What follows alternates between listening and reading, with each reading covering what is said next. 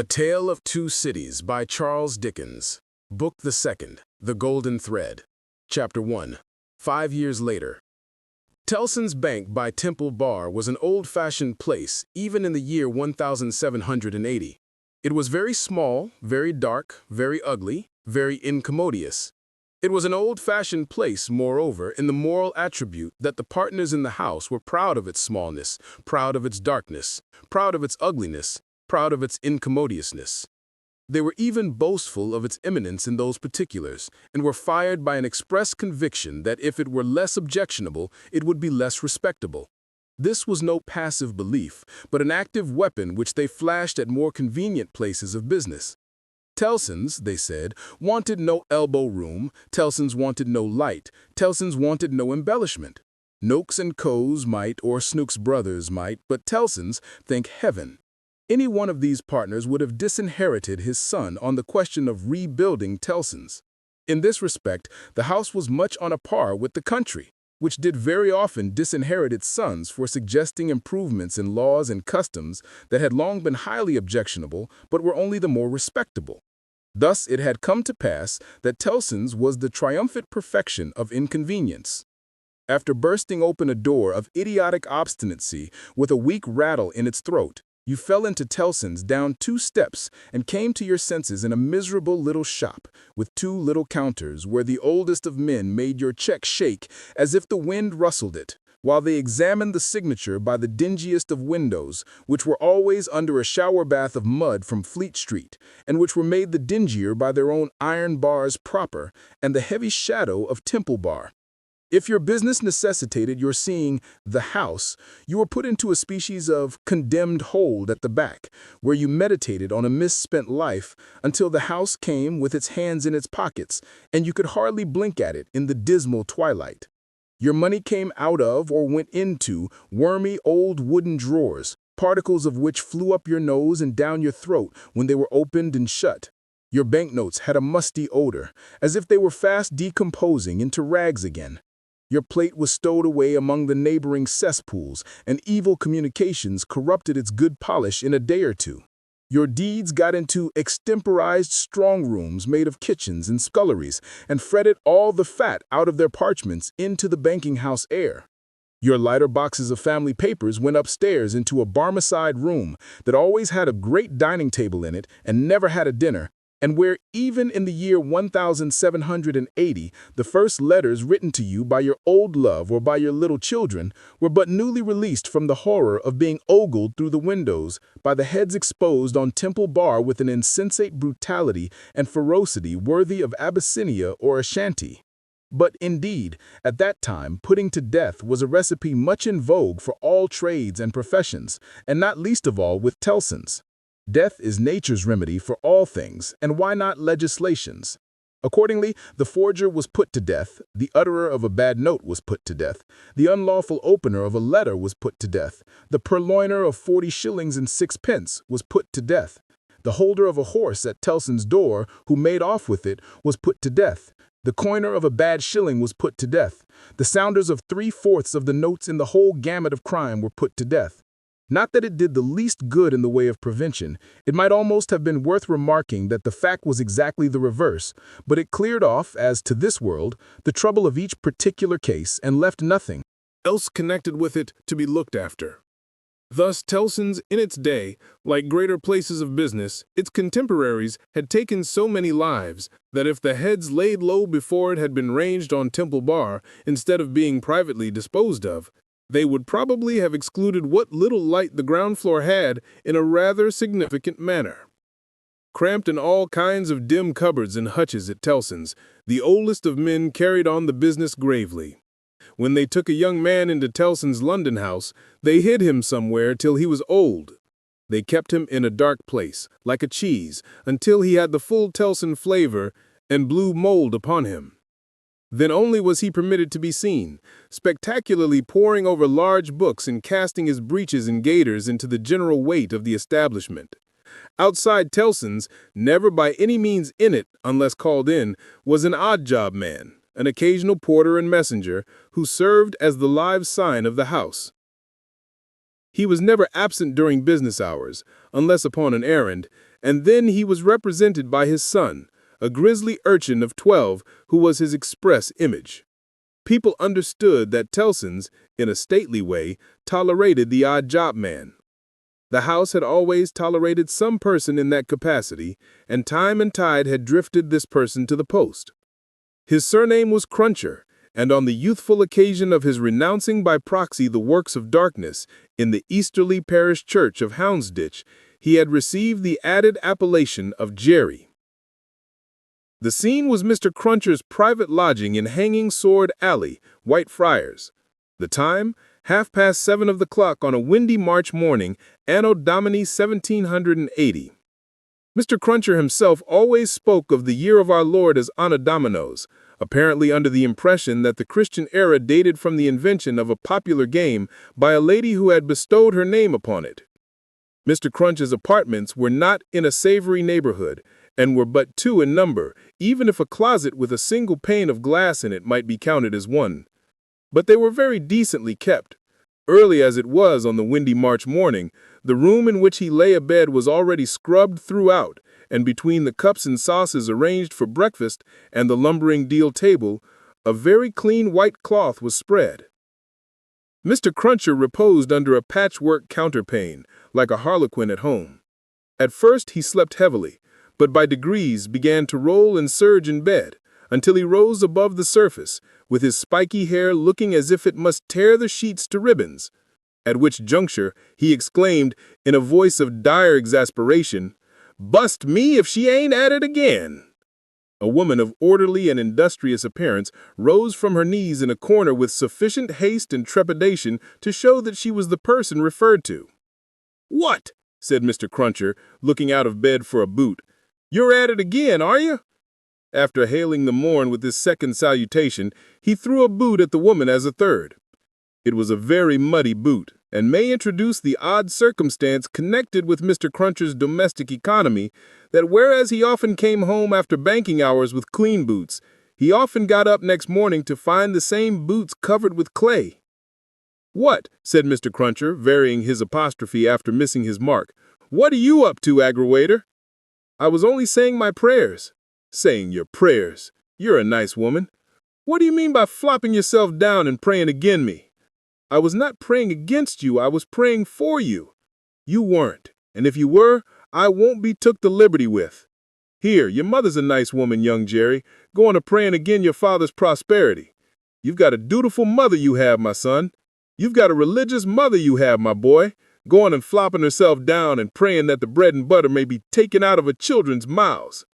Be snatched out of the mouth of her only child." Master Cruncher, who was in his shirt, took this very ill, and, turning to his mother, strongly deprecated any praying away of his personal board. "And what do you suppose, you conceited female," said Mr. Cruncher, with unconscious inconsistency, "that the worth of your prayers may be? Name the price you put your prayers at." "They only come from the heart, Jerry. They are worth no more than that." "Worth no more than that," repeated Mr. Cruncher. "They ain't worth much, then. Whether or no, I won't be prayed again, I tell you. I can't afford it. I'm not a-going to be made unlucky by your sneaking. If you must go flopping yourself down, flop in favor of your husband and child, and not in opposition to 'em. If I had had any but an unnatural wife, and this poor boy had had any but an unnatural mother, I might have made some money last week instead of being counter-prayed and countermined and religiously circumvented into the worst of luck. Bust me," said Mr. Cruncher, who all this time had been putting on his clothes, "if I ain't, what with piety and one blowed thing and another, been choused this last week into as bad luck as ever a poor devil of an honest tradesman met with. Young Jerry, dress yourself, my boy, and while I clean my boots, keep an eye upon your mother now and then, and if you see any signs of more flopping, give me a call. For I tell you," here he addressed his wife once more, "I won't be gone again in this manner. I'm as rickety as a hackney coach. I'm as sleepy as ladunum. My lines is strained to that degree that I shouldn't know if it wasn't for the pain in 'em, which was me and which somebody else. Yet I'm none the better for it in pocket. And it's my suspicion that you've been at it from morning to night to prevent me from being the better for it in pocket. And I won't put up with it, aggrawator. And what do you say now?" Growling, in addition, such phrases as, Ah, yes, you're religious too. You wouldn't put yourself in opposition to the interests of your husband and child, would you? Not you. And throwing off other sarcastic sparks from the whirling grindstone of his indignation, Mr. Cruncher betook himself to his boot cleaning and his general preparation for business. In the meantime, his son, whose head was garnished with tenderer spikes, and whose young eyes stood close by one another as his father's did, kept the required watch upon his mother. He greatly disturbed that poor woman at intervals by darting out of his sleeping closet, where he made his toilet, with a suppressed cry of, "You are going to flop, mother? Halloa, father!" and after raising this fictitious alarm, darting in again with an undutiful grin. Mr. Cruncher's temper was not at all improved when he came to his breakfast. He resented Mrs. Cruncher's saying grace with particular animosity. "Now, Aggerwaiter, what are you up to? At it again?" His wife explained that she had merely asked a blessing. "Don't do it," said Mr. Cruncher, looking about as if he rather expected to see the loaf disappear under the efficacy of his wife's petitions. "I ain't a-going to be blessed out of house and home. I won't have my wittles blessed off my table. Keep still." Exceedingly red-eyed and grim, as if he had been up all night at a party which had taken anything but a convivial turn, Jerry Cruncher worried his breakfast rather than ate it, growling over it like any four-footed inmate of a menagerie. Towards 9 o'clock, he smoothed his ruffled aspect, and presenting as respectable and businesslike an exterior as he could overlay his natural self with, issued forth to the occupation of the day. It could scarcely be called a trade, in spite of his favorite description of himself as an honest tradesman. His stock consisted of a wooden stool made out of a broken-backed chair cut down, which stool young Jerry, walking at his father's side, carried every morning to beneath the banking. Outside of Temple Bar, that was nearest Temple Bar, where, with the addition of the first handful of straw that could be gleaned from any passing vehicle to keep the cold and wet from the odd-job man's feet, it formed the encampment for the day. On this post of his, Mr. Cruncher was as well known to Fleet Street and the Temple as the bar itself, and was almost as in-looking. Encamped at 9:15, in good time to touch his three-cornered hat to the oldest of men as they passed into Tellson's, Jerry took up his station on this windy March morning, with young Jerry standing by him, when not engaged in making forays through the bar to inflict bodily and mental injuries of an acute description on passing boys who were small enough for his amiable purpose. Father and son, extremely like each other, looking silently on at the morning traffic in Fleet Street, with their two heads as near to one another as the two eyes of each were, bore a considerable resemblance to a pair of monkeys. The resemblance was not lessened by the accidental circumstance that the mature Jerry bit and spat out straw, while the twinkling eyes of the youthful Jerry were as restlessly watchful of him as of everything else in Fleet Street. The head of one of the regular indoor messengers attached to Tellson's establishment was put through the door, and the word was given, "Porter wanted." "Hooray, father! Here's an early job to begin with."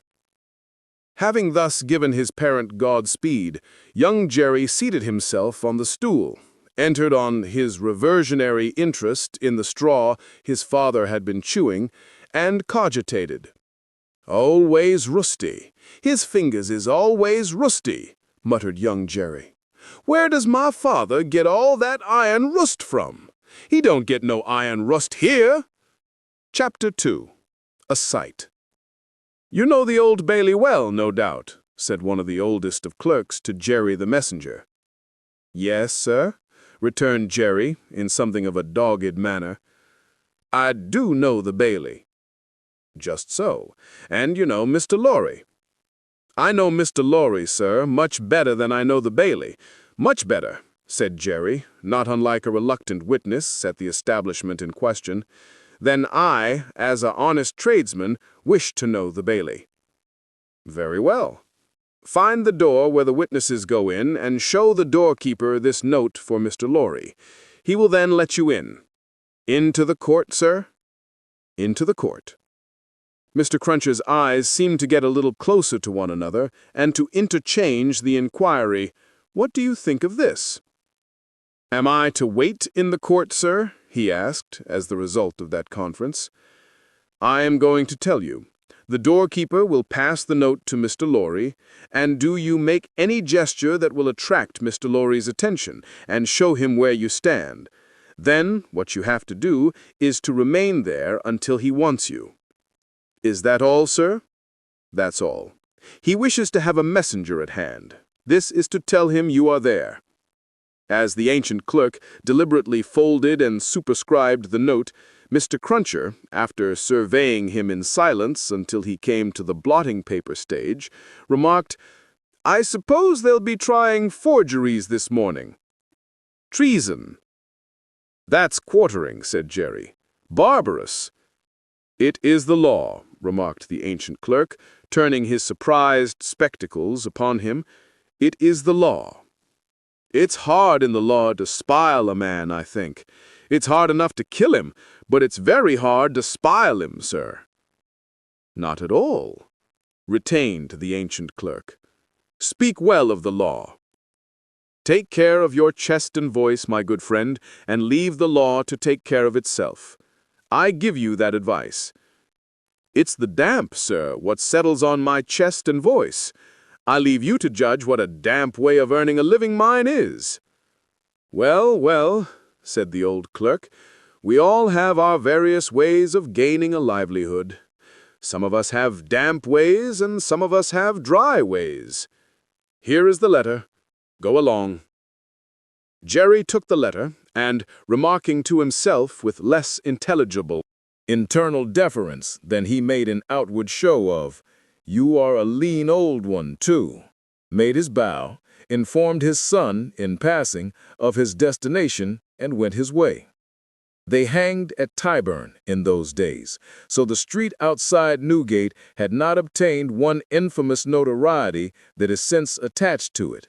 But the jail was a vile place, in which most kinds of debauchery and villainy were practiced, and where dire diseases were bred that came into court with the prisoners, and sometimes rushed straight from the dock at my Lord Chief Justice himself, and pulled him off the bench. It had more than once happened that the judge in the black cap pronounced his own doom as certainly as the prisoners, and even died before him.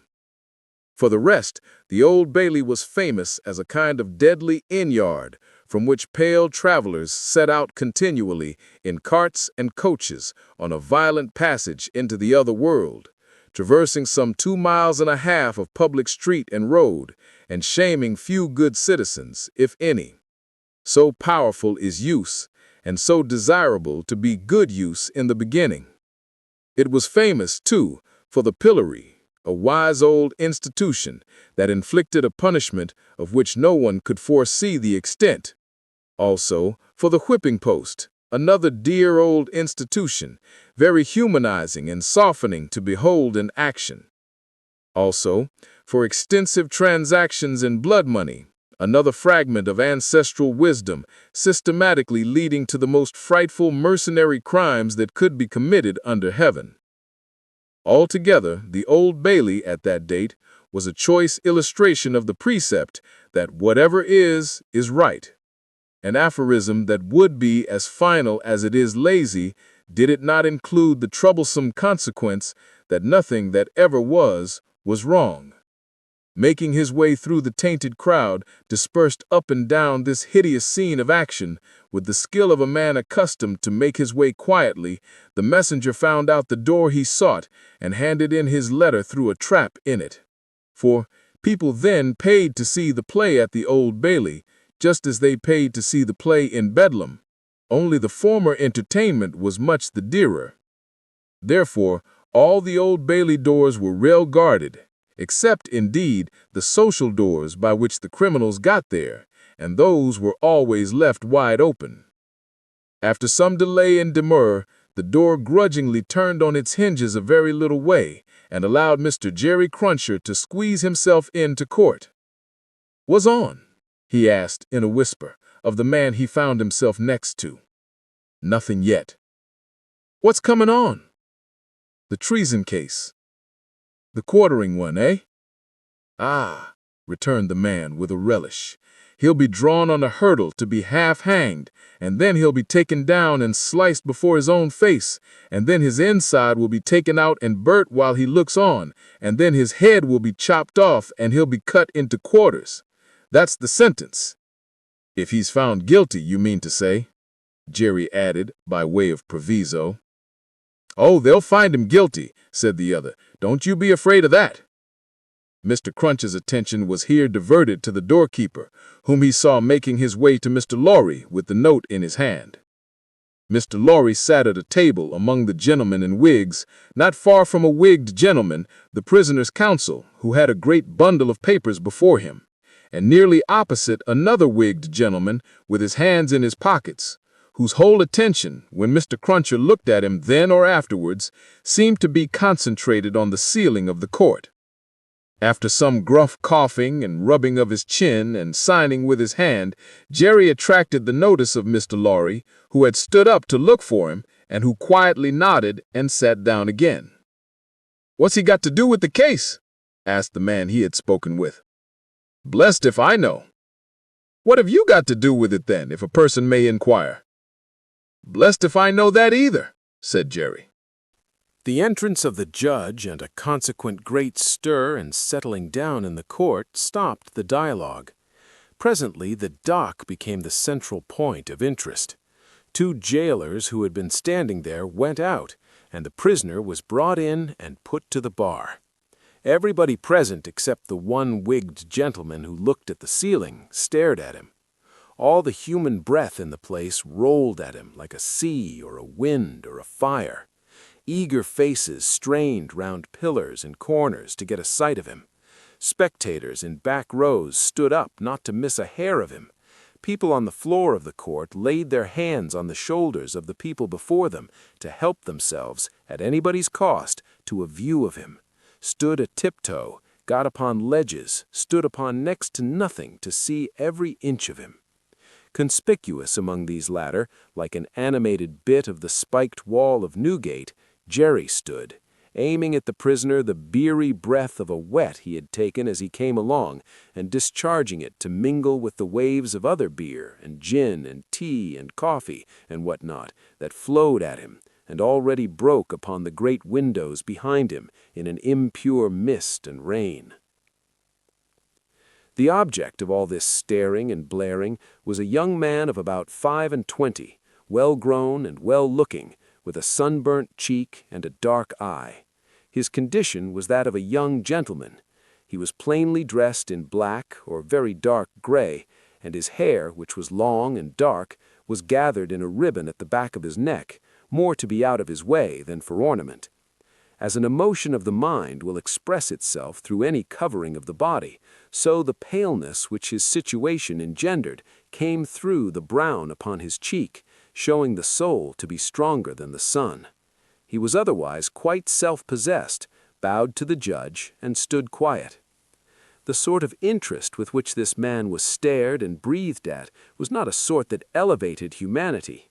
Had he stood in peril of a less horrible sentence, had there been a chance of any one of its savage details being spared, by just so much would he have lost in his fascination. The form that was to be doomed to be so shamefully mangled was the sight. The immortal creature that was to be so butchered and torn asunder yielded the sensation. Whatever gloss the various spectators put upon the interest, according to their several arts and powers of self-deceit, the interest was, at the root of it, ogreish. Silence in the court. Charles Darnay had yesterday pleaded not guilty to an indictment denouncing him with infinite jingle and jangle for that he was a false traitor to our serene, illustrious, excellent, and so forth, Prince, our Lord the King, by reason of his having, on divers occasions, and by divers means and ways, assisted Louis, the French king, in his wars against our said serene, illustrious, excellent, and so forth. that was to say, by coming and going between the dominions of our said serene, illustrious, excellent, and so forth, and those of the said French Louis, and wickedly, falsely, traitorously, and otherwise evil adverbiously, revealing to the said French Louis what forces our said serene, illustrious, excellent, and so forth had in preparation to send to Canada and North America. This much, Jerry, with his head becoming more and more spiky as the law terms bristled it, made out with huge satisfaction, and so arrived circuitously at the understanding that the aforesaid, and over again aforesaid, Charles Darnay stood there before him upon his trial, that the jury was swearing in, and that Mr. Attorney General was making ready to speak. The accused, who was, and who knew he was, being mentally hanged, beheaded, and quartered by everybody there, neither flinched from the situation nor assumed any theatrical air in it. He was quiet and attentive, watched the opening proceedings with a grave interest, and stood with his hands resting on the slab of wood before him, so composedly that they had not displaced a leaf of the herbs with which it was strewn. The court was all bestrewn with herbs and sprinkled with vinegar as a precaution against jail air and jail fever. Over the prisoner's head there was a mirror to throw the light down upon him. Crowds of the wicked and the wretched had been reflected in it and had passed from its surface and this earth's together.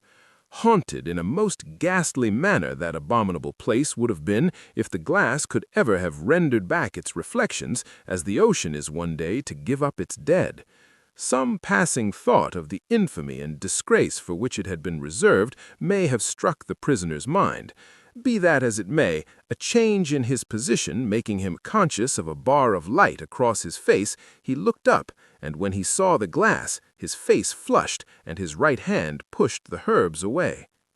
It happened that the action turned his face to that side of the court which was on his left. About on a level with his eyes there sat, in that corner of the judge's bench, two persons upon whom his look immediately rested, so immediately and so much to the changing of his aspect that all the eyes that were turned upon him turned to them.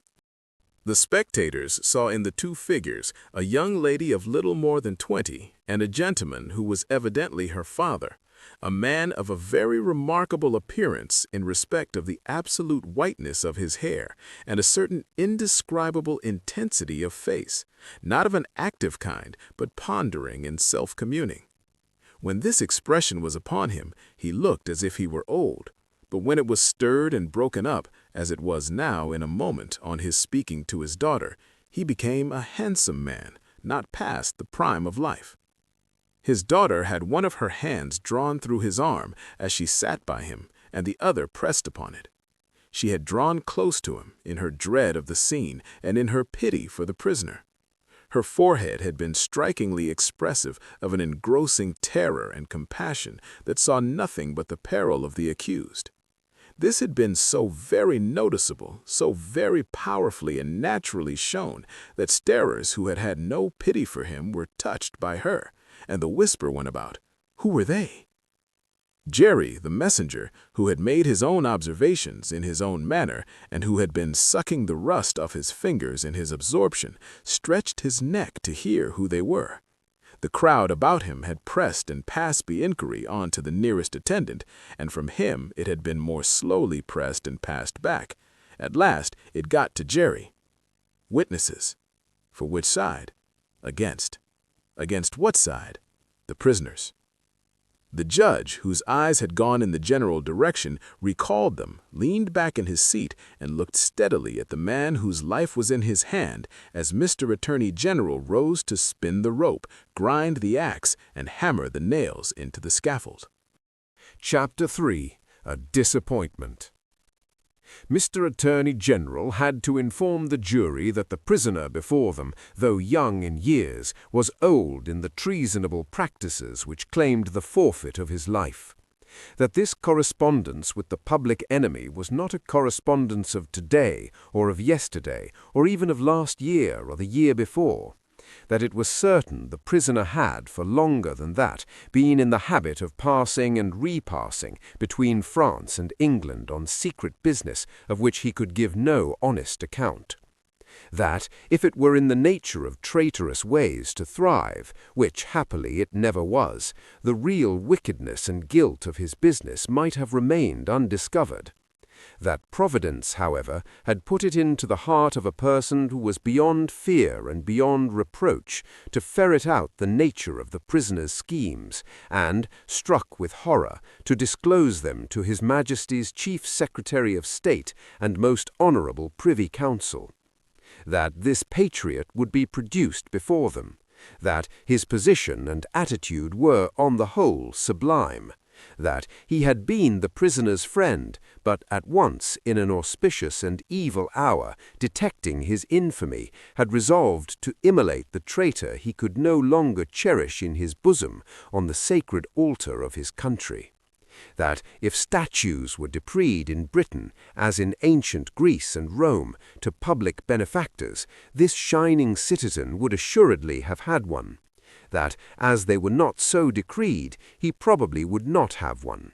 That virtue, as had been observed by the poets, in many passages which he well knew the jury would have word for word at the tips of their tongues, whereat the jury's countenances displayed a guilty consciousness that they knew nothing about the passages, was in a manner contagious, more especially the bright virtue known as patriotism, or love of country.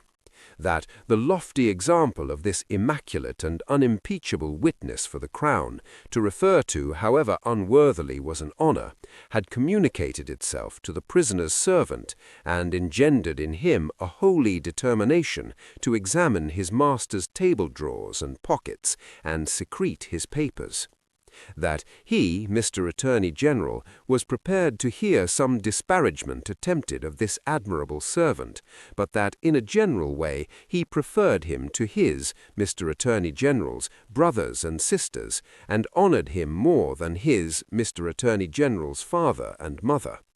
That he called with confidence on the jury to come and do likewise. That the evidence of these two witnesses, coupled with the documents of their discovering that would be produced, would show the prisoner to have been furnished with lists of His Majesty's forces, and of their disposition and preparation, both by sea and land, and would leave no doubt that he had habitually conveyed such information to a hostile power. That these lists could not be proved to be in the prisoner's handwriting, but that it was all the same, that indeed it was rather the better for the prosecution, as showing the prisoner to be artful in his precautions. That the proof would go back 5 years, and would show the prisoner already engaged in these pernicious missions within a few weeks before the very first action fought between the British troops and the Americans. That for these reasons, the jury, being a loyal jury, as they knew they were, and being a responsible jury, as they knew they were, must positively find the prisoner guilty, and make an end of him, whether they liked it or not. That they never could lay their heads upon their pillows, that they never could tolerate the idea of their wives laying their heads upon their pillows, they never could endure the notion of their children laying their heads upon their pillows.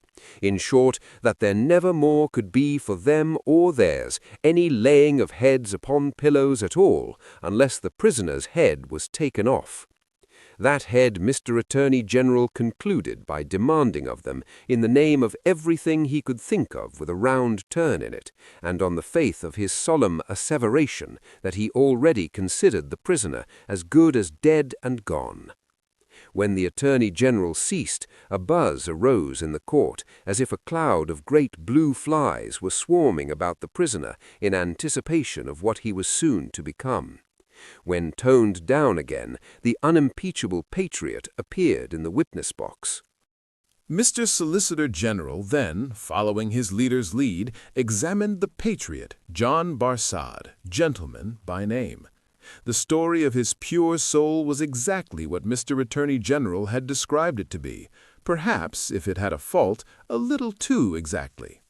Having released his noble bosom of its burden, he would have modestly withdrawn himself, but that the Whig gentleman with the papers before him, sitting not far from Mr. Lorry, begged to ask him a few questions. The Whig gentleman sitting opposite, still looking at the ceiling of the court. Had he ever been a spy himself? No, he scorned the base insinuation. What did he live upon? His property. Where was his property? He didn't precisely remember where it was. What was it? No business of anybody's. Had he inherited it? Yes, he had. From whom? Distant relation. Very distant? Rather. Ever been in prison? Certainly not. Never in a debtor's prison? Didn't see what that had to do with it. Never in a debtor's prison? Come, once again. Never? Yes. How many times? 2 or 3 times. Not 5 or 6? Perhaps. Of what profession? Gentleman. Ever been kicked? Might have been. Frequently? No. Ever kicked downstairs? Decidedly not. Once received a kick on the top of a staircase and fell downstairs of his own accord. Kicked on that occasion for cheating at dice? Something to that effect was said by the intoxicated liar who committed the assault, but it was not true. Swear it was not true? Positively. Ever live by cheating at play? Never. Ever live by play? Not more than other gentlemen do. Ever borrow money of the prisoner? Yes. Ever pay him? No. Was not this intimacy with the prisoner in reality a very slight one, forced upon the prisoner in coaches, inns, and packets? No. Sure he saw the prisoner with these lists? Certain. Knew no more about the lists? No. Had not procured them himself, for instance? No. Expect to get anything by this evidence? No. Not in regular government pay and employment to lay traps? Oh dear no. Or to do anything? Oh dear no. Swear that? Over and over again. No motives but motives of sheer patriotism? None whatever. The virtuous servant Roger Cly swore his way through the case at a great rate. He had taken service with the prisoner in good faith and simplicity 4 years ago. He had asked the prisoner aboard the Calais packet if he wanted a handy fellow, and the prisoner had engaged him. He had not asked the prisoner to take the handy fellow as an act of charity, never thought of such a thing. He began to have suspicions of the prisoner and to keep an eye upon him soon afterwards. In arranging his clothes while traveling, he had seen similar lists to these in the prisoner's pockets over and over again. He had taken these lists from the drawer of the prisoner's desk. He had not put them there first.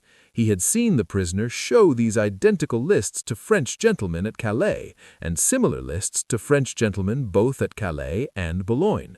He loved his country and couldn't bear it, and had given information. He had never been suspected of stealing a silver teapot. He had been maligned respecting a mustard pot, but it turned out to be only a plated one. He had known the last witness 7 or 8 years. That was merely a coincidence. He didn't call it a particularly curious coincidence. Most coincidences were curious. Neither did he call it a curious coincidence that true patriotism was his only motive too. He was a true Briton and hoped there were many like him.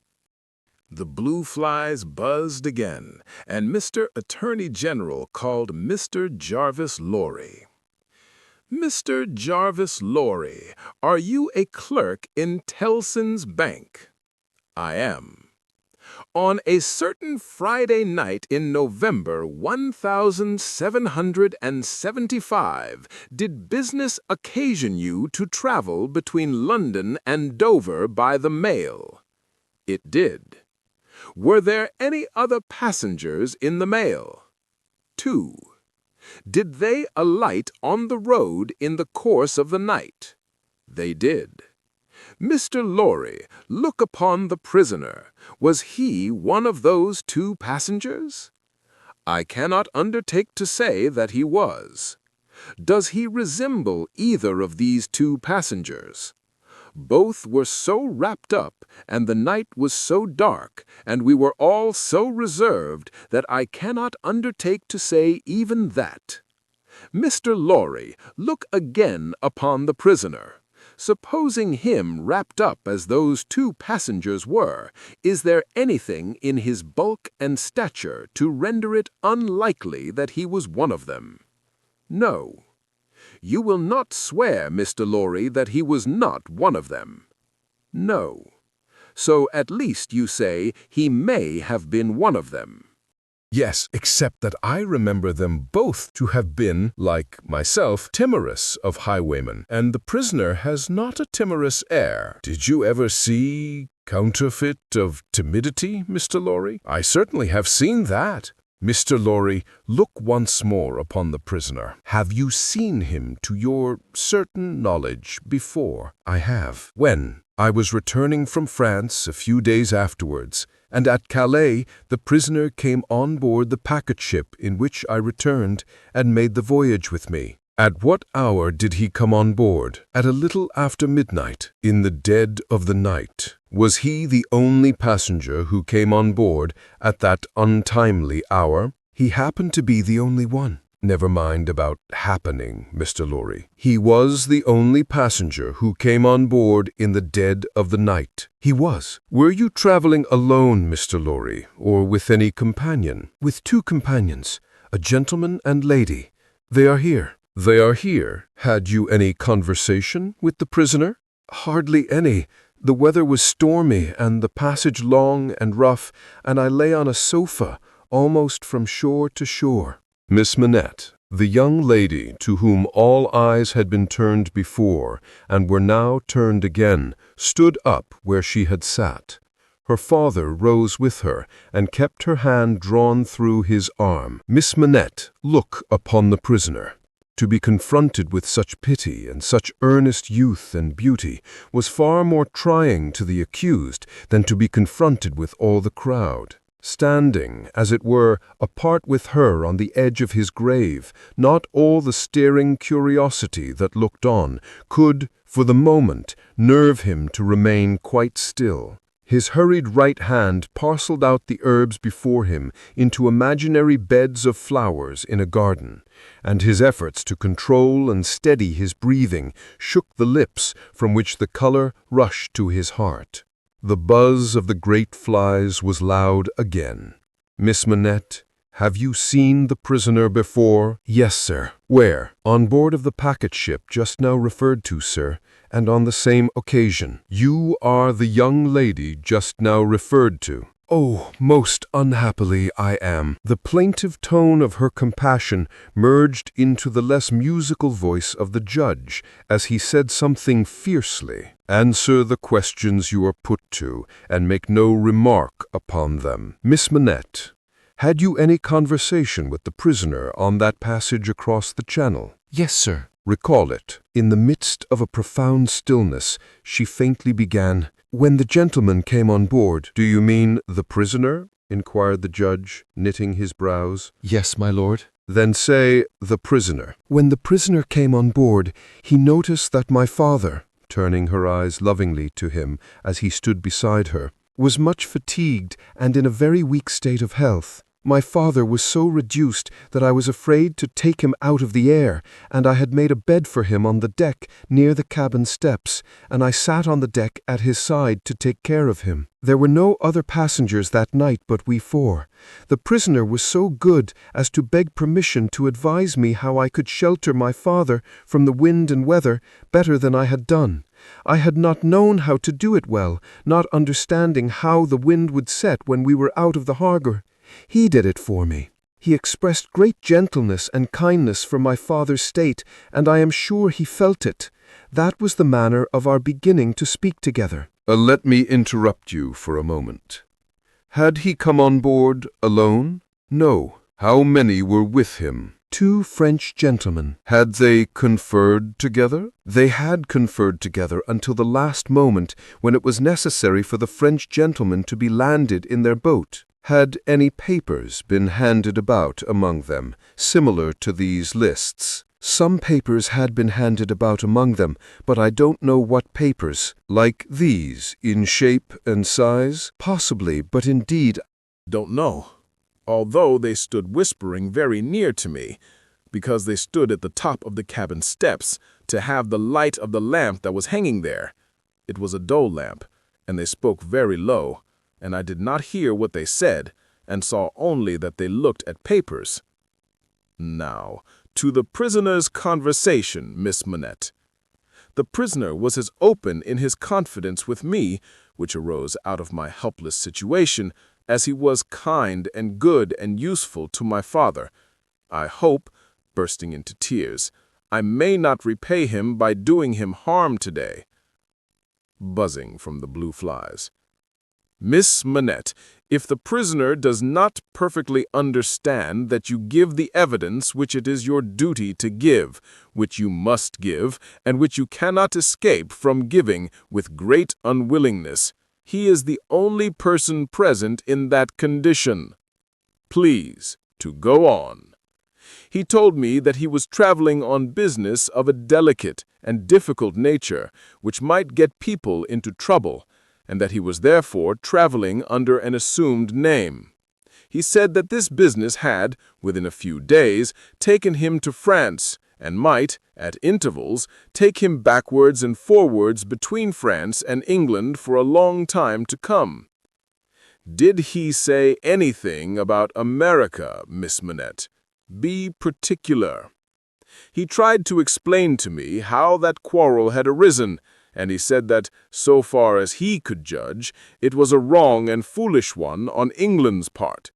He added, in a jesting way, that perhaps George Washington might gain almost as great a name in history as George III.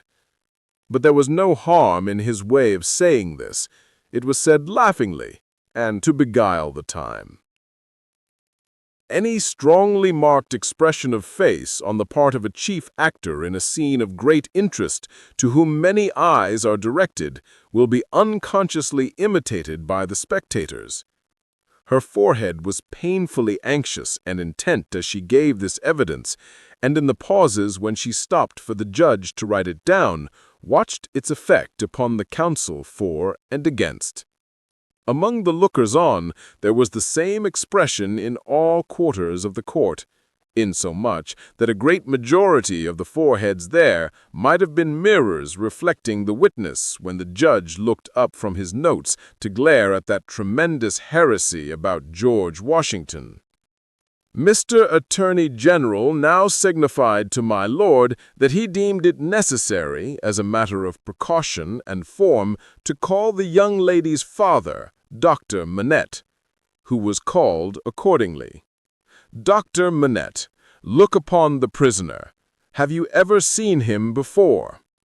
Once, when he called at my lodgings in London, some 3 years or 3 years and a half ago.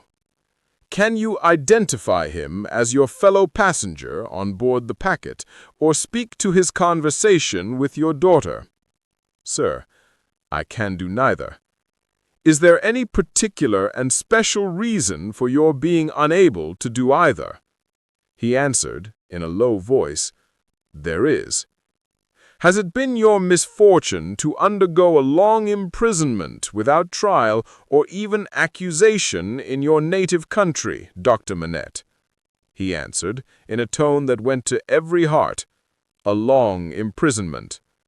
Were you newly released on the occasion in question? They tell me so. Have you no remembrance of the occasion? None. My mind is a blank from some time, I cannot even say what time, when I employed myself in my captivity in making shoes, to the time when I found myself living in London with my dear daughter here. She had become familiar to me when a gracious God restored my faculties, but I am quite unable even to say how she had become familiar. I have no remembrance of the process.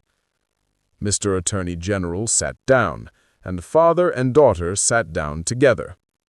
A singular circumstance then arose in the case, the object in hand being to show that the prisoner went down with some fellow plotter untracked on the Dover mail that Friday night in November 5 years ago, and got out of the mail in the night, as a blind, at a place where he did not remain, but from which he traveled back some dozen miles or more, to a garrison and dockyard, and there collected information.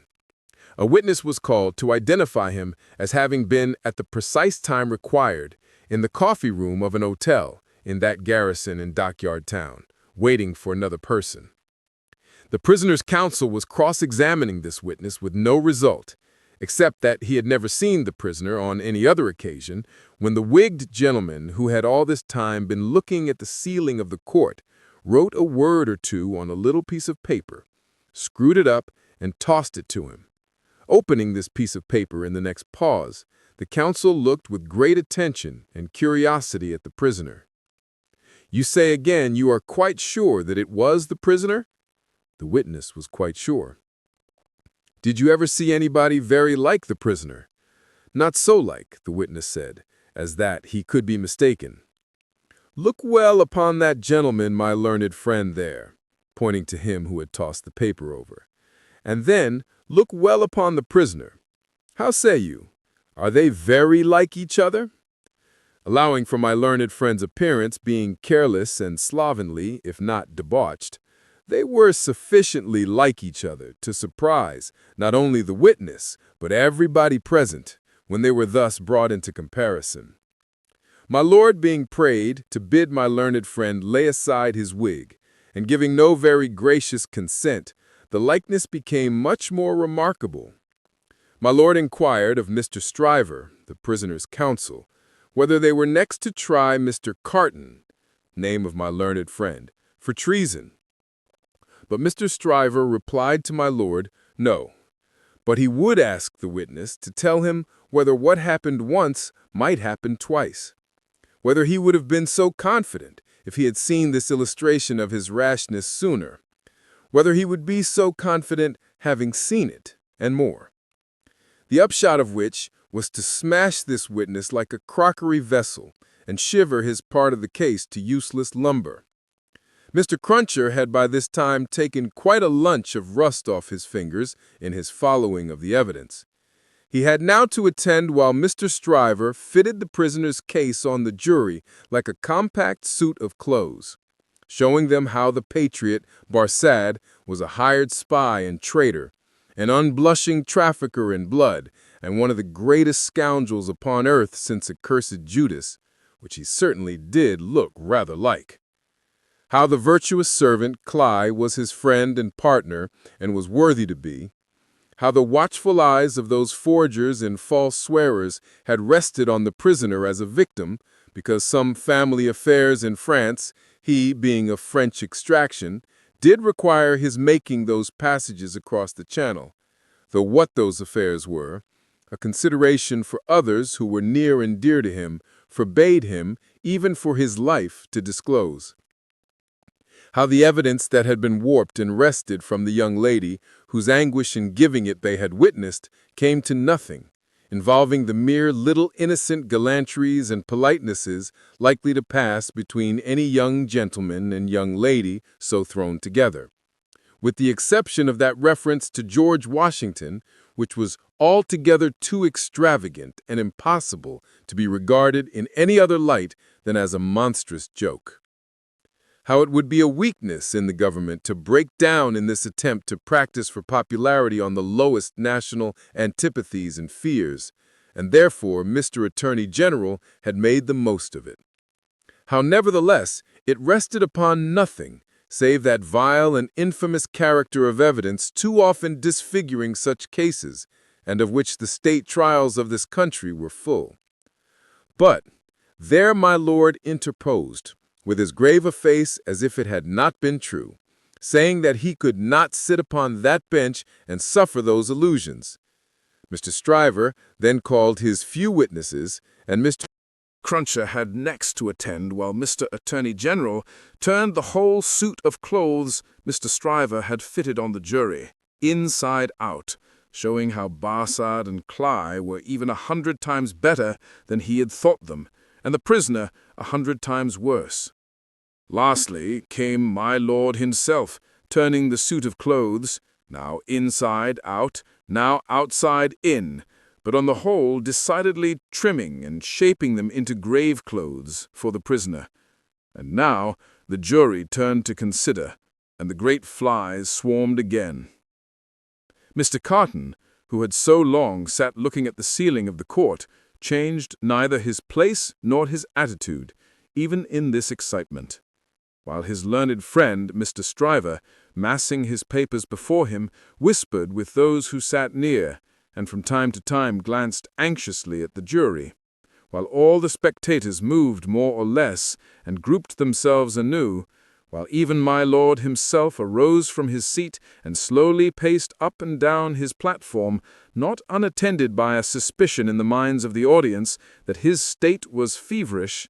This one man sat leaning back, with his torn gown half off him, his untidy wig put on just as it had happened to light on his head after its removal, his hands in his pockets, and his eyes on the ceiling as they had been all day.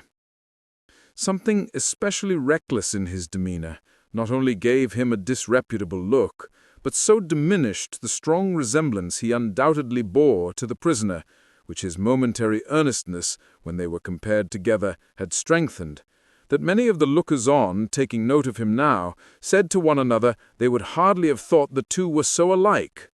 Mr. Cruncher made the observation to his next neighbor, and added, "I'd hold half a guinea that he don't get no law work to do. Don't look like the sort of one to get any, do he?" Yet this Mr. Carton took in more of the details of the scene than he appeared to take in, for now, when Miss Manette's head dropped upon her father's breast, he was the first to see it, and to say audibly, "Officer, look to that young lady.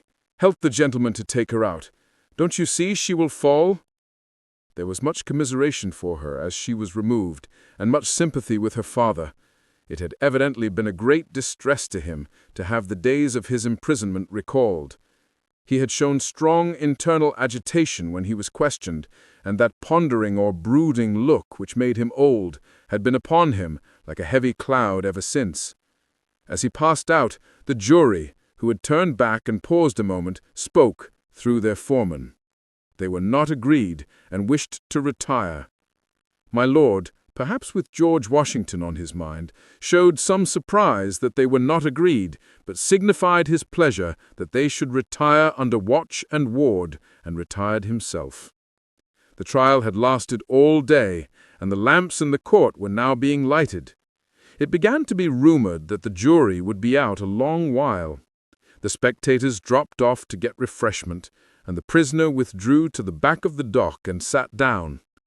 Mr. Lorry, who had gone out when the young lady and her father went out, now reappeared, and beckoned to Jerry, who in the slackened interest could easily get near him. "Jerry, if you wish to take something to eat, you can, but keep in the way. You will be sure to hear when the jury come in. Don't be a moment behind them, for I want you to take the verdict back to the bank. You are the quickest messenger I know, and will get to Temple Bar long before I can." Jerry had just enough forehead to knuckle, and he knuckled it in acknowledgment of this communication and a shilling. Mr. Carton came up at the moment and touched Mr. Lorry on the arm. "How is the young lady?" "She is greatly distressed, but her father is comforting her, and she feels the better for being out of court. I'll tell the prisoner so. It won't do for a respectable bank gentleman like you to be seen speaking to him publicly, you know." Mr. Lorry reddened as if he were conscious of having debated the point in his mind, and Mr. Carton made his way to the outside of the bar. The way out of court lay in that direction, and Jerry followed him, all eyes, ears, and spikes. "Mr. Darnay," the prisoner came forward directly. "You will naturally be anxious to hear of the witness, Miss Manette. She will do very well. You have seen the worst of her agitation. I am deeply sorry to have been the cause of it. Could you tell her so for me, with my fervid acknowledgments?" "Yes, I could. I will, if you ask it." Mr. Carton's manner was so careless as to be almost insolent. He stood, half turned from the prisoner, lounging with his elbow against the bar. "I do ask it. Accept my cordial thanks." "What?" said Carton, still only half turned towards him. "Do you expect, Mr. Darnay? The worst. It's the wisest thing to expect, and the likeliest. But I think their withdrawing is in your favor." Loitering on the way out of court not being allowed, Jerry heard no more, but left them, so like each other in feature, so unlike each other in manner, standing side by side, both reflected in the glass above them, An hour and a half limped heavily away in the thief and rascal crowded passages below, even though assisted off with mutton pies and ale. The horse messenger, uncomfortably seated on a form after taking that refection, had dropped into a doze, when a loud murmur and a rapid tide of people setting up the stairs that led to the court carried him along with them. "Jerry! Jerry!" Mr. Lorry was already calling at the door when he got there. "Here, sir. It's a fight to get back again." "Here I am, sir." Mr. Lorry handed him a paper through the throng. "Quick, have you got it?" "Yes, sir." Hastily written on the paper was the word acquitted. "If you had sent the message, recalled to life again," muttered Jerry as he turned, "I should have known what you meant this time." He had no opportunity of saying or so much as thinking anything else until he was clear of the Old Bailey, for the crowd came pouring out with a vehemence that nearly took him off his legs, and a loud buzz swept into the street as if the baffled blue flies were dispersing in search of other carrion. Chapter 4. Congratulatory. From the dimly lighted passages of the court, the last sediment of the human stew that had been boiling there all day was straying off when Dr. Manette, Lucie Manette, his daughter, Mr. Lorry, the solicitor for the defense, and its counsel, Mr. Stryver, stood gathered round Mr. Charles Darnay, just released, congratulating him on his escape from death. It would have been difficult by a far brighter light to recognize in Dr. Manette, intellectual of face and upright of bearing, the shoemaker of the garret in Paris. Yet no one could have looked at him twice without looking again, even though the opportunity of observation had not extended to the mournful cadence of his low grave voice and to the abstraction that overclouded him fitfully without any apparent reason, while one external cause, and that a reference to his long-lingering agony, would always, as on the trial, evoke this condition from the depths of his soul.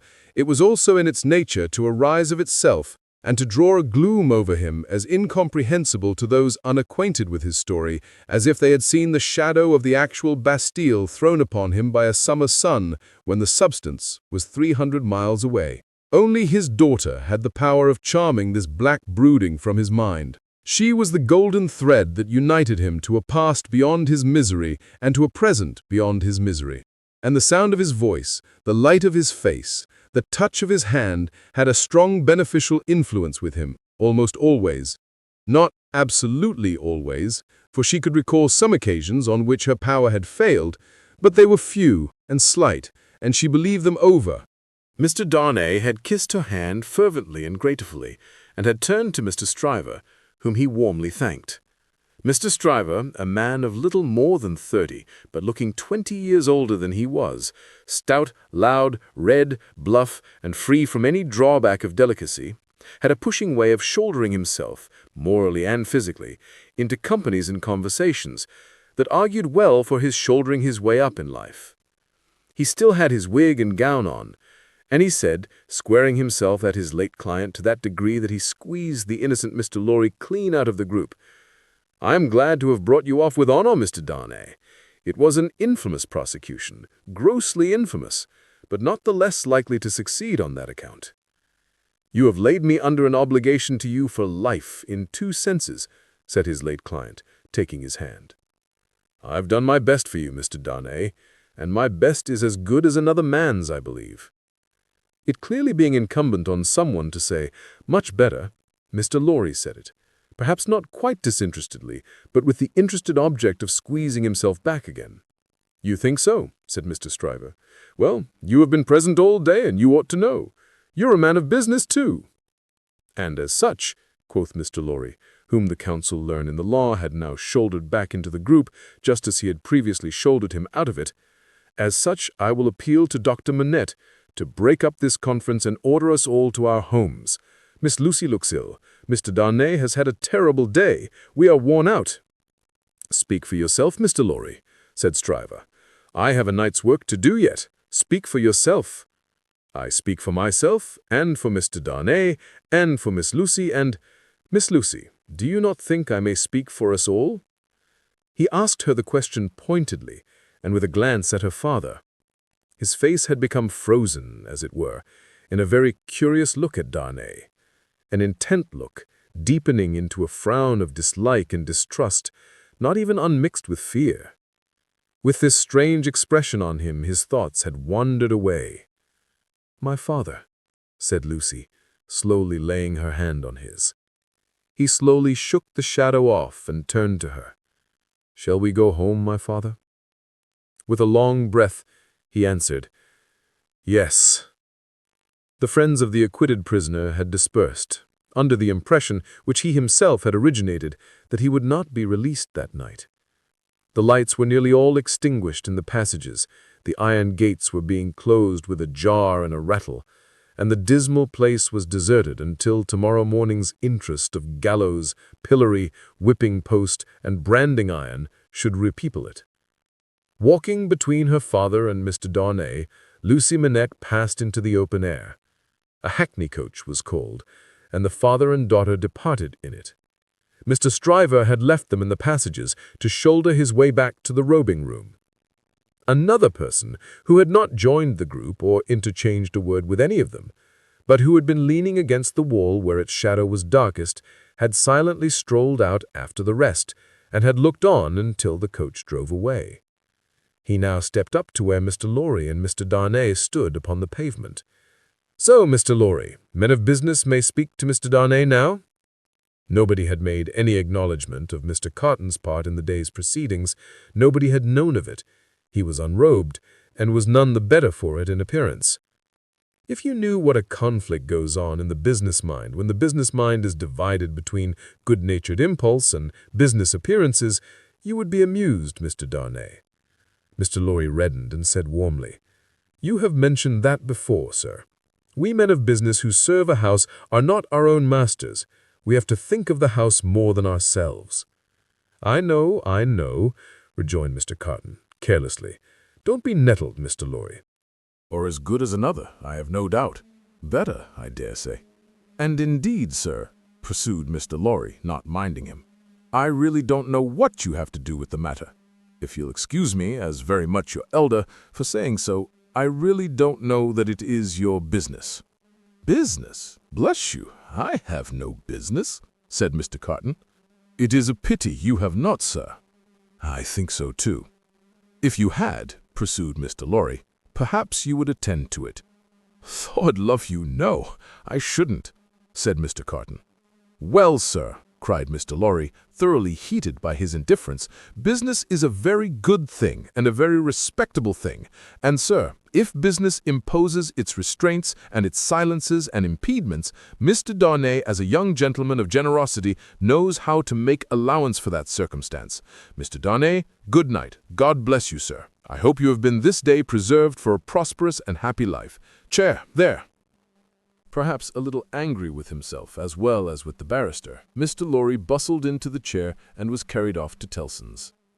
Carton, who smelled of port wine and did not appear to be quite sober, laughed then and turned to Darnay.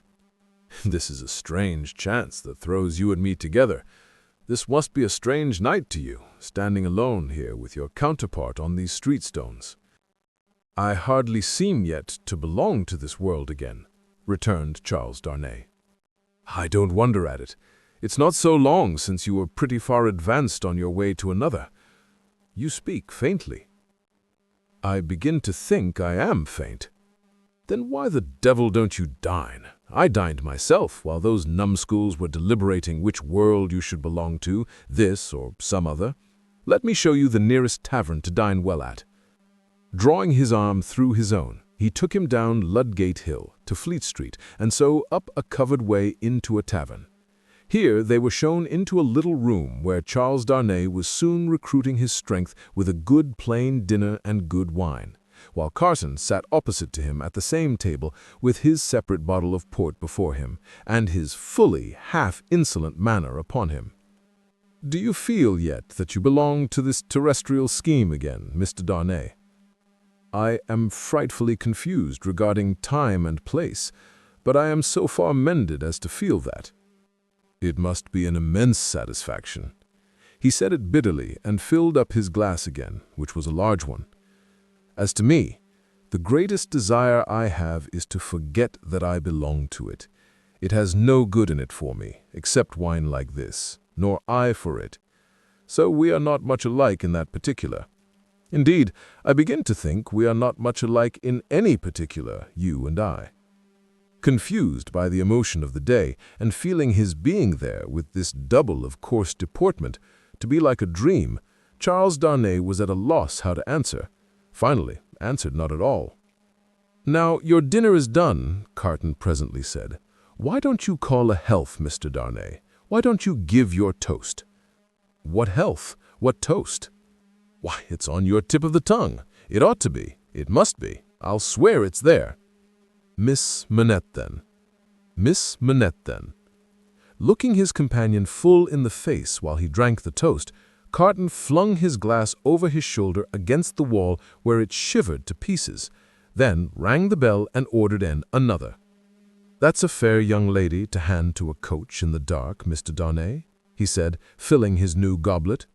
A slight frown and a laconic "yes" were the answer. "That's a fair young lady to be pitied by and wept for by. How does it feel? Is it worth being tried for one's life to be the object of such sympathy and compassion, Mr. Darnay?" Again, Darnay answered not a word. "She was mightily pleased to have your message when I gave it her. Not that she showed she was pleased, but I suppose she was." The allusion served as a timely reminder to Darnay that this disagreeable companion had, of his own free will, assisted him in the strait of the day. He turned the dialogue to that point and thanked him for it. "I never want any thanks, nor merit any," was the careless rejoinder. "It was nothing to do in the first place, and I don't know why I did it in the second. Mr. Darnay, let me ask you a question, willingly, and a small return for your good offices. Do you think I particularly like you?" "Really, Mr. Carton," returned the other, oddly disconcerted, "I have not asked myself the question. But ask yourself the question now. You have acted as if you do, but I don't think you do." "I don't think I do," said Carton. "I begin to have a very good opinion of your understanding." "Nevertheless," pursued Darnay, rising to ring the bell, "there is nothing in that, I hope, to prevent my calling the reckoning, and our parting without ill blood on either side." Carton rejoining, "Nothing in life." Darnay rang. "Do you call the whole reckoning?" said Carton. On his answering in the affirmative, "Then bring me another pint of this same wine, Drora, and come and wake me at 10. The bill being paid, Charles Darnay rose and wished him good night. Without returning the wish, Carton rose too, with something of a threat of defiance in his manner, and said, "A last word, Mr. Darnay. You think I am drunk?" "I think you have been drinking, Mr. Carton." "Think? You know I have been drinking." "Since I must say so, I know it." "Then you shall likewise know why. I am a disappointed drudge, sir. I care for no man on earth, and no man on earth cares for me." "Much to be regretted. You might have used your talents better." "Maybe so, Mr. Darnay, maybe not. Don't let your sober face elate you, however. You don't know what it may come to. Good night." When he was left alone, this strange being took up a candle, went to a glass that hung against the wall, and surveyed himself minutely in it. "Do you particularly like the man?" he muttered at his own image. "Why should you particularly like a man who resembles you? There is nothing in you to like. You know that. Ah, confound you, what a change you have made in yourself! A good reason for taking to a man, that he shows you what you have fallen away from and what you might have been.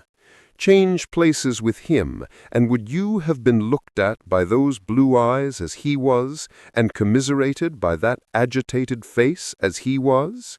Come on and have it out in plain words. You hate the fellow." He resorted to his pint of wine for consolation, drank it all in a few minutes, and fell asleep on his arms with his hair straggling over the table, and a long winding sheet in the candle dripping down upon him. Chapter 5. The Jackal. Those were drinking days, and most men drank hard.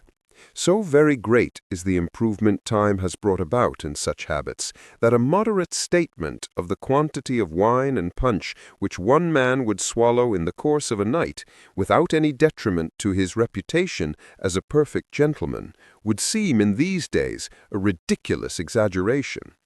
The learned profession of the law was certainly not behind any other learned profession in its bacchanalian propensities. Neither was Mr. Stryver, already fast shouldering his way to a large and lucrative practice, behind his compeers in this particular, any more than in the drier parts of the legal race. A favourite at the Old Bailey, and eke at the Sessions, Mr. Stryver had begun cautiously to hew away the lower staves of the ladder on which he mounted. Sessions and Old Bailey had now to summon his favourite specially to their longing arms, and shouldering itself toward the visage of the Lord Chief Justice in the Court of King's Bench, the florid countenance of Mr. Stryver might be daily seen bursting out of the bed of wigs, like a great sunflower, pushing its way at the sun from among a rank garden full of flaring companions. It had once been noted at the bar that while Mr. Stryver was a glib man, an unscrupulous, and a ready, and a bold, he had not that faculty of extracting the essence from a heap of statements, which is among the most striking and necessary of the advocate's accomplishments. But a remarkable improvement came upon him as to this. The more business he got, the greater his power seemed to grow of getting at its pith and marrow. And however late at night he sat carousing with Sydney Carton, he always had his points at his fingers' end in the morning. Sydney Carton, idlest and most unpromising of men, was Stryver's great ally. What the two drank together between Hilary Term and Michaelmas might have floated a king's ship. Stryver never had a case in hand anywhere, but Carton was there, with his hands in his pockets, staring at the ceiling of the court. They went the same circuit, and even there they prolonged their usual orgies late into the night, and Carton was rumored to be seen at broad day going home stealthily and unsteadily to his lodgings, like a dissipated cat. At last it began to get about, among such as were interested in the matter, that although Sydney Carton would never be a lion, he was an amazingly good jackal, and that he rendered suit and service to Stryver in that humble capacity. 10 o'clock, sir, said the man at the tavern whom he had charged to wake him. 10 o'clock, sir. What's the matter? 10 o'clock, sir. What do you mean, 10 o'clock at night? Yes, sir. Your honor told me to call you. Oh, I remember. Very well, very well. After a few dull efforts to get to sleep again, which the man dexterously combated by stirring the fire continuously for 5 minutes, he got up, tossed his hat on, and walked out.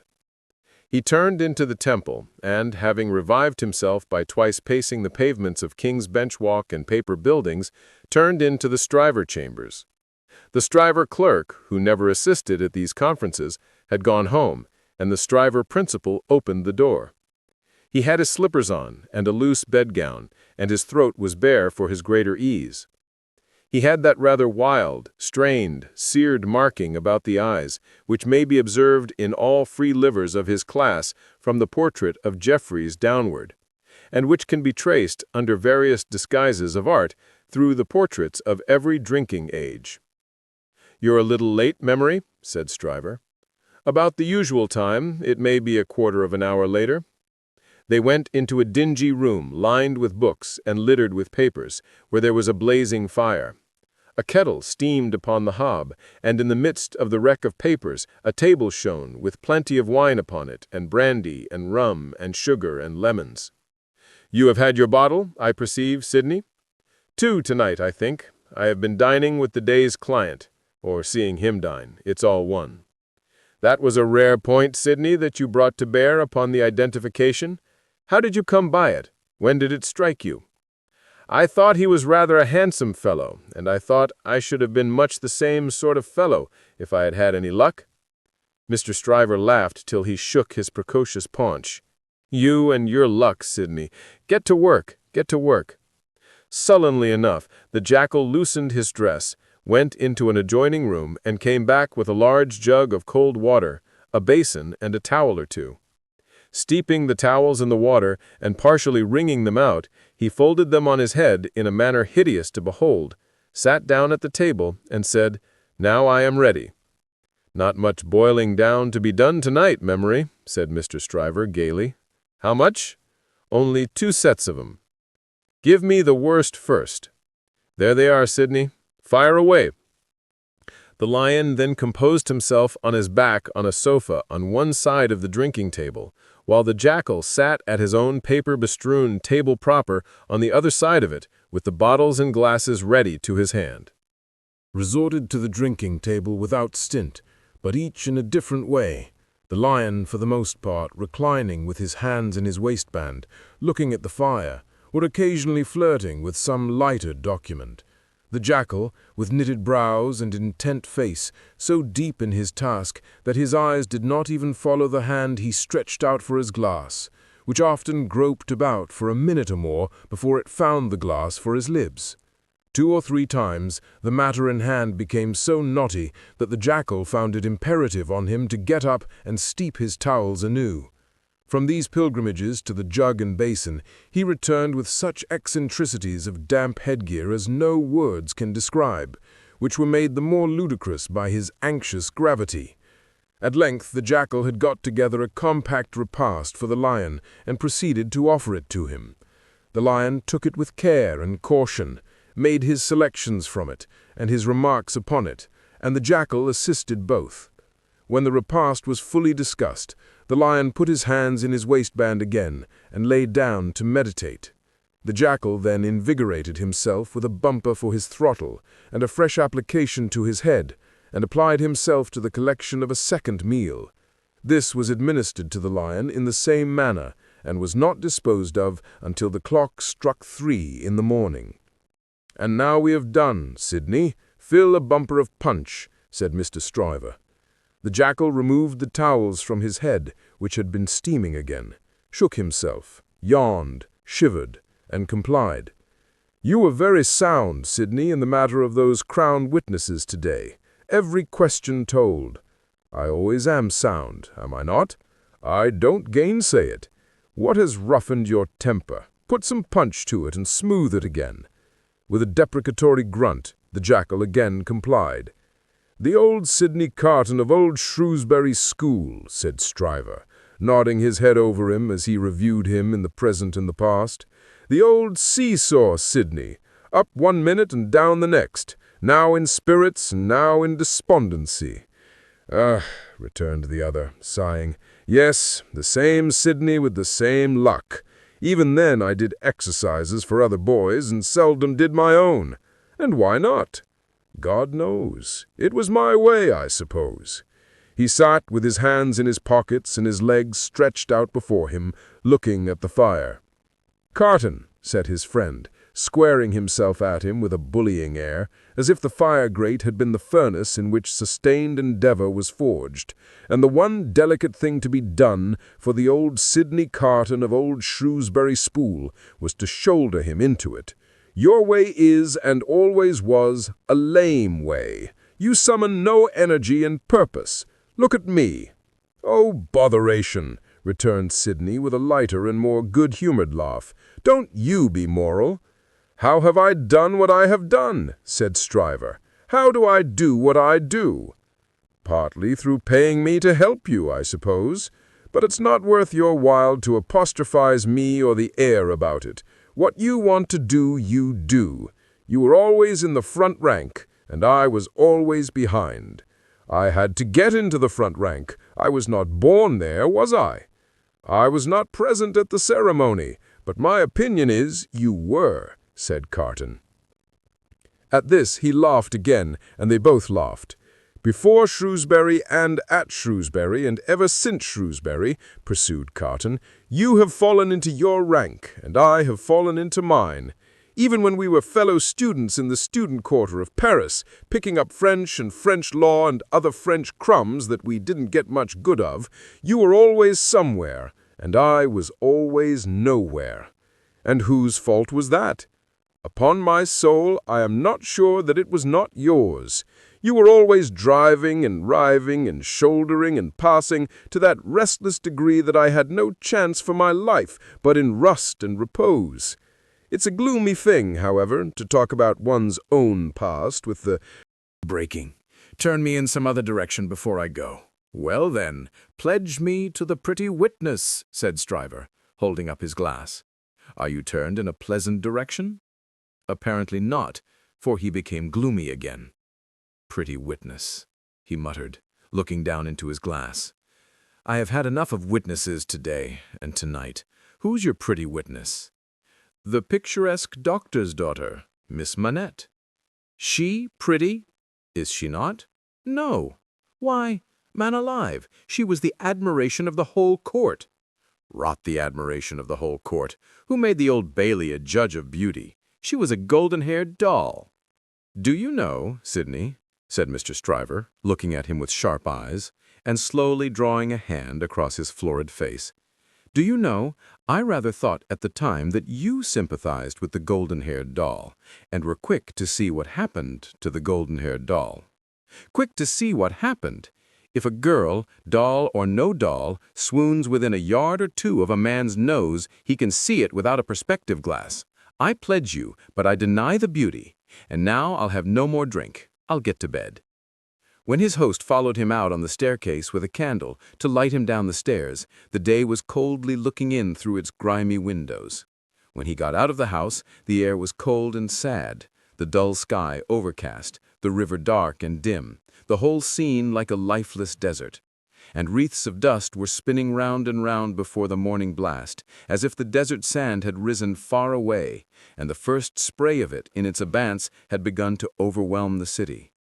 Waste forces within him and a desert all around, this man stood still on his way across a silent terrace and saw for a moment, lying in the wilderness before him, a mirage of honorable ambition, self-denial, and perseverance. In the fair city of this vision, there were airy galleries from which the loves and graces looked upon him, gardens in which the fruits of life hung ripening, waters of hope that sparkled in his sight. A moment, and it was gone.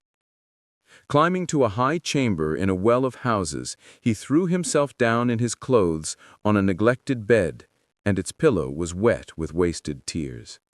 Sadly, sadly, the sun rose. It rose on no sadder sight than the man of good abilities and good emotions, incapable of their directed exercise, incapable of his own help and his own happiness, sensible of the blight on him and resigning himself to let it eat him away. Chapter 6. Hundreds of People. The quiet lodgings of Dr. Manette were in a quiet street corner not far from Soho Square. On the afternoon of a certain fine Sunday, when the waves of 4 months had rolled over the trial for treason and carried it, as to the public interest and memory, far out to sea, Mr. Jarvis Lorry walked along the sunny streets from Clerkenwell where he lived, on his way to dine with the doctor. After several relapses into business absorption, Mr. Lorry had become the doctor's friend, and the quiet street corner was the sunny part of his life. On this certain fine Sunday, Mr. Lorry walked towards Soho early in the afternoon for 3 reasons of habit. Firstly, because on fine Sundays he often walked out before dinner with the doctor and Lucie. Secondly, because on unfavorable Sundays he was accustomed to be with them as the family friend, talking, reading, looking out of window, and generally getting through the day. Thirdly, because he happened to have his own little shrewd doubts to solve and knew how the ways of the doctor's household pointed to that time as a likely time for solving them. A quainter corner than the corner where the doctor lived was not to be found in London. There was no way through it, and the front windows of the doctor's lodgings commanded a pleasant little vista of street that had a congenial air of retirement on it. Flowers grew and the hawthorn blossomed in the now vanished fields. As a consequence, country airs circulated in Soho with vigorous freedom, instead of languishing into the parish like stray paupers without a settlement, and there was many a good south wall not far off, on which the peaches ripened in their season. The summer light struck into the corner brilliantly in the earlier part of the day, but when the streets grew hot, the corner was in shadow, though not in shadow so remote but that you could see beyond it into a glare of brightness. It was a cool spot, staid but cheerful, a wonderful place for echoes, and a very harbor from the raging streets. There ought to have been a tranquil bark in such an anchorage, and there was. The doctor occupied 2 floors of a large, stiff house, where several callings purported to be pursued by day, but whereof little was audible any day, and which was shunned by all of them at night. In a building at the back, attainable by a courtyard where a plane tree rustled its green leaves, church organs claimed to be made, and silver to be chased, and likewise gold to be beaten by some mysterious giant who had a golden arm starting out of the wall of the front hall, as if he had beaten himself precious, and menaced a similar conversion of old visitors. Very little of these trades, or of a lonely lodger rumored to live upstairs, or of a dim coach trimming maker asserted to have a counting-house below, was ever heard or seen. Occasionally a stray workman, putting his coat on, traversed the hall, or a stranger peered about there, or a distant clink was heard across the courtyard, or a thump from the golden giant. These, however, were only the exceptions required to prove the rule that the sparrows in the plane tree behind the house and the echoes in the corner before it had their own way from Sunday morning unto Saturday night. Dr. Manette received such patience here as his old reputation and its revival in the floating whispers of his story brought him. His scientific knowledge and his vigilance and skill in conducting ingenious experiments brought him otherwise into moderate request, and he earned as much as he wanted. These things were within Mr. Jarvis Lorry's knowledge, thoughts, and notice when he rang the doorbell of the tranquil house in the corner on the fine Sunday afternoon. Dr. Manette at home. Expected home. Miss Lucie at home. Expected home. Miss Pross at home. Possibly at home, but of a certainty impossible for handmaid to anticipate intentions of Miss Pross, as to admission or denial of the fact. "As I am at home myself," said Mr. Lorry, "I'll go upstairs." Although the doctor's daughter had known nothing of the country of her birth, she appeared to have innately derived from it that ability to make much of little means, which is one of its most useful and most agreeable characteristics. Simple as the furniture was, it was set off by so many little adornments of no value but for their taste and fancy, that its effect was delightful. The disposition of everything in the rooms, from the largest object to the least, the arrangement of colors, the elegant variety and contrast obtained by thrift in trifles, by delicate hands, clear eyes, and good sense, were at once so pleasant in themselves and so expressive of their originator that as Mr. Lorry stood looking about him, the very chairs and tables seemed to ask him, with something of that peculiar expression which he knew so well by this time, whether he approved. There were 3 rooms on a floor, and the doors by which they communicated being put open that the air might pass freely through them all, Mr. Lorry, smilingly observant of that fanciful resemblance which he detected all around him, walked from one to another. The first was the best room, and in it were Lucie's birds and flowers and books and desk and work table and box of watercolors. The second was the doctor's consulting room, used all One as the dining room. The third, changingly speckled by the rustle of the plane tree in the yard, was the doctor's bedroom, and there in a corner stood the disused shoemaker's bench and tray of tools, much as it had stood on the 5th floor of the dismal house by the wine shop in the suburb of Saint-Antoine in Paris. "I wonder," said Mr. Lorry, pausing in his looking about, "that he keeps that reminder of his sufferings about him." "And why wonder at that?" was the abrupt inquiry that made him start. It proceeded from Miss Pross, the wild red woman, strong of hand, whose acquaintance he had first made at the Royal George Hotel at Dover, and had since improved. "I should have thought," Mr. Lorry began. "Pooh, you'd have thought," said Miss Pross, and Mr. Lorry left off. "How do you do?" inquired that lady then, sharply, and yet as if to express that she bore him no malice. "I am pretty well, I thank you," answered Mr. Lorry with meekness. "How are you?" "Nothing to boast of," said Miss Pross. "Indeed?" "Ah, indeed," said Miss Pross. "I am very much put out about my ladybird." "Indeed?" "For gracious sake, say something else besides indeed, or you'll fidget me to death," said Miss Pross, whose character, dissociated from stature, was shortness. "Really, then," said Mr. Lorry, as an amendment. "Really is bad enough," returned Miss Pross, "but better. Yes, I am very much put out." May I ask the cause? I don't want dozens of people who are not at all worthy of Ladybird to come here looking after her, said Miss Pross. Do dozens come for that purpose? Hundreds, said Miss Pross. It was characteristic of this lady, as of some other people before her time and sense, that whenever her original proposition was questioned, she exaggerated it. Dear me, said Mr. Lorry, as the safest remark he could think of. I have lived with the darling, or the darling has lived with me and paid me for it, which she certainly should never have done. You may take your affidavit, if I could have afforded to keep either myself or her for nothing, since she was 10 years old. And it's really very hard, said Miss Pross. Not seeing with precision what was very hard, Mr. Lorry shook his head, using that important part of himself as a sort of fairy cloak that would fit anything. All sorts of people who are not in the least degree worthy of the pet are always turning up, said Miss Pross. When you began it, I began it, Miss Pross? Didn't you? Who brought her father to life? Oh, if that was beginning it, said Mr. Lorry. It wasn't ending it, I suppose. I say, when you began it, it was hard enough. Not that I have any fault to find with Dr. Manette, except that he is not worthy of such a daughter, which is no imputation on him, for it was not to be expected that anybody should be, under any circumstances. But it really is doubly and trebly hard to have crowds and multitudes of people turning up after him. I could have forgiven him, to take Ladybird's affections away from me. Mr. Lorry knew Miss Pross to be very jealous, but he also knew her by this time to be, beneath the service of her eccentricity, one of those unselfish creatures, found only among women, who will for pure love and admiration bind themselves willing slaves to youth when they have lost it, to beauty that they never had, to accomplishments that they were never fortunate enough to gain, to bright hopes that never shone on their own somber lives. He knew enough of the world to know that there is nothing in it better than the faithful service of the heart.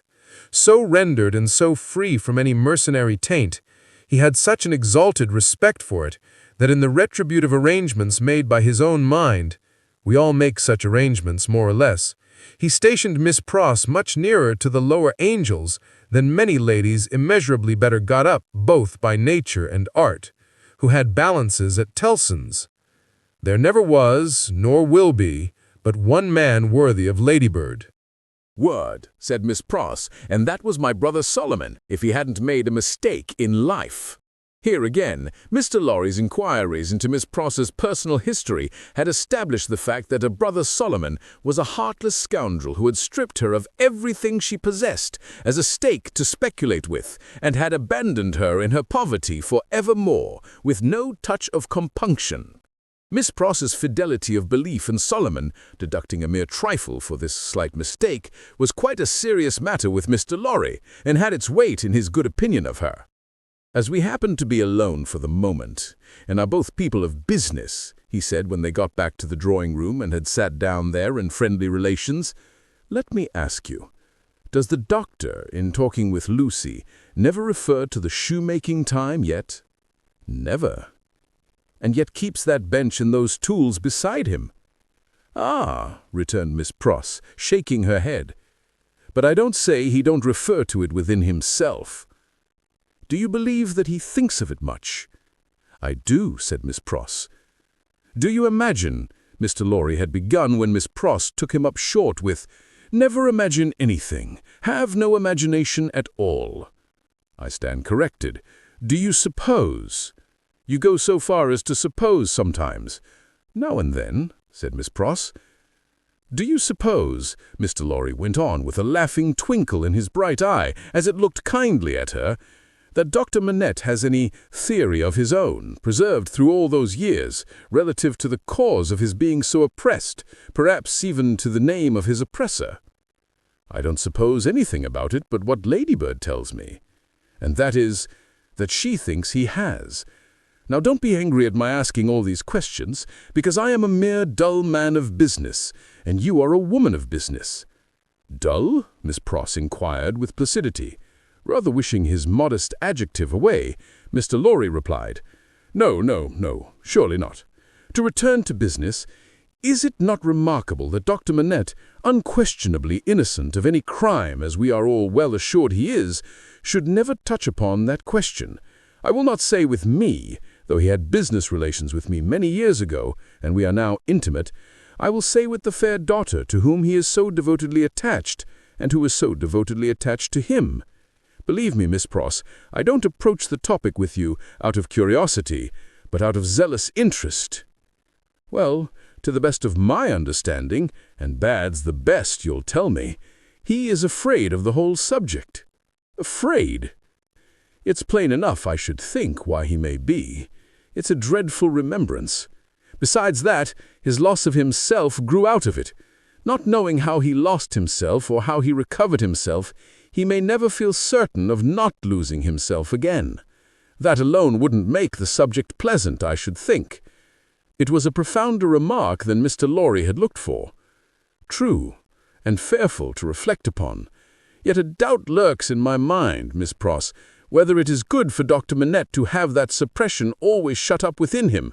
Indeed, it is this doubt and the uneasiness it sometimes causes me that has led to our present confidence. Can't be helped, said Miss Pross, shaking her head. Touch that string and he instantly changes for the worse. Better leave it alone.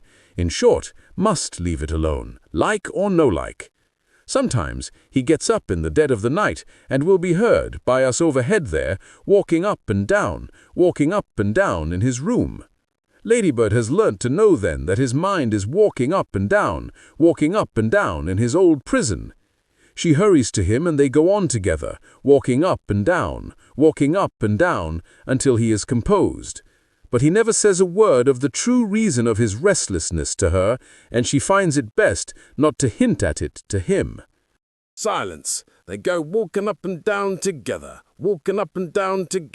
till a loving company have brought him to himself. Notwithstanding Miss Pross's denial of her own imagination, there was a perception of the pain of being monotonously haunted by one sad idea in her repetition of the phrase, walking up and down, which testified to her possessing such a thing.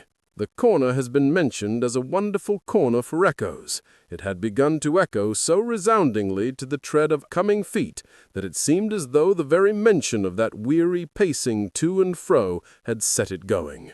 "Here they are," said Miss Pross, rising to break up the conference. "And now we shall have hundreds of people pretty soon." It was such a curious corner in its acoustical properties, such a peculiar ear of a place, that as Mr. Lorry stood at the open window, looking for the father and daughter whose steps he heard, he fancied they would never approach. Not only would the echoes die away, as though the steps had gone, but echoes of other steps that never came would be heard in their stead, and would die away for good when they seemed close at hand. However, father and daughter did at last appear, and Miss Pross was ready at the street door to receive them. Miss Pross was a pleasant sight, albeit wild and red and grim, taking off her darling's bonnet when she came upstairs, and touching it up with the ends of her handkerchief, and blowing the dust off it, and folding her mantle ready for laying by, and smoothing her rich hair with as much pride as she could possibly have taken in her own hair if she had been the vainest and handsomest of women. Her darling was a pleasant sight too, embracing her and thanking her, and protesting against her taking so much trouble for her, which last she only dared to do playfully, or Miss Pross, sorely hurt, would have retired to her own chamber and cried. The doctor was a pleasant sight too, looking on at them, and telling Miss Pross how she spoilt Lucie, in accents and with eyes that had as much spoiling in them as Miss Pross had, and would have had more if it were possible. Mr. Lorry was a pleasant sight too, beaming at all this in his little wig, and thanking his bachelor stars for having lighted him in his declining years to a home.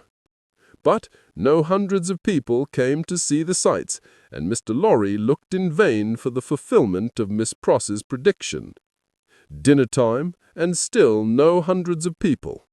In the arrangements of the little household, Miss Pross took charge of the lower regions, and always acquitted herself marvelously.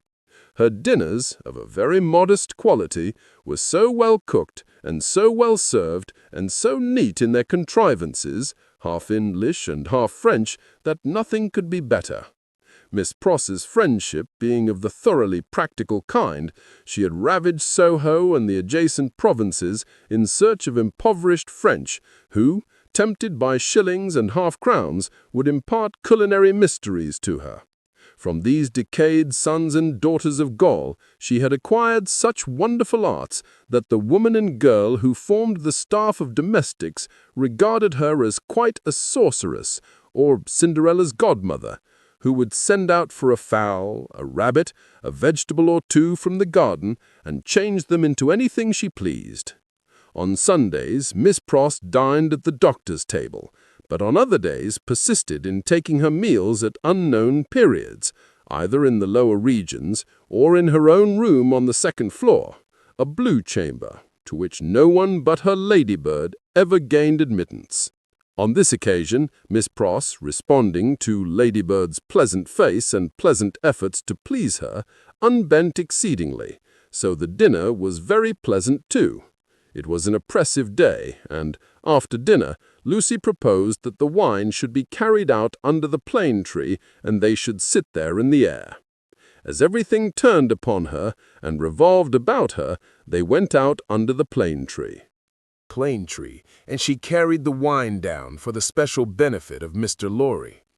She had installed herself some time before as Mr. Lorry's cupbearer, and while they sat under the plane tree, talking, she kept his glass replenished. Mysterious backs and ends of houses peeped at them as they talked, and the plane tree whispered to them in its own way above their heads. Still, the hundreds of people did not present themselves. Mr. Darnay presented himself while they were sitting under the plane tree, but he was only one. Dr. Manette received him kindly, and so did Lucie. But Miss Pross suddenly became afflicted with a twitching in the head and body, and retired into the house. She was not unfrequently the victim of this disorder, and she called it, in familiar conversation, a fit of the jerks. The doctor was in his best condition and looked specially young. The resemblance between him and Lucie was very strong at such times, and as they sat side by side, she leaning on his shoulder and he resting his arm on the back of her chair, it was very agreeable to trace the likeness. He had been talking all day on many subjects and with unusual vivacity. "Pray, Dr. Manette," said Mr. Darnay, as they sat under the plane tree, and he said it in the natural pursuit of the topic in hand, which happened to be the old buildings of London. "Have you seen much of the Tower?" "Lucie and I have been there, but only casually. We have seen enough of it to know that it teems with interest, little more." "I have been there, as you remember," said Darnay with a smile, though reddening a little angrily, "in another character, and not in a character that gives facilities for seeing much of it. They told me a curious thing when I was there." "What was that?" Lucie asked. "In making some alterations, the workmen came upon an old dungeon which had been for many years built up and forgotten. Every stone of its inner wall was covered by inscriptions which had been carved by prisoners, dates, names, complaints, and prayers. Upon a corner stone in an angle of the wall, one prisoner, who seemed to have gone to execution, had cut as his last work 3 letters. They were done with some very poor instrument, and hurriedly with an unsteady hand. At first they were read as D-I-C. But on being more carefully examined, the last letter was found to be G. There was no record or legend of any prisoner with those initials, and many fruitless guesses were made what the name could have been. At length, it was suggested that the letters were not initials, but the complete word, dig. The floor was examined very carefully under the inscription, and in the earth beneath a stone or tile or some fragment of paving were found the ashes of a paper mingled with the ashes of a small leathern case or bag.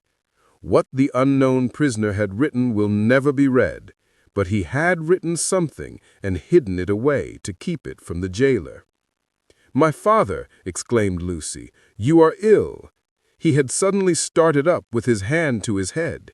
His manner and his look quite terrified them all. "No, my dear, not ill. There are large drops of rain falling, and they made me start. We had better go in." He recovered himself almost instantly. Rain was really falling in large drops, and he showed the back of his hand with raindrops on it. But he said not a single word in reference to the discovery that had been told of, and as they went into the house, the business eye of Mr. Lorry either detected or fancied it detected on his face as it turned towards Charles Darnay the same singular look that had been upon it when it turned towards him in the passages of the courthouse. He recovered himself so quickly, however, that Mr. Lorry had doubts of his business eye. The arm of the golden giant in the hall was not more steady than he was when he stopped under it to remark to them that he was not yet proof against slight surprises, if he ever would be, and that the rain had startled him. Tea time, and Miss Pross making tea, with another fit of the jerks upon her, and yet no hundreds of people. Mr. Carton had lounged in, but he made only 2. The night was so very sultry that although they sat with doors and windows open, they were overpowered by heat. When the tea-table was done with, they all moved to one of the windows and looked out into the heavy twilight. Lucie sat by her father. Darnay sat beside her. Carton leaned against a window. The curtains were long and white, and some of the thunder gusts that whirled into the corner caught them up to the ceiling and waved them like spectral wings. "The raindrops are still falling, large, heavy, and few," said Dr. Manette. "It comes slowly. It comes surely," said Carton. They spoke low, as people watching and waiting mostly do, as people in a dark room, watching and waiting for lightning, always do. There was a great hurry in the streets of people speeding away to get shelter before the storm broke. The wonderful corner for echoes resounded with the echoes of footsteps coming and going, yet not a footstep was there. "A multitude of people, and yet a solitude," said Darnay, when they had listened for a while. "Is it not impressive, Mr. Darnay?" asked Lucie. "Sometimes I have sat here of an evening until I have fancied, but even the shade of a foolish fancy makes me shudder tonight, when all is so black and solemn." "Let us shudder too. We may know what it is." "It will seem nothing to you. Such whims are only impressive as we originate them, I think. They are not to be communicated. I have sometimes sat alone here of an evening, listening until I have made the echoes out to be the echoes of all the footsteps that are coming by and by into our lives." "There is a great crowd coming one day into our lives, if that be so," Sydney Carton struck in his moody way. The footsteps were incessant, and the hurry of them became more and more rapid. The corner echoed and re-echoed with the tread of feet, some, as it seemed, under the windows, some, as it seemed, in the room, some coming, some going, some breaking off, some stopping altogether, all in the distant streets, and not one within sight. "Are all these footsteps destined to come to all of us, Miss Manette, or are we to divide them among us?" "I don't know, Mr. Darnay. I told you it was a foolish fancy, but you asked for it. When I have yielded myself to it, I have been alone, and then I have imagined them the footsteps of the people who are to come into my life and my father's." "I take them into mine," said Carton. "I ask no questions and make no stipulations.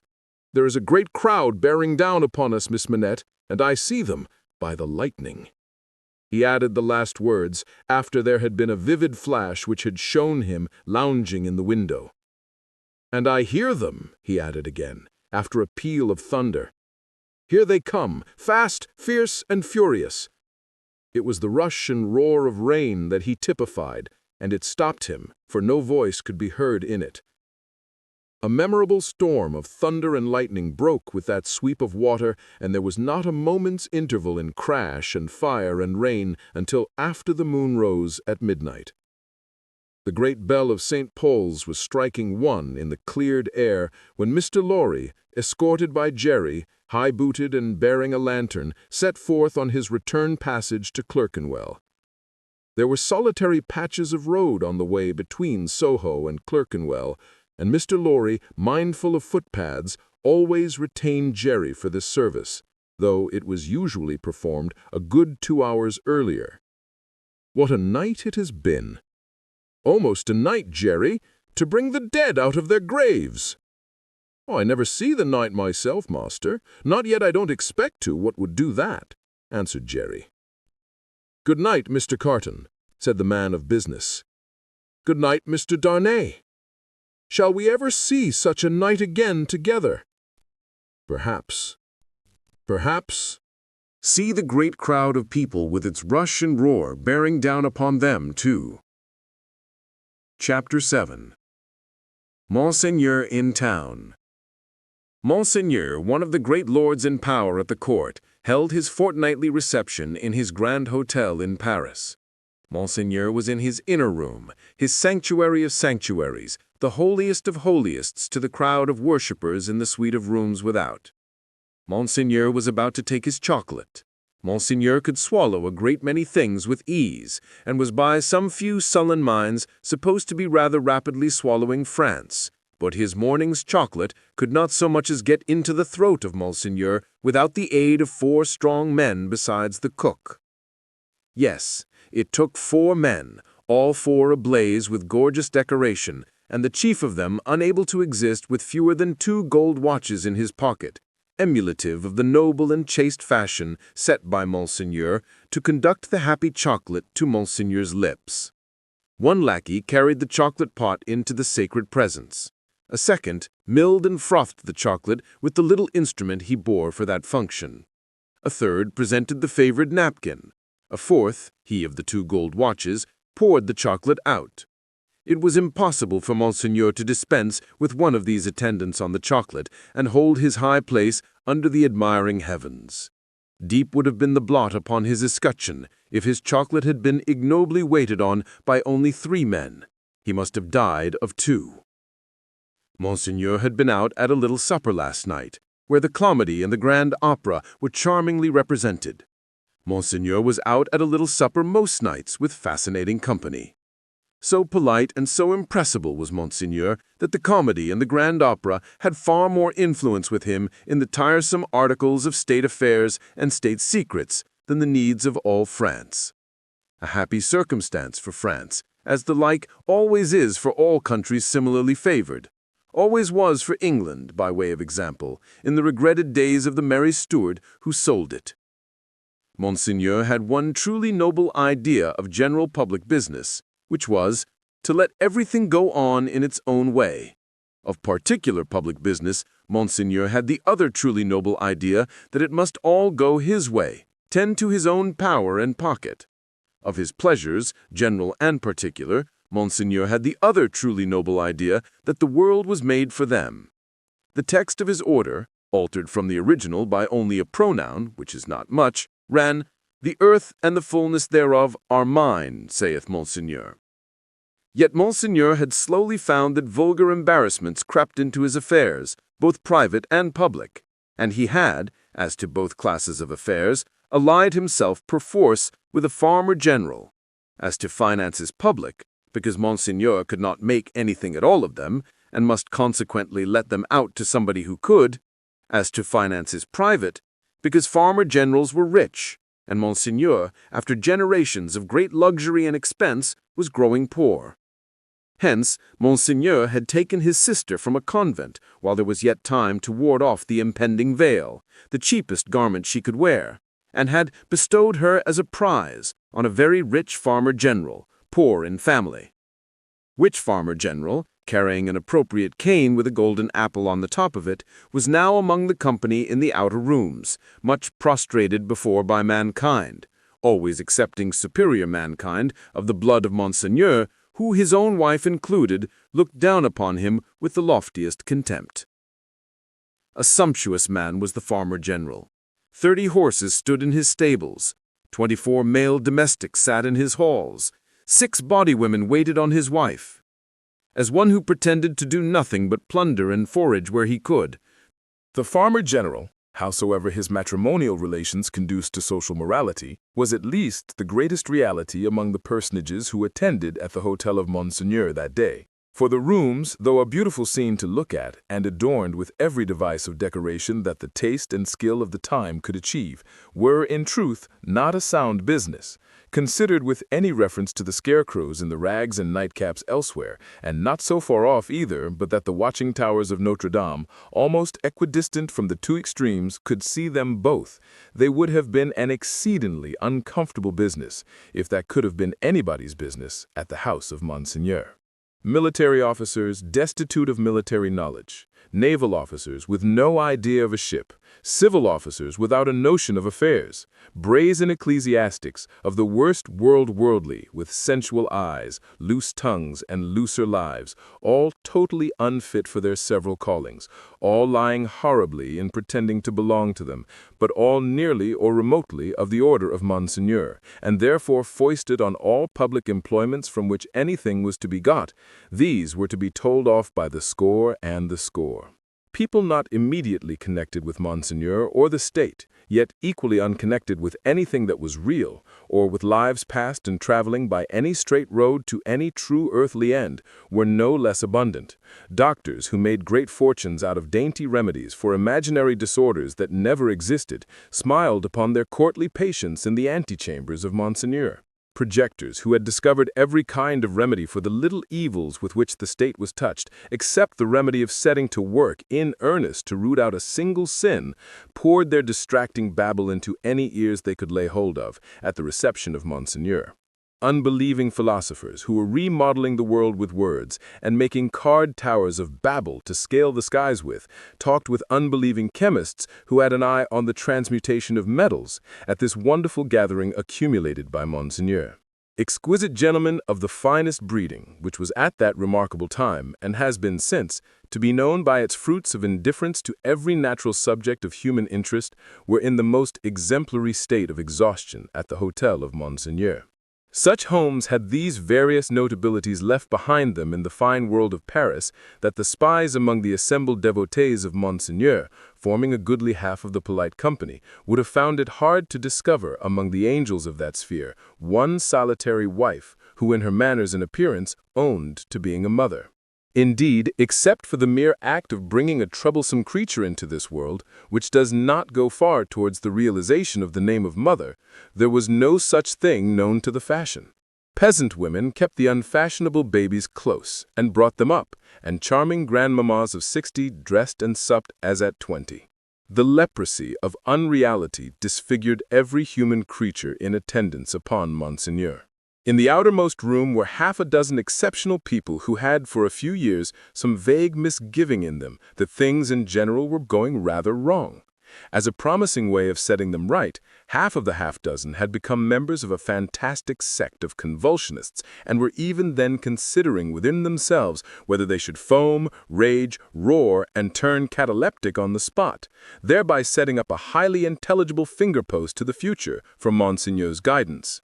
Besides these dervishes were other 3 who had rushed into another sect, which mended matters with a jargon about the center of truth, holding that man had got out of the center of truth, which did not need much demonstration, but had not got out of the circumference, and that he was to be kept from flying out of the circumference, and was even to be shoved back into the center by fasting and seeing of spirits. Among these, accordingly, much discoursing with spirits went on, and it did a world of good which never became manifest.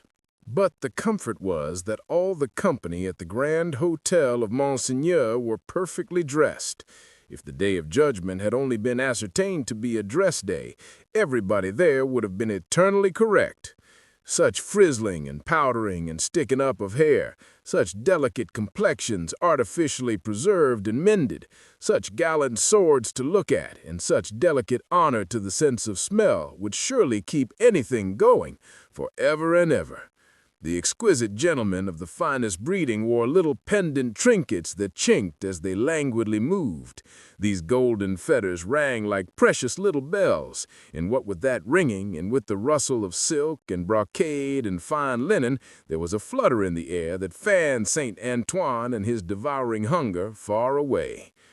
Dress was the one unfailing talisman and charm used for keeping all things in their places. Everybody was dressed for a fancy ball that was never to leave off. From the palace of the Tuileries, through Monseigneur and the whole court, through the chambers, the tribunals of justice, and all society, except the scarecrows, the fancy ball descended to the common executioner, who, in pursuance of the charm, was required to officiate, frizzled, powdered, in a gold-laced coat, pumps, and white silk stockings. At the gallows and the wheel, the axe was a rarity. Monsieur Paris, as it was the episcopal mode among his brother professors of the provinces, Monsieur Orleans, and the rest, to call him, presided in this dainty dress. And who among the company at Monseigneur's reception in that 1780th year of our Lord could possibly doubt that a system rooted in a frizzled hangman, powdered, gold-laced, pumped, and white silk stocking would see the very stars out? Monseigneur, having eased his 4 men of their burdens and taken his chocolate, caused the doors of the holiest of holiest to be thrown open and issued forth. Then, what submission, what cringing and fawning, what servility, what abject humiliation!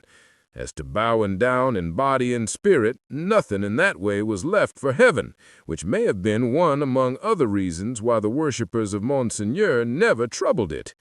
Bestowing a word of promise here and a smile there, a whisper on one happy slave and a wave of the hand on another, Monseigneur affably passed through his rooms to the remote region of the circumference of truth.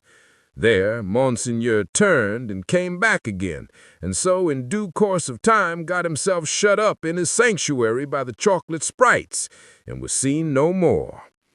The show being over, the flutter in the air became quite a little storm, and the precious little bells went ringing downstairs.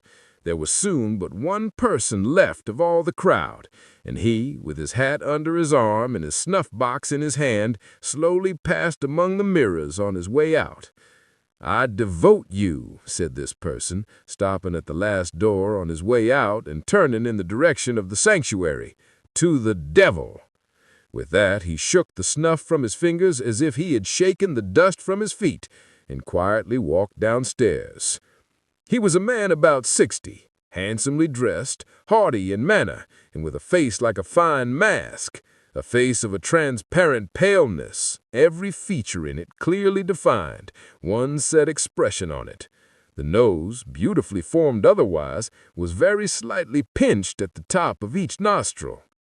In those 2 compressions, or dents, the only little change that the face ever showed resided. They persisted in changing color sometimes, and they would be occasionally dilated and contracted by something like a faint pulsation. Then they gave a look of treachery, cruelty to the whole countenance. Examined with attention, its capacity of helping such a look was to be found in the line of the mouth and the lines of the orbits of the eyes, being much too horizontal and thin. Still, in the effect of the face made, it was a handsome face, and a remarkable one. Its owner went downstairs into the courtyard, got into his carriage, and drove away. Not many people had talked with him at the reception. He had stood in a little space apart, and Monseigneur might have been warmer in his manner. It appeared, under the circumstances, rather agreeable to him to see the common people dispersed before his horses, and often barely escaping from being run down. His man drove as if he were charging an enemy, and the furious recklessness of the man brought no check into the face or to the lips of the master. The complaint had sometimes made itself audible, even in that deaf city and dumb age, that in the narrow streets without footways, the fierce patrician custom of hard driving endangered and maimed the mere vulgar in a barbarous manner. But few cared enough for that to think of it a second time, and in this matter, as in all others, the common wretches were left to get out of their difficulties as they could. With a wild rattle and clatter, and an inhuman abandonment of consideration not easy to be understood in these days, the carriage dashed through streets and swept round corners, with women screaming before it and men clutching each other and clutching children out of its way. At last, swooping at a street corner by a fountain, one of its wheels came to a sickening little jolt, and there was a loud cry from a number of voices, and the horses reared and plunged. But for the latter inconvenience, the carriage probably would not have stopped. Carriages were often known to drive on and leave their wounded behind, and why not? But the frightened valet had got down in a hurry, and there were 20 hands at the horses' bridles. "What has gone wrong?" said Monsieur the Marquis, calmly looking out. A tall man in a nightcap had caught up a bundle from among the feet of the horses and had laid it on the basement of the fountain and was down in the mud and wet, howling over it like a wild animal. "Pardon, Monsieur the Marquis," said a ragged and submissive man, "it is a child." "Why does he make that abominable noise? Is it his child?" "Excuse me, Monsieur the Marquis, it is a pity, yes." The fountain was a little removed, for the street opened where it was into a space some 10 or 12 yards square.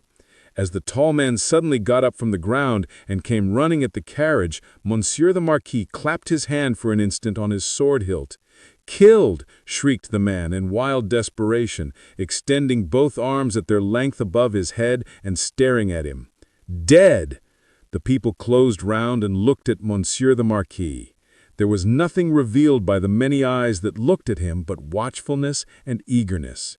Neither did the people say anything. After the first cry they had been silent, and they remained so. The voice of the submissive man who had spoken was flat and tame in its extreme submission. Monsieur the Marquis ran his eyes over them all as if they had been mere rats come out of their holes. He took out his purse. "It is extraordinary to me that you people cannot take care of yourselves and your children. One or the other of you is forever in the way. How do I know what injury you have done my horses? See, give him that." He threw out a gold coin for the valet to pick up, and all the heads craned forward that all the eyes might look down at it as it fell. The tall man called out again with a most unearthly cry, "Dead!" He was arrested by the quick arrival of another man for whom the rest made way. On seeing him, the miserable creature fell upon his shoulder, sobbing and crying, and pointing to the fountain where some women were stooping over the motionless bundle and moving gently about it. They were as silent, however, as the men. "I know all, said the last comer. "Be a brave man, my Gaspard. It is better for the poor little plaything to die so than to live. It has died in a moment without pain. Could it have lived an hour as happily?" "You are a philosopher, you there," said the Marquis, smiling. "How do they call you?" "They call me Defarge." "Of what trade?" "Monsieur the Marquis, vendor of wine." "Pick up that, philosopher and vendor of wine," said the Marquis, throwing him another gold coin, "and spend it as you will. The horses there, are they right?" Without deigning to look at the assemblage a second time, Monsieur the Marquis leaned back in his seat, and was just being driven away with the air of a gentleman who had accidentally broke some common thing, and had paid for it, and could afford to pay for it, when his ease was suddenly disturbed by a coin flying into his carriage and ringing on its floor. "Hold," said the Marquis, "hold the horses. Who threw that?" He looked to the spot where Defarge, the vendor of wine, had stood a moment before, but the wretched father was groveling on his face on the pavement in that spot, and the figure that stood beside him was the figure of a dark, stout woman, knitting. "You dogs," said the Marquis, but smoothly and with an unchanged front, except as to the spots on his nose, "I would ride over any of you very willingly and exterminate you from the earth, if I knew which rascal threw at the carriage, and if that brigand were sufficiently near it, he should be crushed under the wheels." So cowed was their condition, and so long and hard their experience of what such a man could do to them within the law and beyond it, that not a voice or a hand or even an eye was raised. Among the men, not one. But the woman who stood knitting looked up steadily and looked the Marquis in the face. It was not for his dignity to notice it. His contemptuous eyes passed over her and over all the other rats, and he leaned back in his seat again and gave the word, "Go on." He was driven on, and other carriages came whirling by in quick succession. The minister, the state projector, the farmer general, the doctor, the lawyer, the ecclesiastic, the grand opera, the comedy, the whole fancy ball in a bright, continuous flow came whirling by. The rats had crept out of their holes to look on, and they remained looking on for hours, soldiers and police often passing between them and the spectacle, and making a barrier behind which they slunk and through which they peeped. The father had long ago taken up his bundle and hidden himself away with it, when the women who had tended the bundle while it lay on the base of the fountain sat there watching the running of the water and the rolling of the fancy ball, when the one woman who had stood conspicuous, knitting, still knitted on with the steadfastness of fate. The water of the fountain ran, the swift river ran, the day ran into evening. So much life in the city ran into death according to rule. Time and tide waited for no man. The rats were sleeping close together in their dark holes again. The fancy ball was lighted up at supper. All things ran their course. Chapter 8. Monseigneur in the Country. A beautiful landscape, with the corn bright in it, but not abundant. Patches of poor rye where corn should have been, patches of poor peas and beans, patches of most coarse vegetable substitutes for wheat. On inanimate nature, as on the men and women who cultivated it, a prevalent tendency towards an appearance of vegetating unwillingly, a dejected disposition to give up and wither away. Monseigneur the Marquis, in his travelling carriage, which might have been lighter, conducted by 4 post-horses and 2 postilions, fagged up a steep hill. A blush on the countenance of Monseigneur the Marquis was no impeachment of his high breeding. It was not from within. It was occasioned by an external circumstance beyond his control, the setting sun. The sunset struck so brilliantly into the traveling carriage when it gained the hilltop that its occupant was steeped in crimson. "It will die out," said Monseigneur the Marquis, glancing at his hands, "directly." In effect, the sun was so low that it dipped at the moment, when the heavy drag had been adjusted to the wheel, and the carriage slid downhill with a cinderous smell and a cloud of dust. The red glow departed quickly. The sun and the Marquis going down together, there was no glow left when the drag was taken off.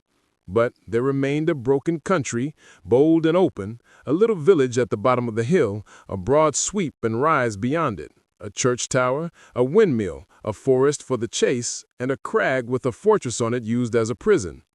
Round upon all these darkening objects as the night drew on, the Marquis looked, with the air of one who was coming near home. The village had its one poor street, with its poor brewery, poor tannery, poor tavern, poor stable yard for relays of post-horses, poor fountain, all usual poor appointments. It had its poor people, too. All its people were poor, and many of them were sitting at their doors, shredding spare onions and the like for supper, while many were at the fountain, washing leaves and grasses and any such small yieldings of the earth that could be eaten. Expressive signs of what made them poor were not wanting. The tax for the state, the tax for the church, the tax for the Lord, tax local and tax general were to be paid here and to be paid there according to solemn inscription in the little village, until the wonder was that there was any village left unswallowed. Few children were to be seen, and no dogs. As to the men and women, their choice on earth was stated in the prospect, life on the lowest terms that could sustain it down in the little village under the mill, or captivity and death in the dominant prison on the crag. heralded by a courier in advance and by the cracking of his postilions' whips, which twined snake-like about their heads in the evening air, as if he came attended by the Furies, Monseigneur the Marquis drew up in his traveling carriage at the posting-house gate. It was hard by the fountain, and the peasants suspended their operations to look at him. He looked at them, and saw in them, without knowing it, the slow, sure filing down of misery-worn face and figure that was to make the meagerness of Frenchmen and English superstition which should survive the truth through the best part of 100 years. Monseigneur the Marquis cast his eyes over the submissive faces that drooped before him, as the like of himself had drooped before Monseigneur of the court, only the difference was that these faces drooped merely to suffer and not to propitiate, when a grizzled mender of the roads joined the group. "Bring me hither that fellow," said the Marquis to the courier. The fellow was brought, cap in hand, and the other fellows closed round to look and listen, in the manner of the people at the Paris fountain. "I passed you on the road?" "Monseigneur, it is true. I had the honor of being passed on the road." "Coming up the hill and at the top of the hill both?" "Monseigneur, it is true." "What did you look at so fixedly?" "Monseigneur, I looked at the man." He stooped a little, and with his tattered blue cap pointed under the carriage. All his fellows stooped to look under the carriage. "What man, pig? And why look there?" "Pardon, Monseigneur. He swung by the chain of the shoe, the drag." "Who?" demanded the traveler. "Monseigneur, the man." "May the devil carry away these idiots. How do you call the man? You know all the men of this part of the country." "Who was he?" "Your clemency, Monseigneur. He was not of this part of the country. Of all the days of my life I never saw him." "Swinging by the chain, to be suffocated?" "With your gracious permission." Was the wonder of it, Monseigneur. His head hanging over like this. He turned himself sideways to the carriage and leaned back, with his face thrown up to the sky and his head hanging down, then recovered himself, fumbled with his cap, and made a bow. What was he like? Monseigneur, he was whiter than the miller, all covered with dust, white as a spectre, tall as a spectre. The picture produced an immense sensation in the little crowd, but all eyes, without comparing notes with other eyes, looked at Monsieur the Marquis, perhaps to observe whether he had any spectre on his conscience. "Truly, you did well," said the Marquis, felicitously sensible that such vermin were not to ruffle him, "to see a thief accompanying my carriage and not open that great mouth of yours. Bah! Put him aside, Monsieur Gabelle." Monsieur Gabelle was the postmaster and some other taxing functionary united. He had come out with great obsequiousness to assist at this examination, and had held the examined by the drapery of his arm in an official manner. "Bah! Go aside," said Monsieur Gabelle. "Lay hands on this stranger if he seeks to lodge in your village tonight, and be sure that his business is honest, Gabelle." "Monseigneur, I am flattered to devote myself to your orders." "Did he run away, fellow? Where is that accursed?" The accursed was already under the carriage with some half-dozen particular friends, pointing out the chain with his blue cap. Some half-dozen other particular friends promptly hauled him out and presented him breathless to Monsieur the Marquis. "Did the man run away, dolt, when we stopped for the drag?" "Monseigneur, he precipitated himself over the hillside, head first, as a person plunges into the river." "See to it, Gabelle. Go on." The half-dozen who were peering at the chain were still among the wheels, like sheep. The wheels turned so suddenly that they were lucky to save their skins and bones. They had very little else to save, or they might not have been so fortunate. The burst with which the carriage started out of the village and up the rise beyond was soon checked by the steepness of the hill. Gradually, it subsided to a foot-pace, swinging and lumbering upward among the many sweet scents of a summer night. The postilions, with 1,000 gossamer gnats circling about them in lieu of the Furies, quietly mended the points to the lashes of their whips. The valet walked by the horses. The courier was audible, trotting on ahead into the dull distance. At the steepest point of the hill, there was a little burial ground with a cross and a new large figure of our Savior on it. It was a poor figure in wood, done by some inexperienced rustic carver, but he had studied the figure from the life, his own life maybe, for it was dreadfully spare and thin. To this distressful emblem of a great distress that had long been growing worse and was not at its worst, a woman was kneeling. She turned her head as the carriage came up to her, rose quickly, and presented herself at the carriage door. "It is you, Monseigneur! Monseigneur, a petition!" With an exclamation of impatience, but with his unchangeable face, Monseigneur looked out. "How then? What is it? Always petitions!" "Monseigneur, for the love of the great God, my husband the forester." "What of your husband the forester? Always the same with you people. He cannot pay something?" "He has paid all, Monseigneur. He is dead." "Well, he is quiet. Can I restore him to you?" "Alas, no, Monseigneur, but he lies yonder, under a little heap of poor grass." "Well?" "Monseigneur, there are so many little heaps of poor grass." Again, "Well?" She looked an old woman, but was young. Her manner was one of passionate grief. By turns she clasped her veinous and knotted hands together with wild energy, and laid one of them on the carriage door, tenderly, caressingly, as if it had been a human breast, and could be expected to feel the appealing touch. "Monseigneur, hear me! Monseigneur!" Monseigneur, hear my petition. My husband died of want. So many die of want. So many more will die of want. Again. Well, can I feed them? Monseigneur, the good God knows, but I don't ask it. My petition is that a morsel of stone or wood with my husband's name may be placed over him to show where he lies. Otherwise, the place will be quickly forgotten. It will never be found when I am dead of the same malady. I shall be laid under some other heap of poor grass. Monseigneur, they are so many, they increase so fast. There is so much want. Monseigneur! Monseigneur! The valet had put her away from the door. The carriage had broken into a brisk trot. The postilions had quickened the pace. She was left far behind, and Monseigneur, again escorted by the Furies, was rapidly diminishing the league or two of distance that remained between him and his chateau. The sweet scents of the summer night rose all around him, and rose, as the rain falls, impartially on the dusty, ragged, and toil-worn group at the fountain not far away, to whom the mender of roads, with the aid of the blue cap without which he was nothing, still enlarged upon his man like a spectre as long as they could bear it. By degrees, as they could bear no more, they dropped off one by one, and lights twinkled in little casements, which lights, as the casements darkened and more stars came out, seemed to have shot up into the sky instead of having been extinguished. The shadow of a large high-roofed house and of many overhanging trees was upon Monsieur the Marquis by that time, and the shadow was exchanged for the light of a flambeau as his carriage stopped and the great door of his chateau was opened to him.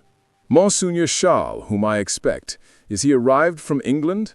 "Monseigneur, not yet." Chapter 9. The Gorgon's Head.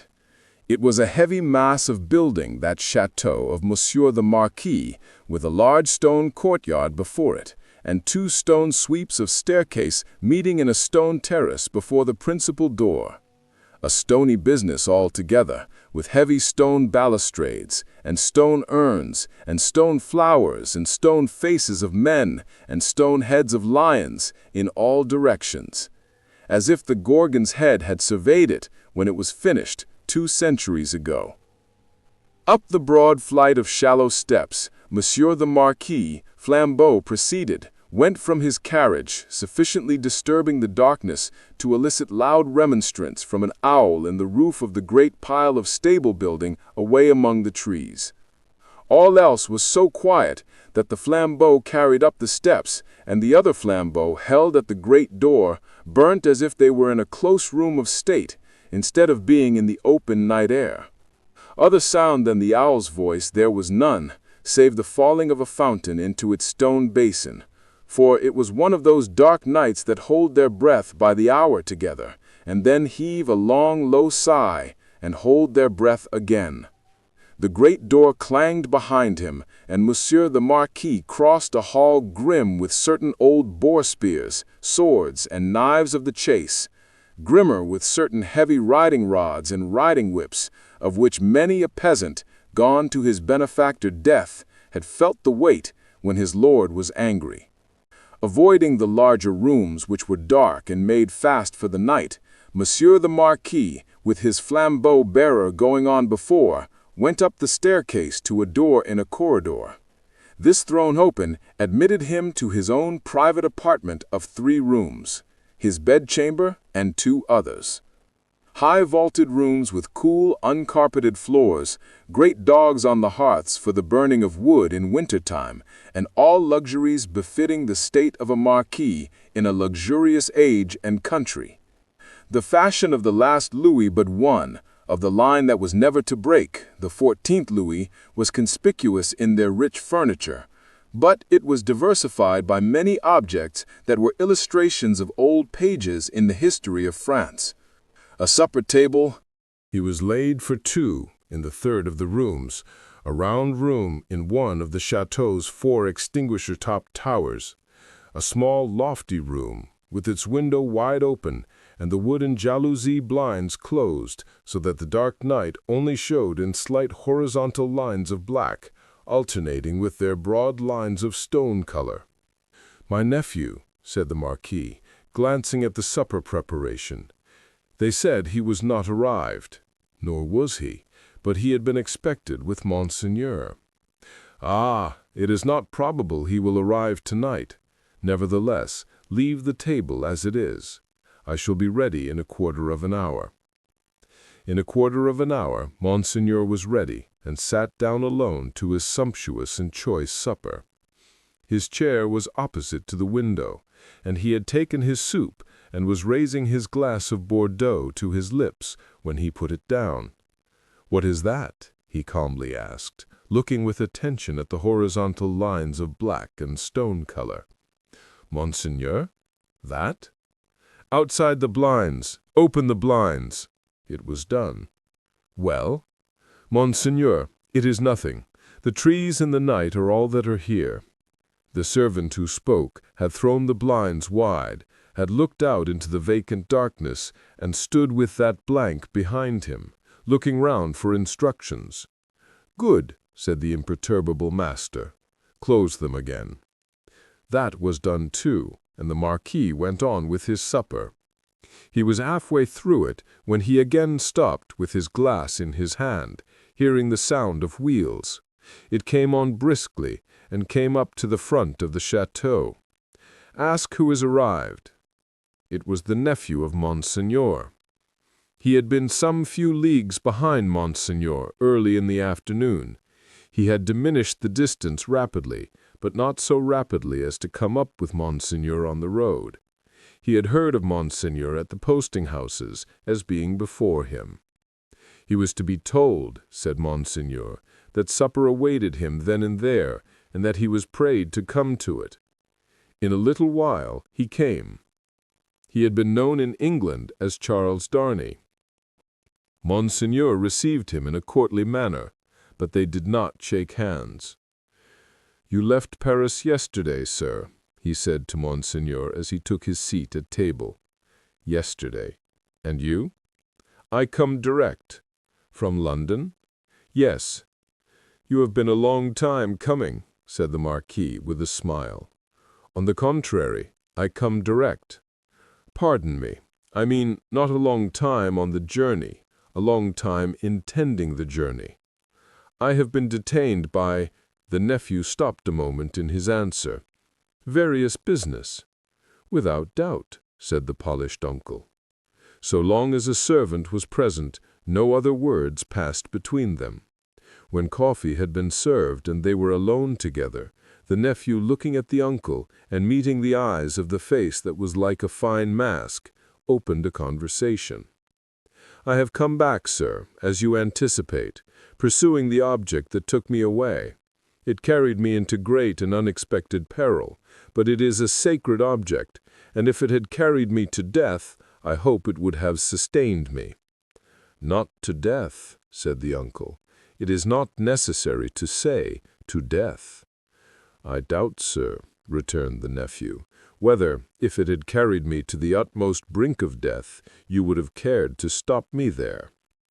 The deepened marks in the nose and the lengthening of the fine straight lines in the cruel face looked ominous as to that. The uncle made a graceful gesture of protest, which was so clearly a slight form of good breeding that it was not reassuring. Indeed, sir, pursued the nephew, glancing at him with deep distrust, I know that your diplomacy would stop me by any means, and would know no scruple as to means. My friend, I told you so, said the uncle, with a fine pulsellum. Do me the favor to recall that I told you so long ago. I recall it. Thank you, said the Marquis, very sweetly indeed. His tone lingered in the air, almost like the tone of a musical instrument. In effect, sir, pursued the nephew, I believe it to be at once your bad fortune and my good fortune that has kept me out of a prison in France here. I do not quite understand, returned the uncle, sipping his coffee. Dare I ask you to explain? I believe that if you were not in disgrace with the court, and had not been overshadowed by that cloud for years past, a lettre de cachet would have sent me to some fortress indefinitely. It is possible, said the uncle, with great calmness. For the honor of the family, I could even resolve to incommode you to that extent. Pray excuse me. I perceive that, happily for me, the reception of the day before yesterday was, as usual, a cold one, observed the nephew. I would not say happily, my friend, returned the uncle, with refined politeness. I would not be sure of that. A good opportunity for consideration, surrounded by the advantages of solitude, might influence your destiny to far greater advantage than you influence it for yourself. But it is useless to discuss the question. I am, as you say, at a disadvantage. These little instruments of correction, these gentle aids to the power and honor of families, these slight favors that might so incommode you, are only to be obtained now by interest and importunity. They are sought by so many, and they are granted, comparatively, to so few. It used not to be so, but France in all such things is changed for the worse. Our not remote ancestors held the right of life and death over the surrounding vulgar.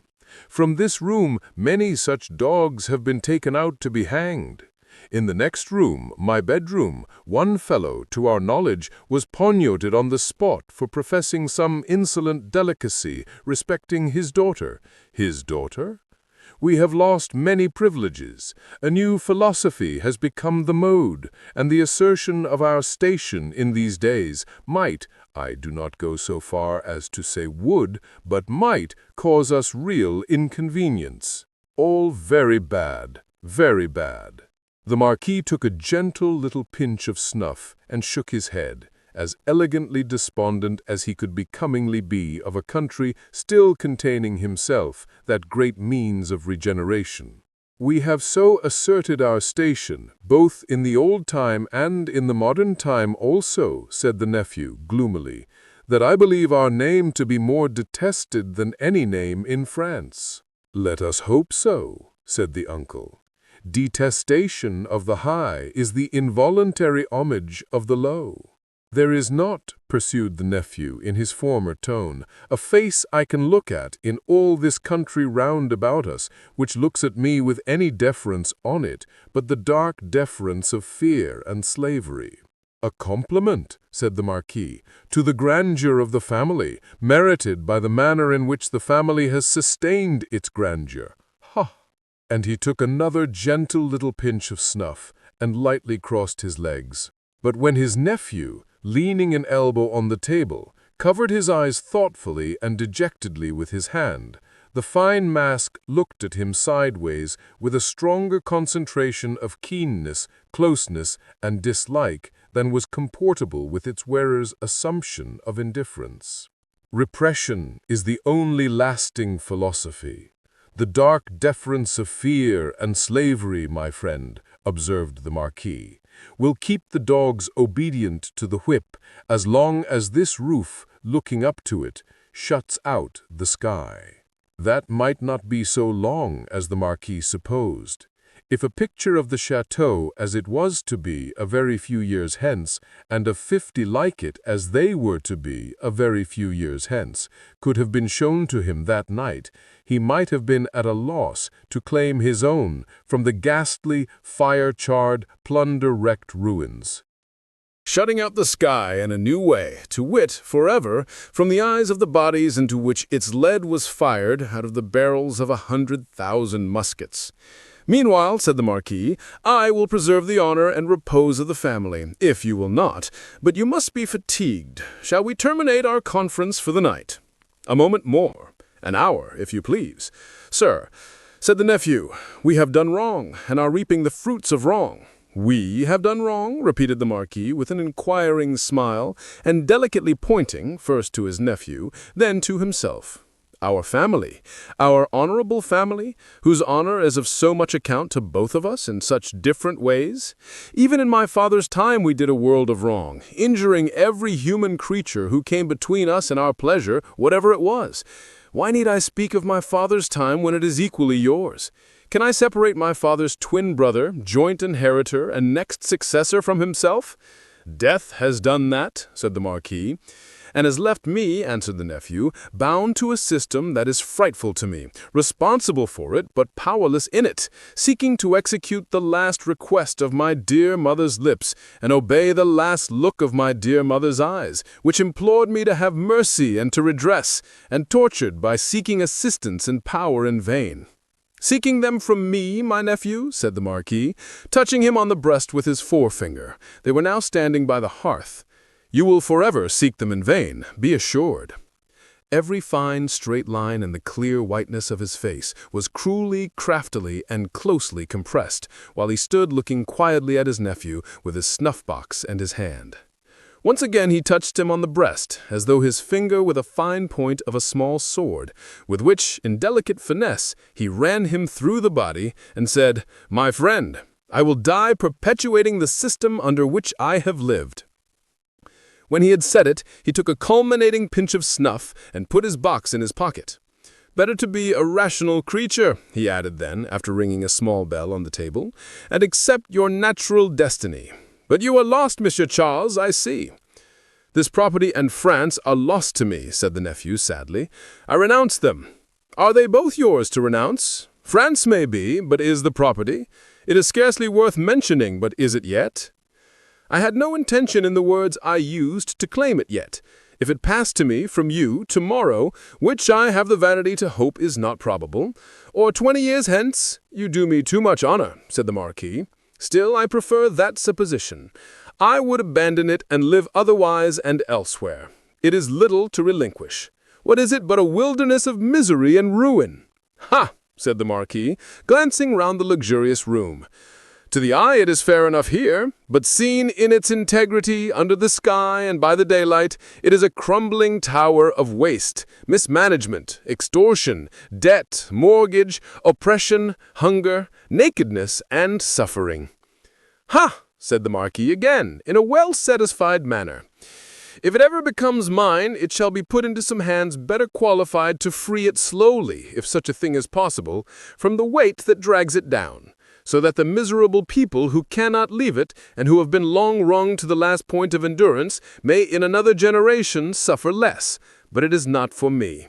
There is a curse on it, and on all this land. And you, said the uncle?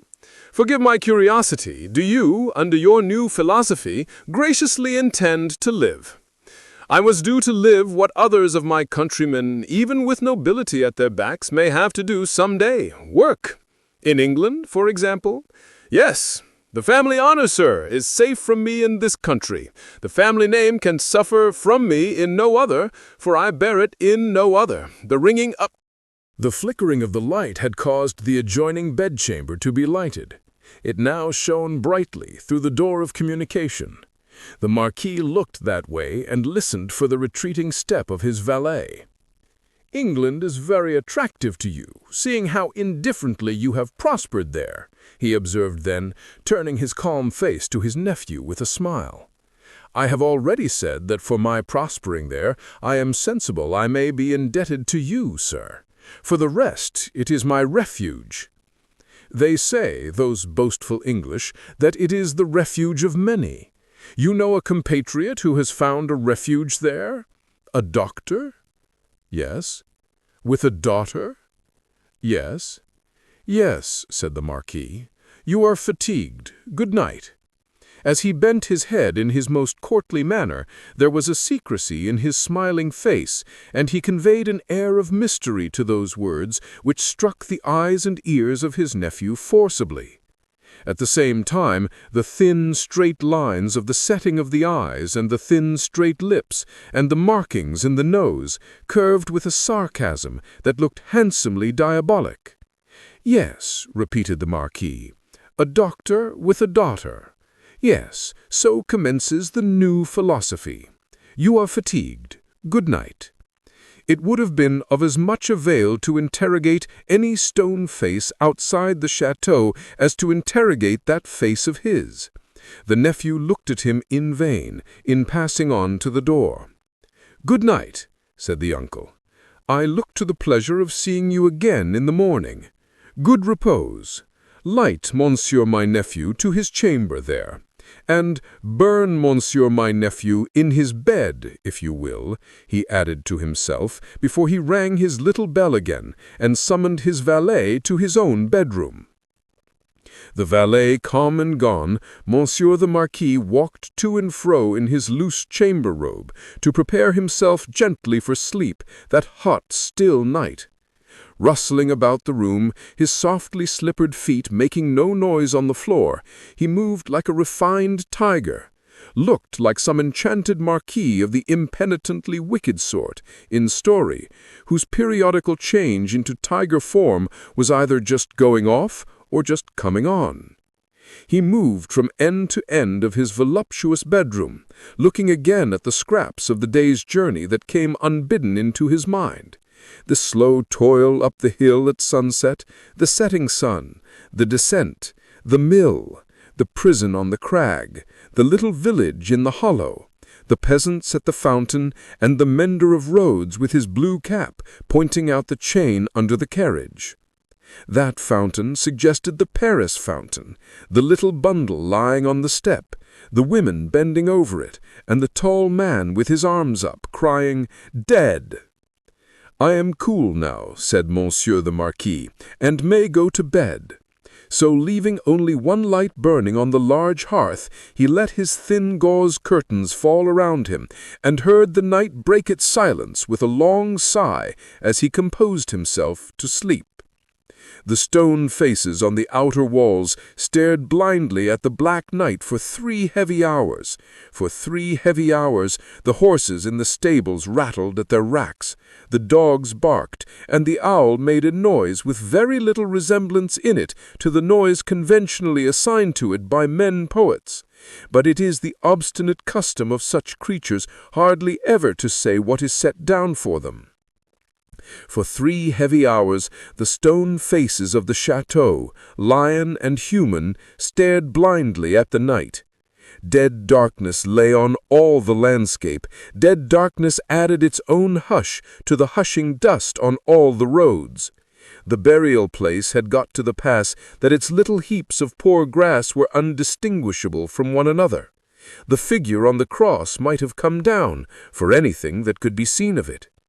In the village, taxers and taxed were fast asleep, dreaming perhaps of banquets, as the starved usually do, and at ease and rest as the driven slave and the yoked ox may. Its lean inhabitants slept soundly and were fed and freed. The fountain in the village, Wed, unseen and unheard, and the fountain at the chateau dropped unseen and unheard, both melting away like the minutes that were falling from the spring of time through 3 dark hours. Then the gray water of both began to be ghostly in the light, and the eyes of the stone faces of the chateau were opened, lighter and lighter, until at last the sun touched the tops of the still trees and poured its radiance over the hill. In the glow, the water of the chateau fountain seemed to turn to blood, and the stone faces crimsoned. The carol of the birds was loud and high, and on the weather-beaten sill of the great window of the bedchamber of Monsieur the Marquis, one little bird sang its sweetest song with all its might.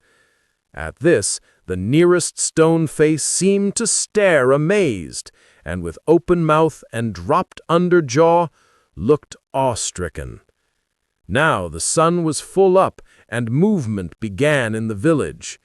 Casement windows opened, crazy doors were unbarred, and people came forth shivering, chilled as yet by the new sweet air. Then began the rarely lightened toil of the day among the village population.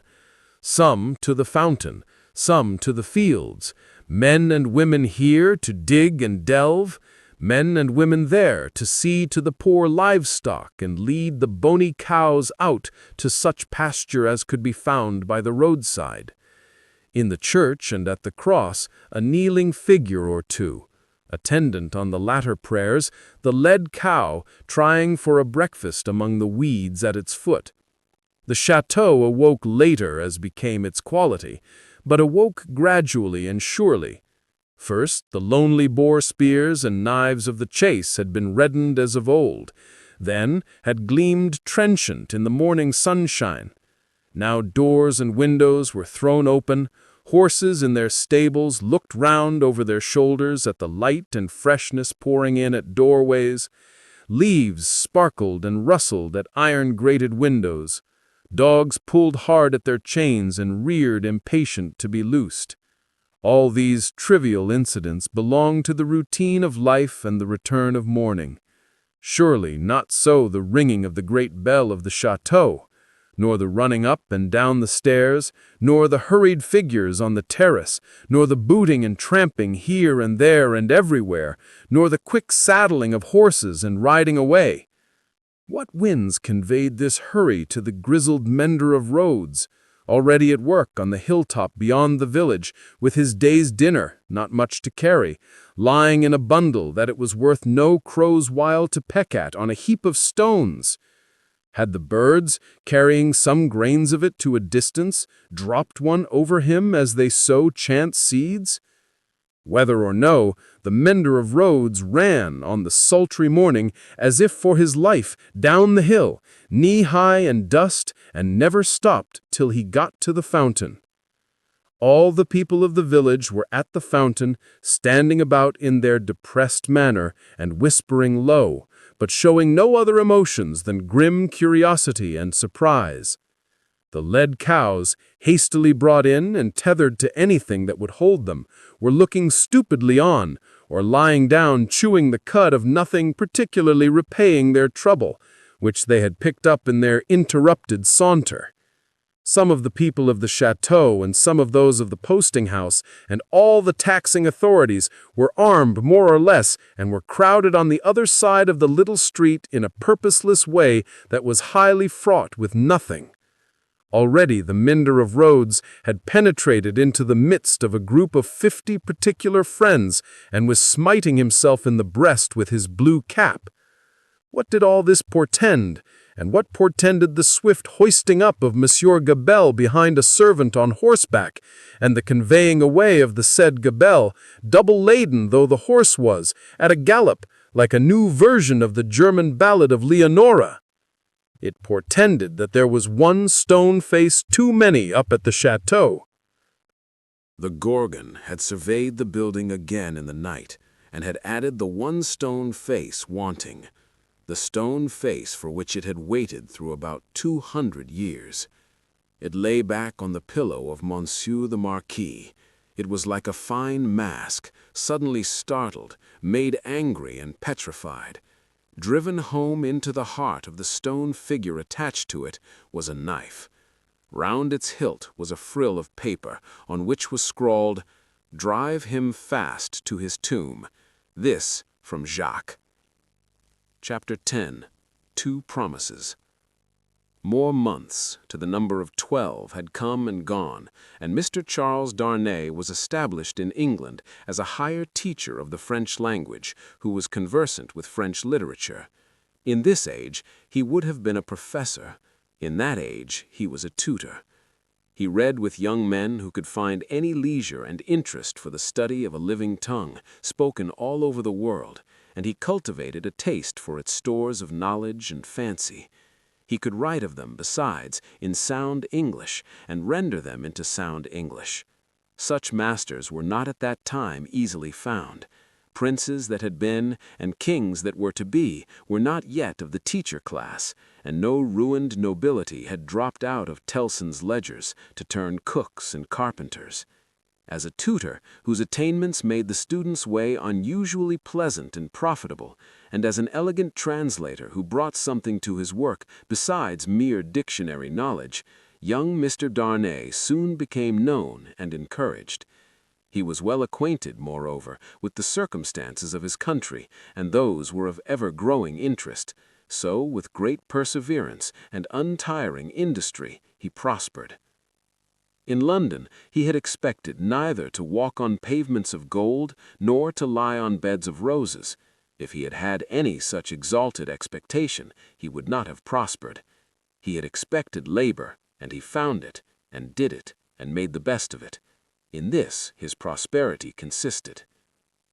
A certain portion of his time was passed at Cambridge, where he read with undergraduates as a sort of tolerated smuggler who drove a contraband trade in European languages instead of conveying Greek and Latin through the custom house. The rest of his time he passed in London. Now, from the days when it was always summer in Eden to these days when it is mostly winter in fallen latitudes, the world of a man has invariably gone one way. Charles Darnay's way, the way of the love of a woman. He had loved Lucie Manette from the hour of his danger. He had never heard a sound so sweet and dear as the sound of her compassionate voice. He had never seen a face so tenderly beautiful as hers when it was confronted with his own on the edge of the grave that had been dug for him. But he had not yet spoken to her on the subject. The assassination of the deserted chateau, far away beyond the heaving water and the long, dusty roads, the solid stone chateau which had itself become the mere mist of a dream, had been done a year, and he had never yet, by so much as a single spoken word, disclosed to her the state of his heart. That he had his reasons for this, he knew full well. It was again a summer day when, lately arrived in London from his college occupation, he turned into the quiet corner in Soho, bent on seeking an opportunity of opening his mind to Dr. Manette. It was the close of the summer day, and he knew Lucie to be out with Miss Pross. He found the doctor reading in his armchair at a window. The energy which had at once supported him under his old sufferings and aggravated their sharpness had gradually been restored to him. He was now a very energetic man indeed, with great firmness of purpose, strength of resolution, and vigor of action. In his recovered energy he was sometimes a little fitful and sudden, as he had at first been in the exercise of his other recovered faculties. But this had never been frequently observable, and had grown more and more rare. He studied much, slept little, sustained a great deal of fatigue with ease, and was equably cheerful. To him now entered Charles Darnay, at sight of whom he laid aside his book and held out his hand. "Charles Darnay, I rejoice to see you. We have been counting on your return these 3 or 4 days past. Mr. Stryver and Sydney Carton were both here yesterday, and both made you out to be more than due." "I am obliged to them for their interest in the matter," he answered, a little coldly as to them, though very warmly as to the doctor. "Miss Manette is well," said the doctor, as he stopped short, "and your return will delight us all. She has gone out on some household matters, but will soon be home." "Dr. Manette, I knew she was from home. I took the opportunity of her being from home to beg to speak to you." There was a blank silence. "Yes," said the doctor, with evident constraint. "Bring your chair here and speak on." He complied us to the chair, but appeared to find the speaking on less easy. "I have had the happiness, Dr. Manette, of being so intimate here," so he at length began, "for some year and a half, that I hope the topic on which I am about to touch may not." He was stayed by the doctor's putting out his hand to stop him. When he had kept it so a little while, he said, drawing it back, "Is Lucie the topic?" "She is. It is hard for me to speak of her at any time. It is very hard for me to hear her spoken of in that tone of yours, Charles Darnay. It is a tone of fervent admiration, true homage, and deep love, Dr. Manette," he said deferentially. There was another blank silence before her father rejoined, "I believe it. I do you justice. I believe it." His constraint was so manifest, and it was so manifest, too, that it originated in an unwillingness to approach the subject, that Charles Darnay hesitated. "Shall I go on, sir?" Another blank. "Yes, go on." "You anticipate what I would say, though you cannot know how earnestly I say it, how earnestly I feel it, without knowing my secret heart, and the hopes and fears and anxieties with which it has long been laden. Dear Dr. Manette, I love your daughter fondly, dearly, disinterestedly, devotedly. If ever there were love in the world, I love her. You have loved yourself. Let your old love speak for me." The doctor sat with his face turned away and his eyes bent on the ground. At the last words he stretched out his hand again hurriedly and cried, "Not that, sir. Let that be. I adjure you, do not recall that." His cry was so like a cry of actual pain that it rang in Charles Darnay's ears long after he had ceased. He motioned with the hand he had extended, and it seemed to be an appeal to Darnay to pause. The latter so received it and remained silent. "I ask your pardon," said the doctor, in a subdued tone, after some moments. "I do not doubt your loving Lucie. You may be satisfied of it." He turned towards him in his chair, but did not look at him or raise his eyes. His chin dropped upon his hand, and his white hair overshadowed his face. "Have you spoken to Lucie?" "No, nor written. Never. It would be ungenerous to affect not to know that your self-denial is to be referred to your consideration for her father. Her father thanks you." He offered his hand, but his eyes did not go with it. "I know, Dr. Manette, how can I fail to know, I who have seen you together from day to day, that between you and Miss Manette there is an affection so unusual, so touching, so belonging to the circumstances in which it has been nurtured, that it can have few parallels, even in the tenderness between a father and child. I know, Dr. Manette, how can I fail to know, that mingled with the affection and duty of a daughter who has become a woman, there is in her heart towards you all the love and reliance of infancy itself. I know that, as in her childhood she had no parent, so she is now devoted to you with all the constancy and fervor of her present years and character. United to the trustfulness and attachment of the early days in which you were lost to her, I know perfectly well that if you had been restored to her from the world beyond this life, you could hardly be invested, in her sight, with a more sacred character than that in which you are always with her. I know that when she is clinging to you, the hands of baby, girl, and woman, all in one, are round your neck. I know that in loving you, she sees and loves her mother at her own age, sees and loves you at my age, loves her mother broken-hearted, loves you through your dreadful trial and in your blessed restoration. I have known this night and day since I have known you in your home." Her father sat silent, with his face bent down. His breathing was a little quickened, but he repressed all other signs of agitation. "Dear Dr. Manette, always knowing this, always seeing her and you with this hallowed light about you, I have forborne and forborne as long as it was in the nature of man to do it. I have felt, and do even now feel, that to bring my love, even mine, between you is to touch your history with something not quite so good as itself. But I love her. Heaven is my witness that I love her." "I believe it," answered her father mournfully. "I have thought so before now. I believe it." "But do not believe," said Darnay, upon whose ear the mournful voice struck with a reproachful sound, "that if my fortune were so cast as that, being one day so happy as to make her my wife, I must at any time put any separation between her and you, I could or would breathe a word of what I now say. Besides that I should know it to be hopeless, I should know it to be a baseness.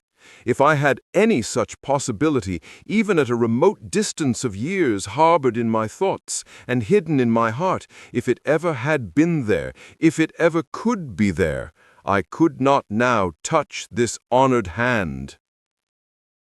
He laid his own upon it as he spoke. "No, dear Dr. Manette.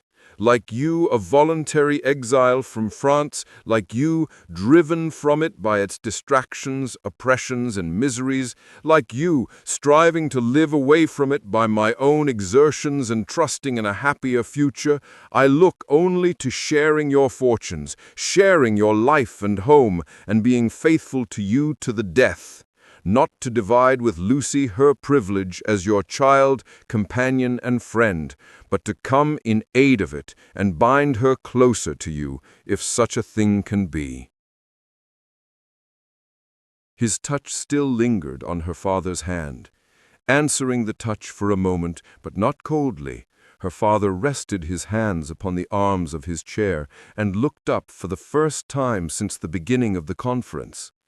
A struggle was evident in his face, a struggle with that occasional look which had a tendency in it to dark doubt and dread. "You speak so feelingly and so manfully, Charles Darnay, that I thank you with all my heart, and will open all my heart, or nearly so. Have you any reason to believe that Lucie loves you?" "None. As yet, none." "Is it the immediate object of this confidence that you may at once ascertain that with my knowledge?" "Not even so. I might not have the hopefulness to do it for weeks. I might, mistaken or not mistaken, have that hopefulness tomorrow." "Do you seek any guidance from me?" "I ask none, sir, but I have thought it possible that you might have it in your power, if you should deem it right, to give me some." "Do you seek any promise from me?" "I do seek that." "What is it?" "I well understand that without you I could have no hope. I well understand that even if Miss Manette held me at this moment in her innocent heart, do not think I have the presumption to assume so much, I could retain no place in it against her love for her father." "If that be so, do you see what, on the other hand, is involved in it?" "I understand equally well that a word from her father in any suitor's favor would outweigh herself and all the world. For which reason, Dr. Manette," said Darnay modestly, but firmly, "I would not ask that word to save my life. I am sure of it. Charles Darnay, mysteries arise out of close love as well as out of wide division. In the former case, they are subtle and delicate and difficult to penetrate. My daughter Lucie is, in this one respect, such a mystery to me. I can make no guess at the state of her heart. May I ask, sir, if you think she is—" As he hesitated, her father supplied the rest. "Is sought by any other suitor? It is what I meant to say." Her father considered a little before he answered. "You have seen Mr. Carton here yourself. Mr. Stryver is here too, occasionally. If it be at all, it can only be by one of these." "Or both," said Darnay. "I had not thought of both. I should not think either likely. You want a promise from me. Tell me what it is." "It is that if Miss Manette should bring to you at any time on her own part Such a confidence as I have ventured to lay before you, you will bear testimony to what I have said and to your belief in it. I hope you may be able to think so well of me as to urge no influence against me. I say nothing more of my stake in this. This is what I ask. The condition on which I ask it, and which you have an undoubted right to require, I will observe immediately." "I give the promise," said the doctor, "without any condition. I believe your object to be purely and truthfully as you have stated it. I believe your intention is to perpetuate and not to weaken the ties between me and my other and far dearer self. If she should ever tell me that you are essential to her perfect happiness, I will give her to you. If there were Charles Darnay, if there were—" The young man had taken his hand gratefully. Their hands were joined as the doctor spoke. Any fancies, any reasons, any apprehensions, anything whatsoever, new or old, against the man she really loved, the direct responsibility thereof not lying on his head, they should all be obliterated for her sake. She is everything to me, more to me than suffering, more to me than wrong, more to me— Well, this is idle talk. So strange was the way in which he faded into silence, and so strange his fixed look when he had ceased to speak, that Darnay felt his own hand turn cold in the hand that slowly released and dropped it. "You said something to me," said the doctor of Beauvais. "What was it you said to me?" He was at a loss how to answer, until he remembered having spoken of a condition. Relieved as his mind reverted to that, he answered, "Your confidence in me ought to be returned with full confidence on my part. My present name, though but slightly changed from my mother's, is not, as you will remember, my own. I wish to tell you what that is, and why I am in England." "Stop," said the doctor of Beauvais. "I wish it that I may the better deserve your confidence and have no secret from you. Stop." For an instant the doctor even had his two hands at his ears. For another instant had his two hands laid on Darnay's lips. "Tell me when I ask you, not now. If your suit should prosper, if Lucie should love you, you shall tell me on your marriage morning. Do you promise?" "Willingly." "Give me your hand. She will be home directly, and it is better she should not see us together tonight. Go. God bless you." It was dark when Charles Darnay left him, and it was an hour later and darker when Lucie came home. She hurried into the room alone, for Miss Pross had gone straight upstairs, and was surprised to find his reading chair empty.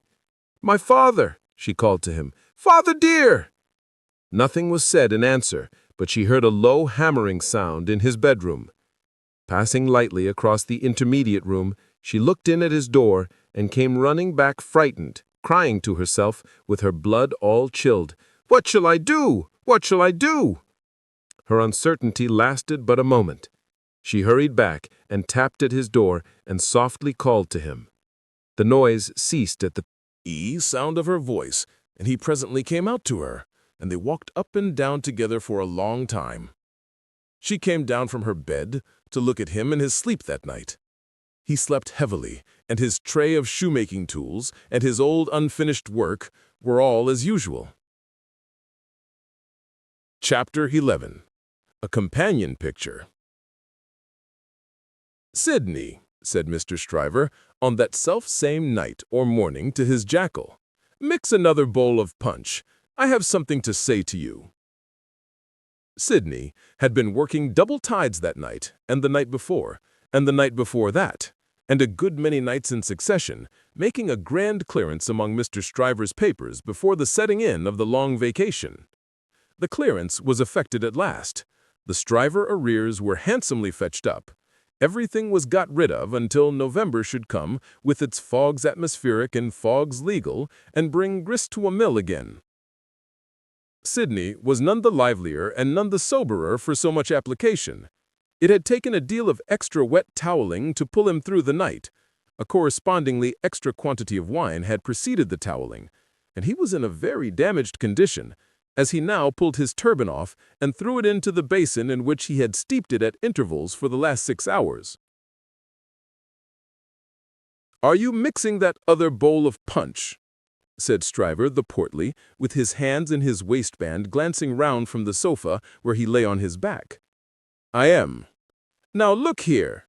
I am going to tell you something that will rather surprise you, and that perhaps will make you think me not quite as shrewd as you usually do think me. I intend to marry." "Do you?" "Yes, and not for money. What do you say now?" "I don't feel disposed to say much." "Who is she?" "Guess." "Do I know her?" "Guess." "I'm not going to guess at 5 o'clock in the morning with my brains frying and sputtering in my head. If you want me to guess, you must ask me to dinner." "Well, then I'll tell you," said Stryver, coming slowly into a sitting posture. "Sydney, I rather despair of making myself intelligible to you because you are such an insensible dog." "And you," returned Sydney, busy concocting the punch, "are such a sensitive and poetical spirit." "Come," rejoined Stryver, laughing boastfully, "though I don't prefer any claim to being the soul of romance, for I hope I know better, still I am a tenderer sort of fellow than you." "You are a luckier, if you mean that." "I don't mean that. I mean I am a man of more, say gallantry while you're about it," suggested Carton. "Well, I'll say gallantry. My meaning is that I am a man," said Stryver, inflating himself at his friend as he made the punch, "who cares more to be agreeable, who takes more pains to be agreeable, who knows how to be more agreeable in a woman's society than you do." "Go on," said Sydney Carton. "No, but before I go on," said Stryver, shaking his head in his bullying way, "I'll have this out with you. You've been at Dr. Manette's house as much as I have, or more than I have. Why, I have been ashamed of your moroseness there. Your manners have been of that silent and sullen and hangdog kind that, upon my life and soul, I have been ashamed of you, Sydney." "It should be very beneficial to a man in your practice at the bar to be ashamed of anything. You ought to be much obliged to me." "You shall not get off in that way," rejoined Stryver, shouldering the rejoinder at him. "No, Sydney, it's my duty to tell you, and I tell you to your face to do you good, that you are a devilishly ill-conditioned fellow in that sort of society. You are a disagreeable fellow." Sydney drank a bumper of the punch he had made and laughed. "Look at me," said Stryver, squaring himself. "I have less need to make myself agreeable than you have, being more independent in circumstances. Why do I do it?" "I never saw you do it yet," muttered Carton. "I do it because it's politic. I do it on principle." "Aton, you don't get on with your account of your matrimonial intentions," answered Carton with a careless air. "I wish you would keep to that. As to me, will you never understand that I am incorrigible?" He asked the question with some appearance of scorn. "You have no business to be incorrigible," was his friend's answer, delivered in no very soothing tone. "I have no business to be at all that I know of," said Sydney Carton. "Who is the lady?" "Now don't let my announcement of the name make you uncomfortable, Sydney," said Mr. Stryver, preparing him with ostentatious friendliness for the disclosure he was about to make. "Because I know you don't mean half you say, and if you meant it all, it would be of no importance.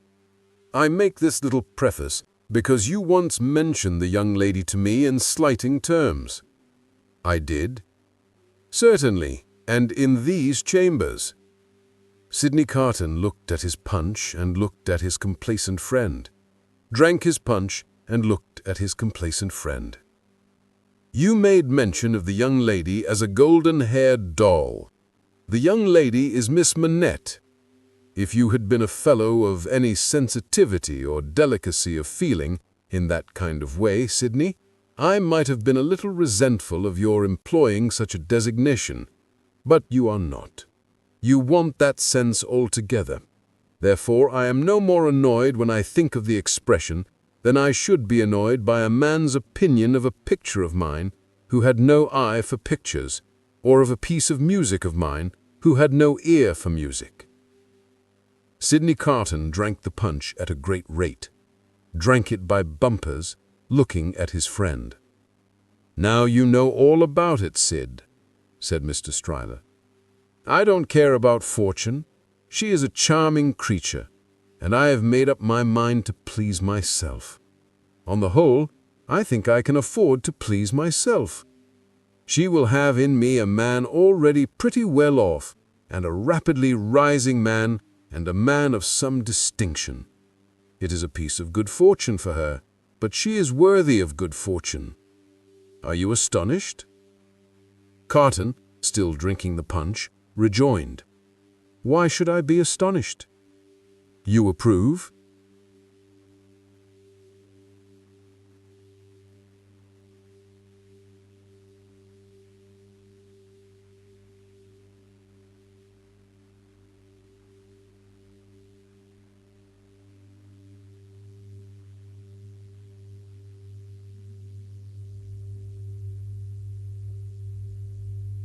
Carton, still drinking the punch, rejoined, "Why should I not approve?"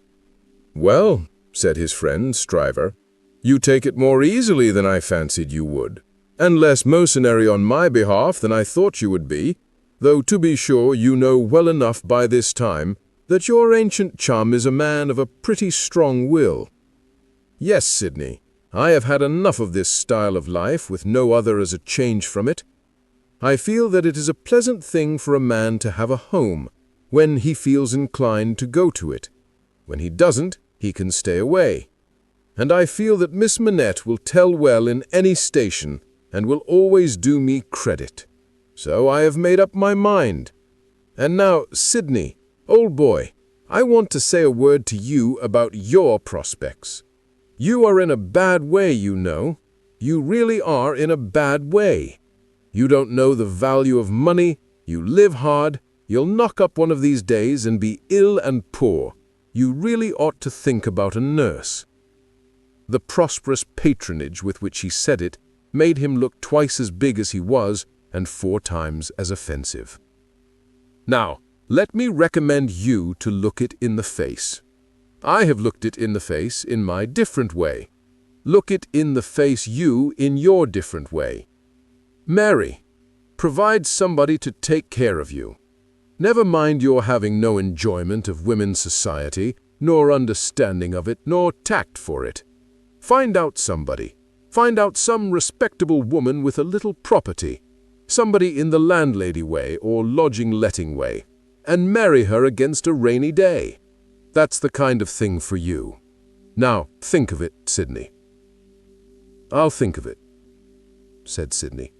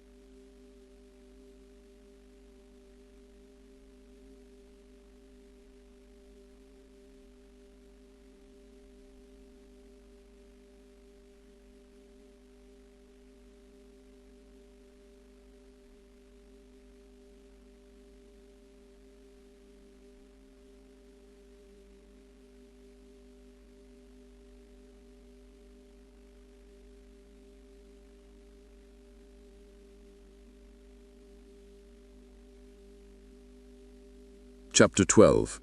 The Fellow of Delicacy. Mr. Stryver, having made up his mind to that magnanimous bestowal of good fortune on the doctor's daughter, resolved to make her happiness known to her before he left town for the long vacation.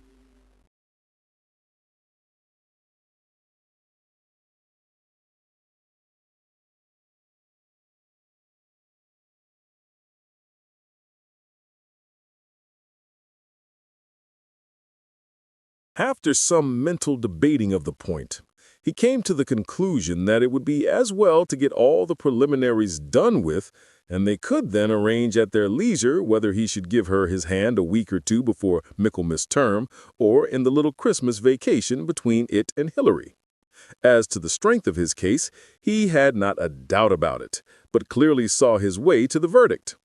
Argued with the jury on substantial worldly grounds, the only grounds ever worth taking into account, it was a plain case and had not a weak spot in it. He called himself for the plaintiff, there was no getting over his evidence, the counsel for the defendant threw up his brief, and the jury did not even turn to consider. After trying it, Stryver, C.J., was satisfied that no plainer case could be. Accordingly, Mr. Stryver inaugurated the long vacation with a formal proposal to take Miss Manette to Vauxhall Gardens. That failing, to Ranelagh. That unaccountably failing, too, it behooved him to present himself in Soho and there declare his noble mind. Towards Soho, therefore, Mr. Stryver shouldered his way from the Temple while the bloom of the long vacation's infancy was still upon it. Anybody who had seen him projecting himself into Soho while he was yet on St. Dunstan's side of Temple Bar, bursting in his full-blown way along the pavement to the jostlement of all weaker people, might have seen how safe and strong he was. His way taking him past Tellson's, and he both banking at Tellson's and knowing Mr. Lorry as the intimate friend of the Manettes, it entered Mr. Stryver's mind to enter the bank and revealed to Mr. Lorry the brightness of the Soho horizon. So he pushed open the door with the weak rattle in its throat, stumbled down the 2 steps, got past the 2 ancient cashiers, and shouldered himself into the musty back closet where Mr. Lorry sat at great books ruled for figures with perpendicular iron bars to his window, as if that were ruled for figures too, and everything under the clouds were a sum. "Helloa," said Mr. Stryver. "How do you do? I hope you are well." It was Stryver's grand peculiarity that he always seemed too big for any place or space.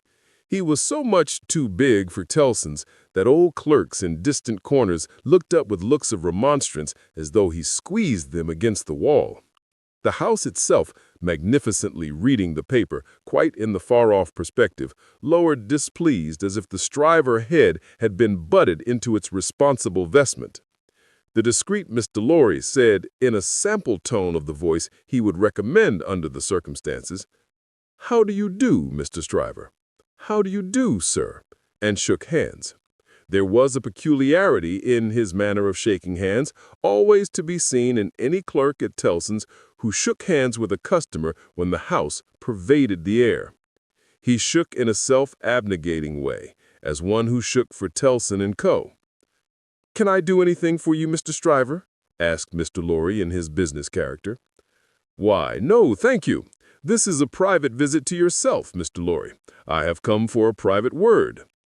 "Oh, indeed," said Mr. Lorry, bending down his ear while his eyes strayed to the house afar off. "I am going to," said Mr. Stryver, leaning his arms confidentially on the desk, whereupon, although it was a large double one, there appeared to be not half desk enough for him, "I am going to make an offer of myself in marriage to your agreeable little friend, Miss Manette, Mr. Lorry." "Oh, dear me," cried Mr. Lorry, rubbing his chin and looking at his visitor dubiously. "Oh, dear me, sir," repeated Stryver, drawing back. "Oh, dear you, sir. What may your meaning be, Mr. Lorry?" "My meaning is, of course, friendly and appreciative, and that it does you the greatest credit, and, in short, my meaning is everything you could desire. But, really, you know, Mr. Stryver," Mr. Lorry paused and shook his head at him in the oddest manner, or as if he were compelled against his will to add internally, "You know there really is so much too much of you." "Well," said Stryver, slapping the desk with his contentious hand, opening his eyes wider and taking a long breath, "if I understand you, Mr. Lorry, I'll be hanged." Mr. Lorry adjusted his little wig at both ears as a means towards that end, and bit the feather of a pen. "Damn it all, sir," said Stryver, staring at him, "am I not eligible?" "Oh, dear, yes, oh yes, you're eligible," said Mr. Lorry. "If you say eligible, you are eligible." "Am I not prosperous?" asked Stryver. "Oh, if you come to prosperous, you are prosperous," said Mr. Lorry. "And advancing?" "If you come to advancing, you know," said Mr. Lorry, delighted to be able to make another admission. "Nobody can doubt that."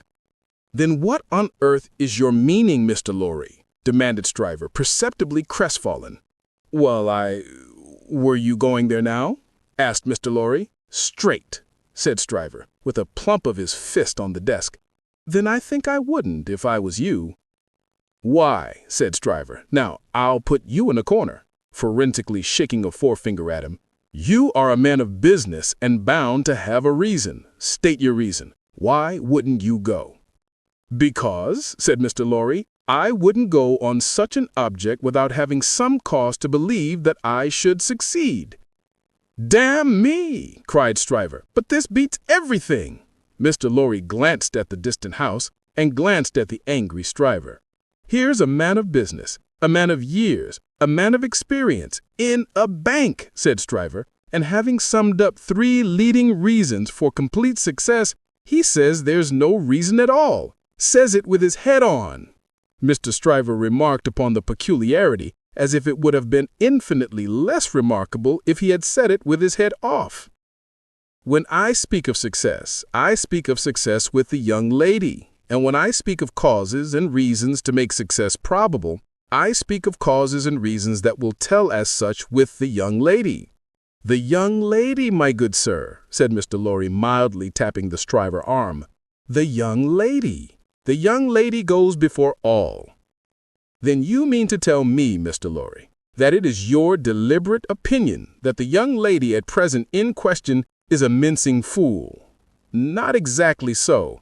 I mean to tell you, Mr. Stryver, reddening, that I will hear no disrespectful word of that young lady from any lips, and that if I knew any man, which I hope I do not, whose taste was so coarse and whose temper was so overbearing that he could not restrain himself from speaking disrespectfully of that young lady at this desk, not even Tellson's should prevent my giving him a piece of my mind."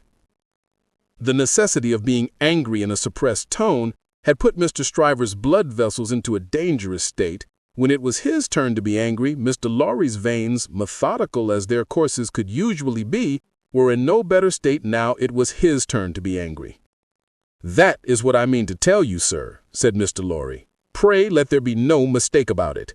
Mr. Stryver sucked the end of a ruler for a little while, and then stood hitting a tune out of his teeth with it, which probably gave him the toothache. He broke the awkward silence by saying, "This is something new to me, Mr. Lorry. You deliberately advise me not to go up to Soho and offer myself, Stryver of the King's Bench Bar. Do you ask me for my advice, Mr. Stryver?" "Yes, I do." "Very good. Then I give it, and you have repeated it correctly." "And all I can say of it is," laughed Stryver with a vexed laugh, "that this beats everything past, present, and to come." "Now understand me," pursued Mr. Lorry. "As a man of business, I am not justified in saying anything about this matter, for, as a man of business, I know nothing of it. But as an old fellow who has carried Miss Manette in his arms, who is the trusted Friend of Miss Manette, and of her father too, and who has a great affection for them both, I have spoken. The confidence is not of my seeking, recollect. Now, you think I may not be right." "Not I," said Stryver, whistling. "I can't undertake to find third parties in common sense. I can only find it for myself. I suppose sense in certain quarters. You suppose mincing bread-and-butter nonsense. It's new to me, but you are right, I dare say. What I suppose, Mr. Stryver, I claim to characterize for myself. And understand me, sir," said Mr. Lorry, quickly flushing again, "I will not even at Tellson's, have it characterized for me by any gentleman breathing." "There, I beg your pardon," said Stryver. "Granted. Thank you. Well, Mr. Stryver, I was about to say, it might be painful to you to find yourself mistaken. It might be painful to Dr. Manette to have the task of being explicit with you. It might be very painful to Miss Manette to have the task of being explicit with you. You know the terms upon which I have the honor and happiness to stand with the family. If you please, committing you in no way, representing you in no way, I will undertake to correct my advice by the exercise of a little new observation and judgment expressly brought to bear upon it. If you should then be dissatisfied with it, you can but test its soundness for yourself. If, on the other hand, you should be satisfied with it, and it should be what it now is, it may spare all sides what is best spared. What do you say? How long would you keep me in town? Oh, it is only a question of a few hours. I could go to Soho in the evening and come to your chambers afterwards. Then I say yes, said Stryver. I won't go up there now. I am not so hot upon it as that comes to. I say yes, and I shall expect you to look in tonight. Good morning. Then Mr. Stryver turned and burst out of the bank, causing such a concussion of air on his passage through that to stand up against it bowing behind the two counters required the utmost remaining strength of the two ancient clerks. Those venerable and feeble persons were always seen by the public in the act of bowing, and were popularly believed, when they had bowed a customer out, still to keep on bowing in the empty office until they bowed another customer in. The barrister was keen enough to divine that the banker would not have gone so far in his expression of opinion on any less solid ground than moral certainty. Unprepared as he was for the large pill he had to swallow, he got it down. "And now," said Mr. Stryver, shaking his forensic forefinger at the temple in general, when it was down, "my way out of this is to put you all in the wrong." It was a bit of the art of an Old Bailey tactician in which he found great relief. "You shall not put me in the wrong, young lady," said Mr. Stryver. "I'll do that for you." Accordingly, when Mr. Lorry called that night as late as 10 o'clock, Mr. Stryver, among a quantity of books and papers littered out for the purpose, seemed to have nothing less on his mind than the subject of the morning. He even showed surprise when he saw Mr. Lorry, and was altogether in an absent and preoccupied state. "Well," said that good-natured emissary, after a full half-hour of bootless attempts to bring him round to the question, "I have been to Soho." "To Soho?" repeated Mr. Stryver, coldly. "Oh, to be sure. What am I thinking of?" "And I have no doubt," said Mr. Lorry, "that I was right in the conversation we had. My opinion is confirmed, and I reiterate my advice." "I assure you," returned Stryver in the friendliest way, "that I am sorry for it on your account, and sorry for it on the poor father's account. I know this must always be a sore subject with the family. Let us say no more about it." "I don't understand you." "I dare say not," rejoined Stryver, nodding his head in a smoothing and final way. "No matter, no matter." "But it does matter," Mr. Lorry urged. No, it doesn't. I assure you it doesn't. Having supposed that there was sense where there is no sense, and a laudable ambition where there is not a laudable ambition, I am well out of my mistake, and no harm is done. Young women have committed similar follies often before, and have repented them in poverty and obscurity often before. In an unselfish aspect, I am sorry that the thing is dropped, because it would have been a bad thing for me in a worldly point of view. In a selfish aspect, I am glad that the thing is dropped, because it would have been a bad thing for me in a worldly point of view.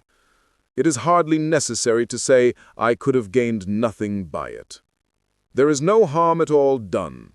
I have not proposed to the young lady, and between ourselves, and by no means certain, on reflection, that I ever should have committed myself to that extent. Mr. Lorry, you cannot control the mincing vanities and giddinesses of empty-headed girls. You must not expect to do it, or you will always be disappointed. Now, pray, say no more about it.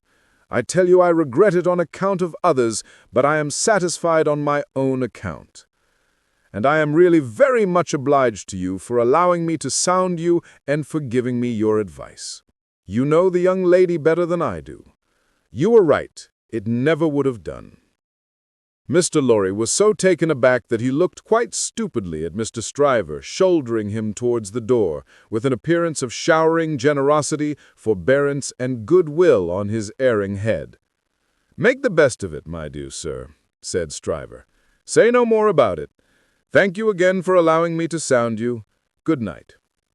Mr. Lorry was out in the night before he knew where he was. Mr. Stryver was lying back on his sofa, winking at his ceiling. Chapter 13. The Fellow of No Delicacy. If Sydney Carton ever shone anywhere, he certainly never shone in the house of Dr. Manette. He had been there often, during a whole year, and had always been the same moody and morose lounger there. When he cared to talk, he talked well, but the cloud of caring for nothing which overshadowed him with such a fatal darkness was very rarely pierced by the light within him. And yet he did care something for the streets that environed that house, and for the senseless stones that made their pavements. Many a night he vaguely and unhappily wandered there when wine had brought no transitory gladness to him. Many a dreary daybreak revealed his solitary figure lingering there, and still lingering there when the first beams of the sun brought into strong relief removed beauties of architecture in spires of churches and lofty buildings, as perhaps the quiet time brought some sense of better things, else forgotten and unattainable, into his mind. Of late, the neglected bed in the Temple Court had known him more scantily than ever, and often when he had thrown himself upon it no longer than a few minutes, he had got up again and hunted that neighborhood.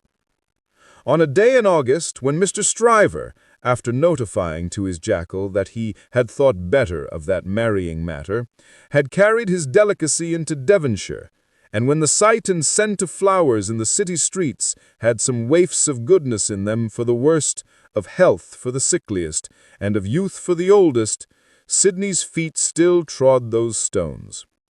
From being irresolute and purposeless, his feet became animated by an intention, and in the working out of that intention, they took him to the doctor's door. He was shown upstairs and found Lucie at her work, alone. She had never been quite at her ease with him, and received him with some little embarrassment as he seated himself near her table. But looking up at his face in the interchange of the first few commonplaces, she observed a change in it.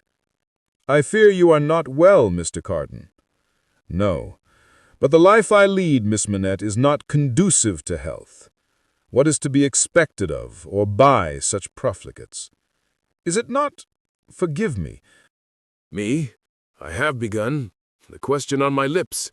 A pity to live no better life? God knows it is a shame. Then why not change it?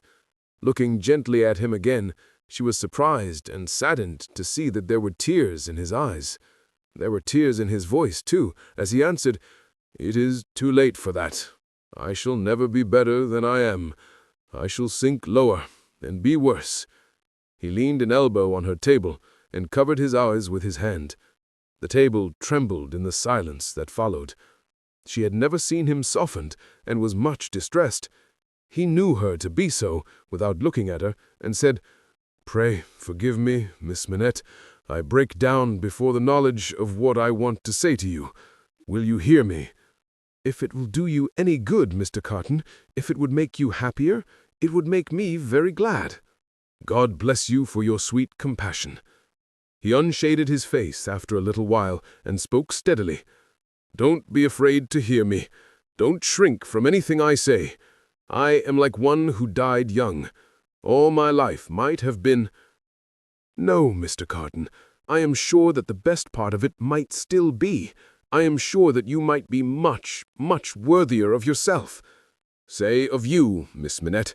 And although I know better, although in the mystery of my own wretched heart I know better, I shall never forget it." She was pale and trembling. He came to her relief with a fixed despair of himself which made the interview unlike any other that could have been holden. "If it had been possible, Miss Manette, that you could have returned the love of the man you see before yourself, flung away, wasted, drunken, poor creature of misuse as you know him to be, he would have been conscious this day and hour, in spite of his happiness, that he would bring you to misery, bring you to sorrow and repentance, blight you, disgrace you, pull you down with him. I know very well that you can have no tenderness for me. I ask for none. I am even thankful that it cannot be. Without it, can I not save you, Mr. Carton? Can I not recall you, forgive me again, to a better course. Can I in no way repay your confidence? I know this is a confidence, she modestly said after a little hesitation and in earnest tears. I know you would say this to no one else. Can I turn it to no good account for yourself, Mr. Carton? He shook his head. To none. No, Miss Manette, to none. If you will hear me through a very little more, all you can ever do for me is done. I wish you to know that you have been the last dream of my soul. In my degradation, I have not been so degraded but that the sight of you with your father, and this home made such a home by you, has stirred old shadows that I thought had died out of me. Since I knew you, I have been troubled by a remorse that I thought would never reproach me again, and have heard whispers from old voices impelling me upward that I thought were silent forever. I have had unformed ideas of striving afresh, beginning anew, shaking off sloth and sensuality, and fighting out the abandoned fight. A dream, all a dream, that ends in nothing, and leaves the sleeper where he lay down, but I wish you to know that you inspired it. Will nothing of it remain? Oh, Mr. Carton, think again. Try again. No, Miss Manette, all through it I have known myself to be quite undeserving, and yet I have had the weakness, and still have the weakness, to wish you to know with what a sudden mastery you kindled me, heap of ashes that I am, into fire, a fire, however, inseparable in its nature from myself, quickening nothing, lighting nothing, doing no service, idly burning away. Since it is my misfortune, Mr. Carton, to have made you more unhappy than you were before you knew me. Don't say that, Miss Manette, for you would have reclaimed me if anything could. You will not be the cause of my becoming worse. Since the state of your mind that you described is, at all events, attributable to some influence of mine, this is what I mean. If I can make it plain, can I use no influence to serve you? Have I no power for good with you at all? The utmost good that I am capable of now, Miss Manette, I have come here to realize. Let me carry through the rest of my misdirected life the remembrance that I opened my heart to you, last of all the world, and that there was something left in me at this time which you could deplore and pity, which I entreated you to believe again and again most fervently, with all my heart, was capable of better things, Mr. Carton. Entreat me to believe it no more, Miss Manette. I have proved myself, and I know better. I distress you. I draw fast to an end. Will you let me believe, when I recall this day, that the last confidence of my life was reposed in your pure and innocent breast, and that it lies there alone and will be shared by no one? If that will be a consolation to you, yes. Not even by the dearest one ever to be known to you? Mr. Carton, she answered, after an agitated pause, the secret is yours, not mine, and I promise to respect it. Thank you, and again, God bless you. He put her hand to his lips and moved towards the door. Be under no apprehension, Miss Manette, of my ever resuming this conversation by so much as a passing word. I will never refer to it again. If I were dead, that could not be surer than it is henceforth. In the hour of my death I shall hold sacred the one good remembrance, and shall thank and bless you for it, that my last avowal of myself was made to you, and that my name and faults and miseries were gently carried in your heart. May it otherwise be light and happy. He was so unlike what he had ever shown himself to be, and it was so sad to think how much he had thrown away, and how much he every day kept down and perverted, that Lucie Manette wept mournfully for him as he stood looking back at her. Be comforted, he said. I am not worth such feeling, Miss Manette. An hour or two hence, and the low companions and low habits that I scorn but yield to will render me less worth such tears as those than any wretch who creeps along the streets. Be comforted. but within myself I shall always be towards you what I am now, though outwardly I shall be what you have hitherto seen me.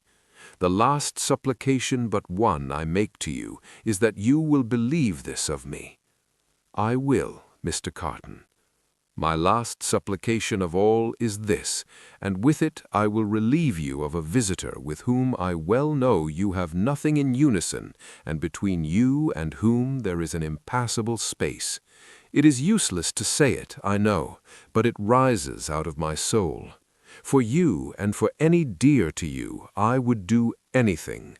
If my career were of that better kind that there was any opportunity or capacity of sacrifice in it, I would embrace any sacrifice for you and for those dear to you.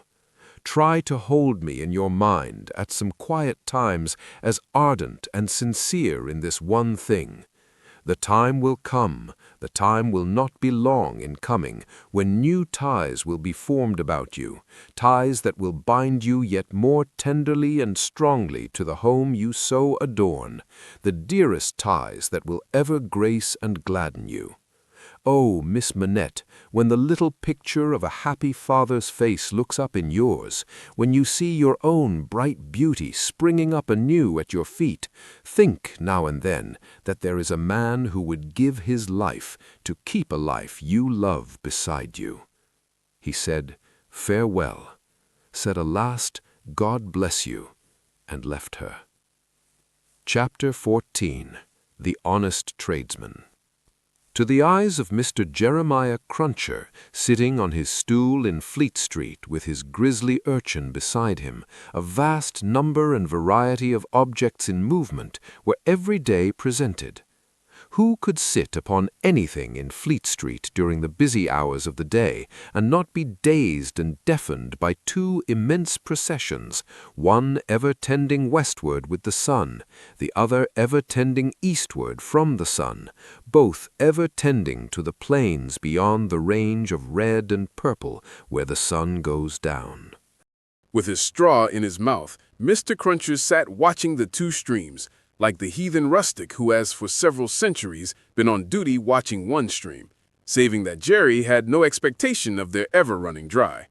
Nor would it have been an expectation of a hopeful kind, since a small part of his income was derived from the pilotage of timid women, mostly of a full habit and past the middle term of life, from Tellson's side of the tides to the opposite shore. Brief as such companionship was in every separate instance, Mr. Cruncher never failed to become so interested in the lady as to express a strong desire to have the honor of drinking her very good health.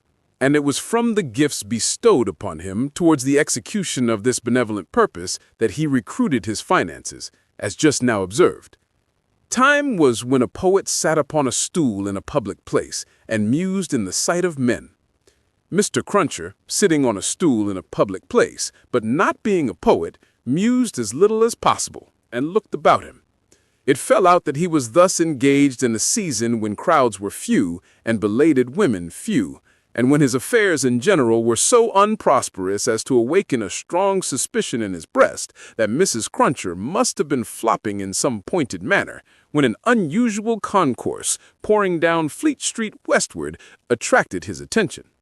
Looking that way, Mr. Cruncher made out that some kind of funeral was coming along, and that there was popular objection to this funeral, which engendered uproar.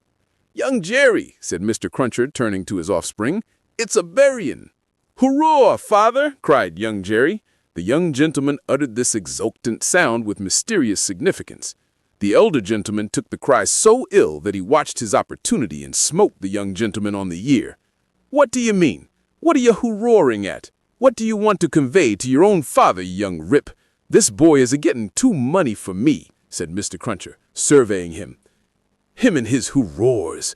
Don't you let me hear no more of you, or you shall feel some more of me, you hear?" "I weren't doing no harm," young Jerry protested, rubbing his cheek. "Drop it then," said Mr. Cruncher. "I won't have none of your no harms. Get atop of that there seat and look at the crowd." His son obeyed, and the crowd approached. They were bawling and hissing round a dingy hearse and dingy mourning coach, in which mourning coach there was only one mourner, dressed in the dingy trappings that were considered essential to the dignity of the position. The position appeared by no means to please him, however, with an increasing rabble surrounding the coach, deriding him, making grimaces at him, and incessantly groaning and calling out, "Yah! Spies! Tst! Yah! Spies!" with many compliments, too numerous and forcible to repeat. Funerals had at all times a remarkable attraction for Mr. Cruncher. He always pricked up his senses and became excited when a funeral passed Tellson's. Naturally, therefore, a funeral with this uncommon attendance excited him greatly, and he asked of the first man who ran against him, "What is it, brother? What's it about?" "I don't know," said the man. "Spies! Yah! Tst! Spies!" He asked another man, "Who is it?" "I don't know," returned the man, clapping his hands to his mouth nevertheless, and vociferating in a surprising heat and with the greatest ardor, "Spies! Yah! Tst! Spies!" At length, a person better informed on the merits of the case tumbled against him, and from this person he learned that the funeral was the funeral of one Roger Cly. "Was he a spy?" asked Mr. Cruncher. "Old Bailey spy," returned his informant. "Yah! Tst! Yah! Old Bailey spies!" "Why, to be sure!" exclaimed Jerry, recalling the trial at which he had assisted. "I've seen him. Dead, is he?" "Dead as mutton and can't be too dead. Have 'em out there. Spies! Poof! Am out there. Spies.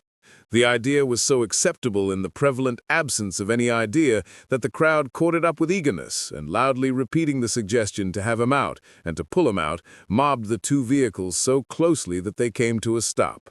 On the crowd's opening the coach doors, the one mourner scuffled out by himself and was in their hands for a moment, but he was so alert and made such good use of his time that in another moment he was scouring away up a by-street after shedding his cloak, hat, long hatband, white pocket handkerchief, and other symbolical tears.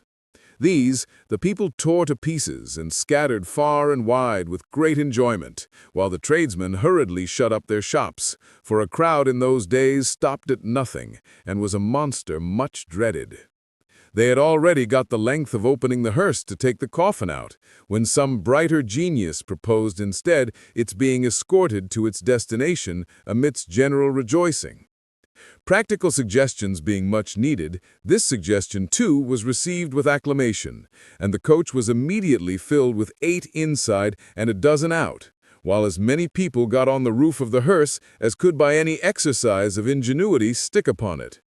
Among the first of these volunteers was Jerry Cruncher himself, who modestly concealed his spiky head from the observation of Tellson's in the further corner of the mourning coach.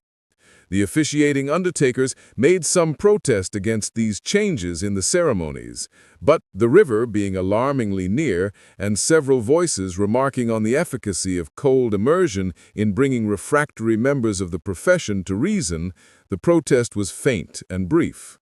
The remodeled procession started, with the chimney sweep driving the hearse, advised by the regular driver, who was perched beside him under close inspection for the purpose, and with a pieman, also attended by his cabinet minister, driving the mourning coach. A bear leader, a popular street character of the time, was impressed as an additional ornament before the cavalcade had gone far down the Strand, and his bear, who was black and very mangy, gave quite an undertaking air to that part of the procession in which he walked. Thus, with beer drinking, pipe smoking, song roaring, and infinite caricaturing of woe, the disorderly procession went its way, recruiting at every step, and all the shops shutting up before it. Its destination was the old church of St. Pancras, far off in the fields. It got there in course of time, insisted on pouring into the burial ground, finally accomplished the interment of the deceased Roger Cly in its own way, and highly to its own satisfaction. The dead man disposed of, and the crowd being under the necessity of providing some other entertainment for itself, another brighter genius, or perhaps the same, conceived the humor of impeaching casual passers-by as Old Bailey spies, and wreaking vengeance on them. Chase was given to some scores of inoffensive persons who had never been near the Old Bailey in their lives, in the realization of this fancy, and they were roughly hustled and maltreated. The transition to the sport of window breaking and thence to the plundering of public houses was easy and natural. At last, after several hours, when sundry summer houses had been pulled down and some area railings had been torn up to arm the more belligerent spirits, a rumor got about that the guards were coming. Before this rumor, the crowd gradually melted away, and perhaps the guards came, and perhaps they never came, and this was the usual progress of a mob. Mr. Cruncher did not assist at the closing sports, but had remained behind in the churchyard to confer and condole with the undertakers. The place had a soothing influence on him. He procured a pipe from a neighboring public house and smoked it, looking in at the railings and maturely considering the spot. "Jerry," said Mr. Cruncher, apostrophizing himself in his usual way, "you see that there Clyde that day, and you see with your own eyes that he was a young'un and a straight maiden." Having smoked his pipe out and ruminated a little longer, he turned himself about that he might appear before the hour of closing on his station at Tellson's. Whether his meditations on mortality had touched his liver, or whether his general health had been previously at all amiss, or whether he desired to show a little attention to an eminent man, is not so much to the purpose as that he made a short call upon his medical adviser, a distinguished surgeon, on his way back. Young Jerry relieved his father with dutiful interest, and reported no job in his absence. The bank closed, the ancient clerks came out, the usual watch was set, and Mr. Cruncher and his son went home to tea. "Now I tell you where it is," said Mr. Cruncher to his wife on entering. "If, as an honest tradesman, my wentures goes wrong tonight, I shall make sure that you've been praying again me, and I shall work you for it just the same as if I seen you do it." The dejected Mrs. Cruncher shook her head. "Why, you're at it afore my face," said Mr. Cruncher with signs of angry apprehension. "I am saying nothing." "Well then, don't meditate nothing. You might as well flop as meditate. You may as well go again me one way as another. Drop it altogether." "Yes, Jerry." "Yes, Jerry," repeated Mr. Cruncher, sitting down to tea. "Ah, it is yes, Jerry. That's about it. You may say yes, Jerry." Mr. Cruncher had no particular meaning in these sulky corroborations, but made use of them, as people not unfrequently do, to express general ironical dissatisfaction. "You and your yes, Jerry," said Mr. Cruncher, taking a bite out of his bread and butter and seeming to help it down with a large invisible oyster out of his saucer. "Ah, I think so. I believe you." "You're going out tonight?" asked his decent wife when he took another bite. "Yes, I am." "May I go with you, father?" asked his son briskly. "No, you mayn't. I'm a-going, as your mother knows, a-fishing. That's where I'm going to, going a-fishing." "Your fishing rod gets rather rusty, don't it, father?" "Never you mind." "Shall you bring any fish home, father?" "If I don't, you'll have short commons tomorrow," returned that gentleman, shaking his head. "That's questions enough for you. I ain't a-going out till you've been long abed." He devoted himself during the remainder of the evening to keeping a most vigilant watch on Mrs. Cruncher, and sullenly holding her in conversation that she might be prevented from meditating any petitions to his disadvantage. With this view, he urged his son to hold her in conversation also, and led the unfortunate woman a hard life by dwelling on any causes of complaint he could bring against her, rather than he would leave her for a moment to her own reflections. The devoutest person could have rendered no greater homage to the efficacy of an honest prayer than he did in this distrust of his wife. It was as if a professed unbeliever in ghosts should be frightened by a ghost story. "And mind you," said Mr. Cruncher, "no games tomorrow. If I, as an honest tradesman, succeed in providing a joint of meat or two, none of your not touching of it and sticking to bread. If I, as an honest tradesman, am able to provide a little beer, none of your declaring on water. When you go to Rome, do as Rome does. Rome will be a ugly customer to you if you don't. I'm your Rome, you know." Then he began grumbling again. with your flying into the face of your own wittles and drink. I don't know how scarce you might make the wittles and drink here by your flopping tricks and your unfeeling conduct. Look at your boy. He's yourn, ain't he? He's as thin as a lath. Do you call yourself a mother and not know that a mother's first duty is to blow her boy out?" This touched young Jerry on a tender place, who adjured his mother to perform her first duty, and whatever else she did or neglected, above all things to lay especial stress on the discharge of that maternal function so affectingly and delicately indicated by his other parent. Thus, the evening wore away with the Cruncher family until young Jerry was ordered to bed, and his mother, laid under similar injunctions, obeyed them. Mr. Cruncher beguiled the earlier watches of the night with solitary pipes and did not start upon his excursion until nearly 1 o'clock. Towards that small and ghostly hour he rose up from his chair, took a key out of his pocket, opened a locked cupboard, and brought forth a sack, a crowbar of convenient size, a rope and chain, and other fishing tackle of that nature. Disposing these articles about him in skillful manner, he bestowed a parting defiance on Mrs. Cruncher, extinguished the light, and went out. Young Jerry, who had only made a feint of undressing when he went to bed, was not long after his father. Under cover of the darkness, he followed out of the room, followed down the stairs, followed down the court, followed out into the streets. He was in no uneasiness concerning his getting into the house again, for it was full of lodgers, and the door stood ajar all night.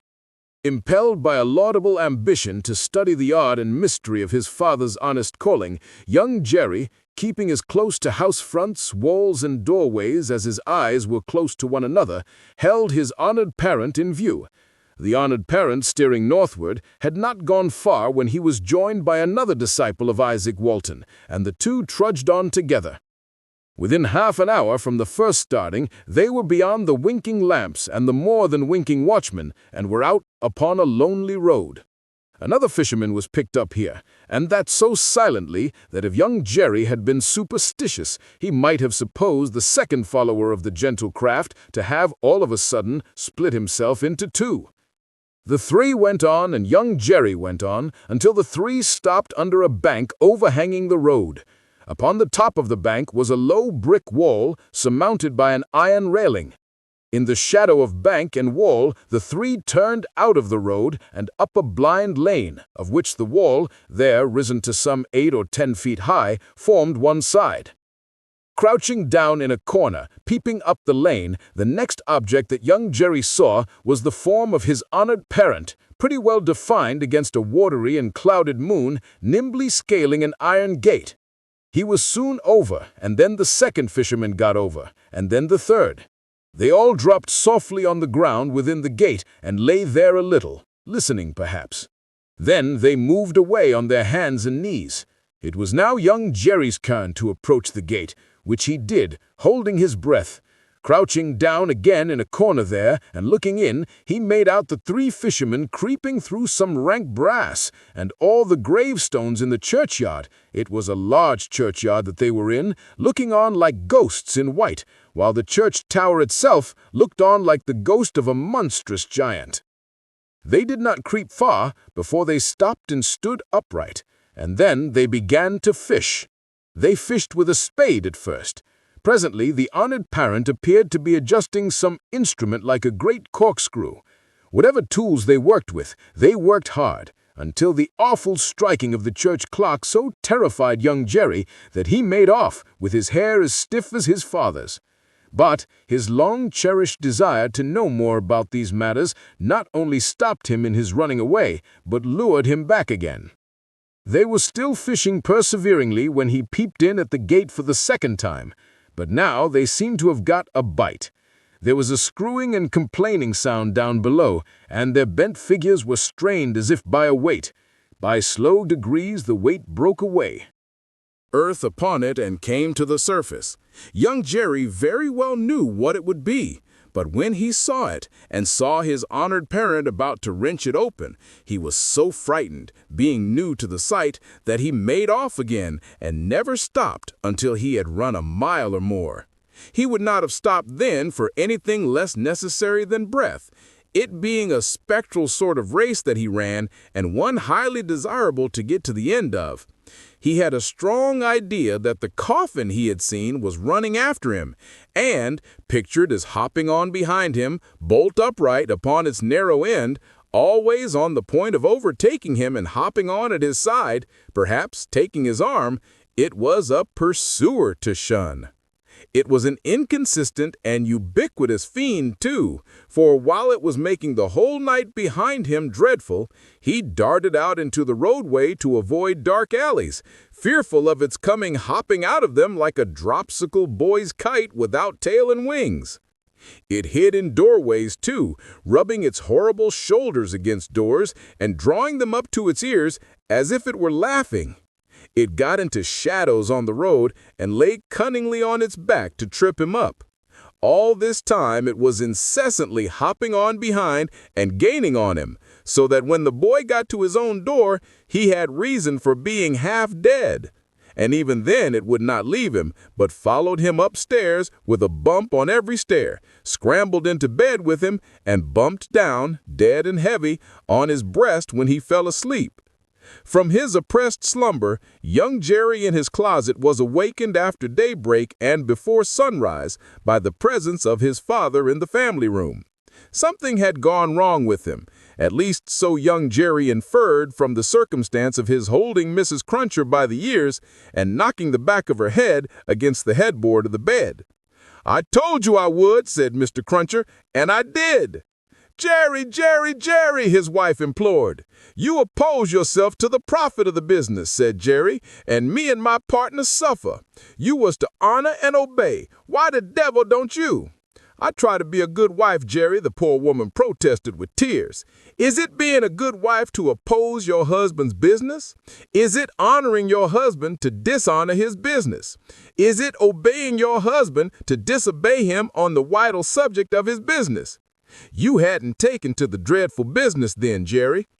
"It's enough for you," retorted Mr. Cruncher, "to be the wife of an honest tradesman and not to occupy your female mind with calculations when he took to his trade or when he didn't. A honoring and obeying wife would let his trade alone altogether.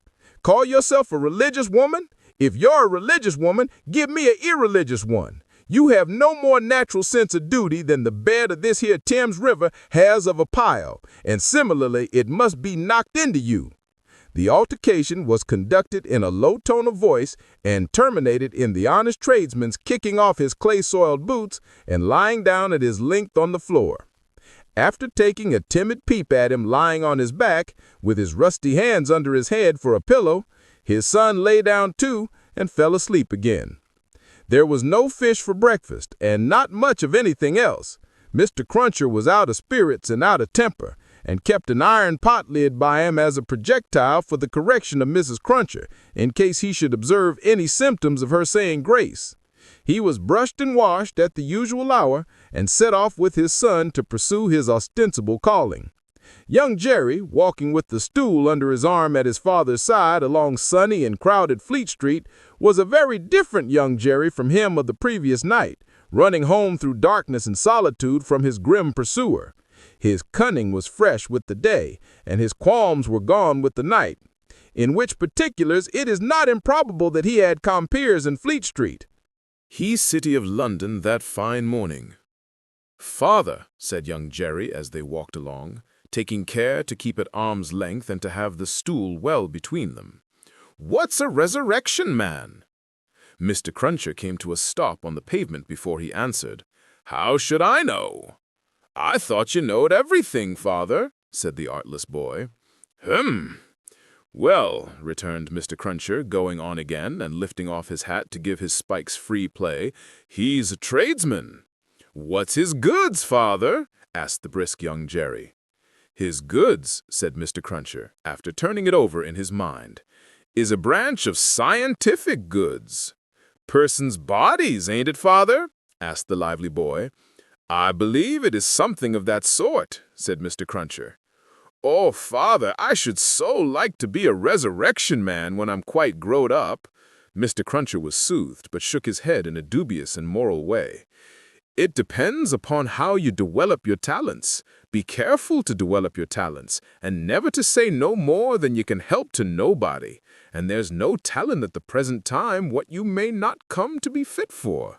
As young Jerry, thus encouraged, went on a few yards in advance to plant the stool in the shadow of the bar, Mr. Cruncher added to himself, "Jerry, you honest tradesman, there's hopes with that boy will yet be a blessing to you, and a recompense to you for his mother." Chapter 15. Knitting. There had been earlier drinking than usual in the wine shop of Monsieur Defarge. As early as 6 o'clock in the morning, sallow faces peeping through its barred windows had descried other faces within, bending over measures of wine. Monsieur Defarge sold a very thin wine at the best of times, but it would seem to have been an unusually thin wine that he sold at this time. A sour wine, moreover, or a souring, for its influence on the mood of those who drank it was to make them gloomy. No vivacious bacchanalian flame leapt out of the pressed grape of Monsieur Defarge, but a smouldering fire that burnt in the dark lay hidden in the dregs of it. This had been the third morning in succession on which there had been early drinking at the wine shop of Monsieur Defarge. It had begun on Monday, and here was Wednesday come. There had been more of early brooding than drinking, for many men had listened and whispered and slunk about there from the time of the opening of the door, who could not have laid a piece of money on the counter to save their souls. These were to the full as interested in the place, however, as if they could have commanded whole barrels of wine, and they glided from seat to seat and from corner to corner, swallowing talk in lieu of drink with greedy looks. Notwithstanding an unusual flow of company, the master of the wine shop was not visible. He was not missed, for nobody who crossed the threshold looked for him, nobody asked for him. Nobody wondered to see only Madame Defarge in her seat, presiding over the distribution of wine with a bowl of battered small coins before her, as much defaced and beaten out of their original impress as the small coinage of humanity from whose ragged pockets they had come. A suspended interest and a prevalent absence of mind were perhaps observed by the spies who looked in at the wine shop, as they looked in at every place, high and low, from the king's palace to the criminal's jail. Games at cards languished. Players at dominoes musingly built towers with them. Drinkers drew figures on the tables with spilt drops of wine. Madame Defarge herself picked out the pattern on her sleeve with her toothpick, and saw and heard something inaudible and invisible a long way off. Thus Saint Antoine, in this Venice feature of his, until midday. It was high noontide when two dusty men passed through his streets and under his swinging lamps, of whom one was Monsieur Defarge, the other a mender of roads in a blue cap. All adust and athirst, the two entered the wine shop. Kind of fire in the breast of Saint Antoine, fast spreading as they came along, which stirred and flickered in flames of faces at most doors and windows. Yet no one had followed them, and no man spoke when they entered the wine shop, though the eyes of every man there were turned upon them. "Good day, gentlemen," said Monsieur Defarge. It may have been a signal for loosening the general tongue. It elicited an answering chorus of "Good day." "It is bad weather, gentlemen," said Defarge, shaking his head, upon which every man looked at his neighbor, and then all cast down their eyes and sat silent, except one man, who got up and went out. "My wife," said Defarge aloud, addressing Madame Defarge, "I have traveled certain leagues with this good mender of roads, called Jacques. I met him, by accident, a day and half's journey out of Paris. He is a good child, this mender of roads, called Jacques. Give him to drink, my wife." A second man got up and went out. Madame Defarge set wine before the mender of roads called Jacques, who doffed his blue cap to the company and drank. In the breast of his blouse he carried some coarse dark bread. He ate of this between whiles, and sat munching and drinking near Madame Defarge's counter. A third man got up and went out. Defarge refreshed himself with a draught of wine, but he took less than was given to the stranger, as being himself a man to whom it was no rarity, and stood waiting until the countryman had made his breakfast. He looked at no one present, and no one now looked at him, not even Madame Defarge, who had taken up her knitting and was at work. "Have you finished your repast, friend?" he asked in due season. "Yes, thank you." "Come then, you shall see the apartment that I told you you could occupy. It will suit you to a marvel.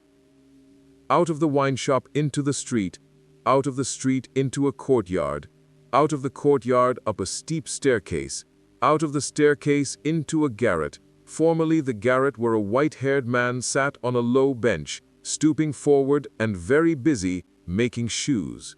No white-haired man was there now, but the 3 men were there who had gone out of the wine shop singly, and between them and the white-haired man afar off was the one small link that they had once looked in at him through the chinks in the wall. Defarge closed the door carefully and spoke in a subdued voice. "Jacques 1, Jacques 2, Jacques 3. This is the witness encountered by appointment, by me, Jacques 4. He will tell you all.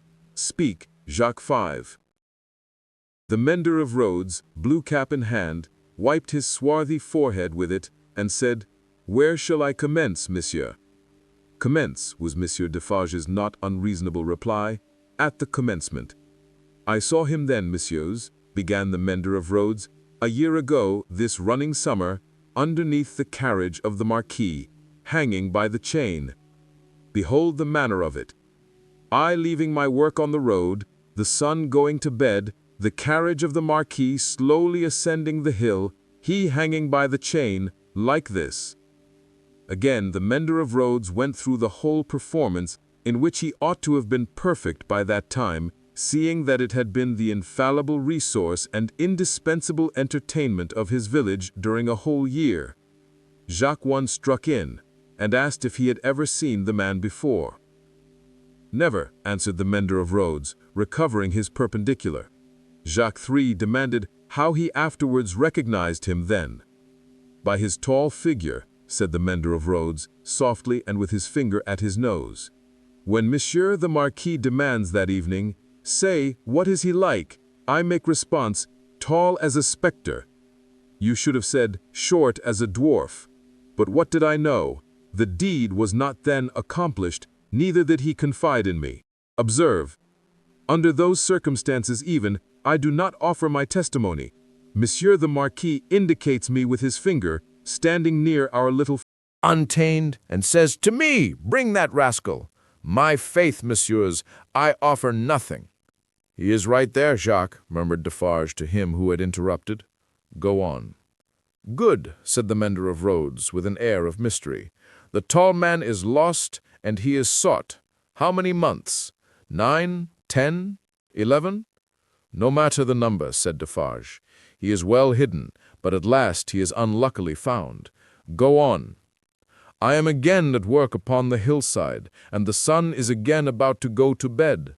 I am collecting my tools to descend to my cottage down in the village below, where it is already dark, when I raise my eyes and see coming over the hill 6 soldiers. In the midst of them is a tall man with his arms bound, tied to his sides, like this." With the aid of his indispensable cap, he represented a man with his elbows bound fast at his hips, with cords that were knotted behind him.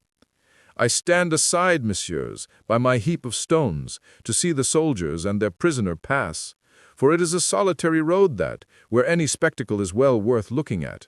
And at first, as they approach, I see no more than that they are 6 soldiers with a tall man bound, and that they are almost black to my sight, except on the side of the sun going to bed, where they have a red edge, messieurs. Also, I see that their long shadows are on the hollow ridge on the opposite side of the road, and are on the hill above it, and are like the shadows of giants. Also, I see that they are covered with dust, and that the dust moves with them as they come, tramp, tramp. But when they advance quite near to me, I recognize the tall man, and he recognizes me. Ah, but he would be well content to precipitate himself over the hillside once again, as on the evening when he and I first encountered, close to the same spot." He described it as if he were there, and it was evident that he saw it vividly. Perhaps he had not seen much in his life. I do not show the soldiers that I recognize the tall man. He does not show the soldiers that he recognizes me. We do it, and we know it with our eyes. Come on, says the chief of that company, pointing to the village. Bring him fast to his tomb. And they bring him faster. I follow. His arms are swelled because of being bound so tight. His wooden shoes are large and clumsy, and he is lame. Because he is lame and consequently slow, they drive him with their guns like this. He imitated the action of a man being impelled forward by the butt ends of muskets. As they descend the hill like madmen, running a race, he falls. They laugh and pick him up again. His face is bleeding and covered with dust, but he cannot touch it. Thereupon they laugh again. They bring him into the village. All the village runs to look. They take him past the mill and up to the prison. All the village sees the prison gate open in the darkness of the night and swallow him, like this.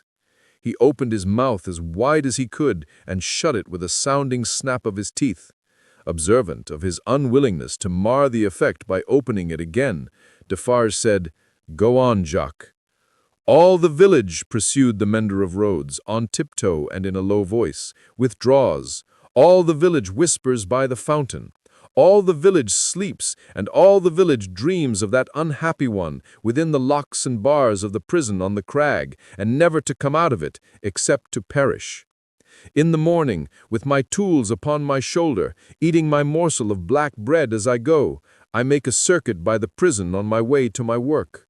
There I see him, high up, behind the bars of a lofty iron cage, bloody and dusty as last night, looking through. He has no hand free to wave to me. I dare not call to him. He regards me like a dead man. Defarge and the three glanced darkly at one another. The looks of all of them were dark, repressed, and revengeful as they listened to the countryman's story. The manner of all of them, while it was secret, was authoritative too. They had the air of a rough tribunal. Jacques 1 and 2 sitting on the old pallet bed, each with his chin resting on his hand and his eyes intent on the road mender. Jacques 3 equally intent on one knee behind them, with his agitated hand always gliding over the network of fine nerves about his mouth and nose. Defarge standing between them and the narrator, whom he had stationed in the light of the window, by turns looking from him to them and from them to him. "Go on, Jacques," said Defarge. "He remains up there in his iron cage some days. The village looks at him by stealth, for it is afraid, but it always looks up from a distance at the prison on the crag, and in the evening, when the work of the day is achieved and it assembles to gossip at the fountain, all faces are turned towards the prison. Formerly they were turned towards the posting-house, now they are turned towards the prison. They whisper at the fountain that although condemned to death, he will not be executed. They say that petitions have been presented in Paris, showing that he was enraged and made mad by the death of his child. They say that a petition has been presented to the king himself. What do I know? It is possible. Perhaps yes, perhaps no. Listen then, Jacques, number 1 of that name sternly interposed. Know that a petition was presented to the king and queen.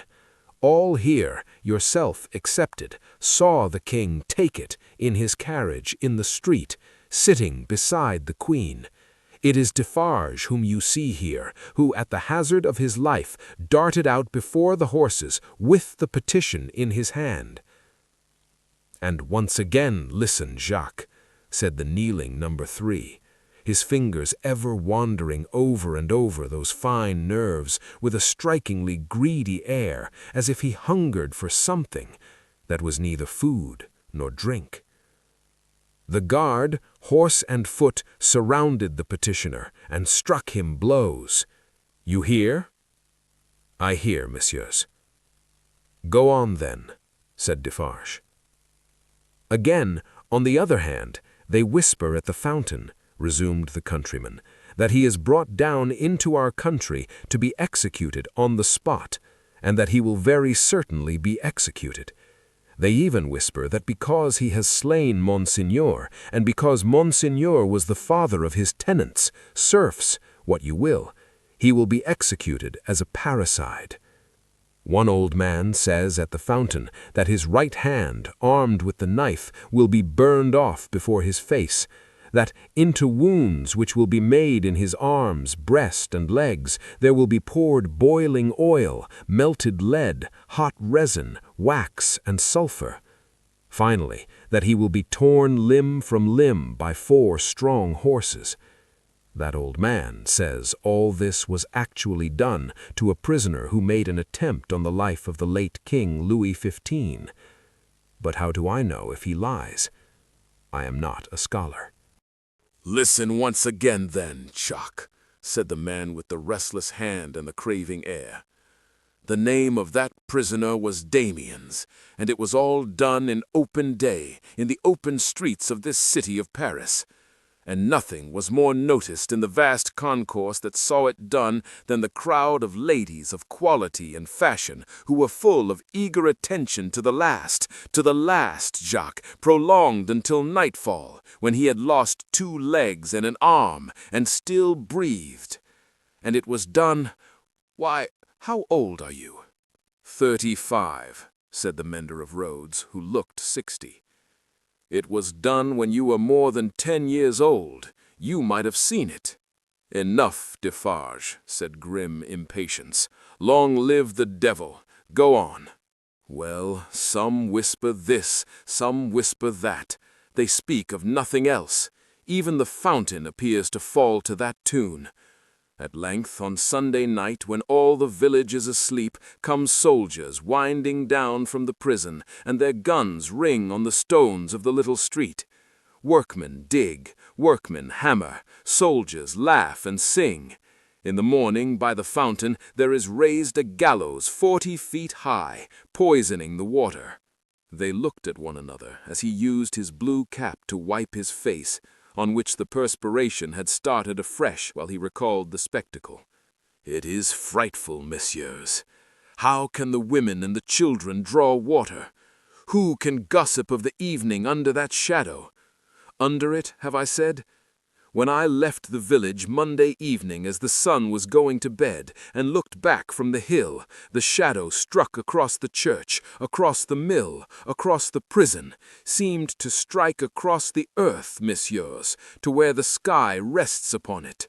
The hungry man gnawed one of his fingers as he looked at the other 3, and his finger quivered with the craving that was on him. "That's all, messieurs.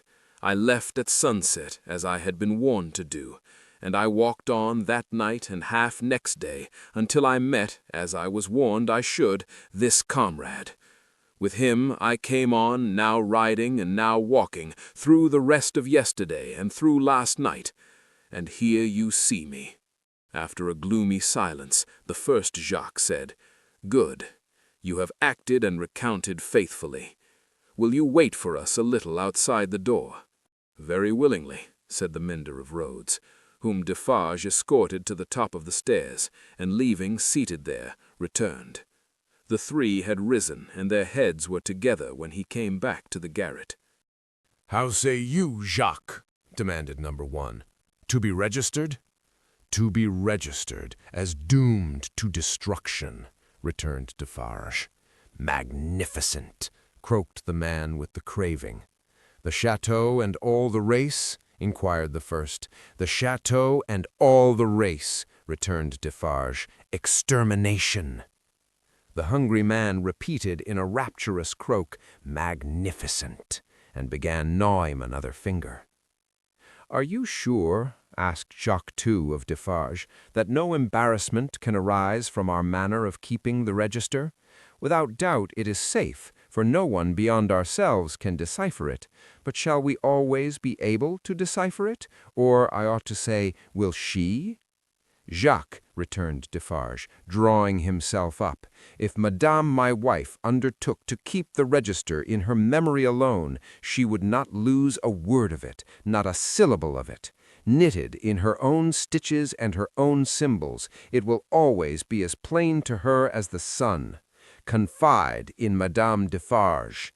It would be easier for the weakest poltroon that lives to erase himself from existence than to erase one letter of his name or crimes from the knitted register of Madame Defarge.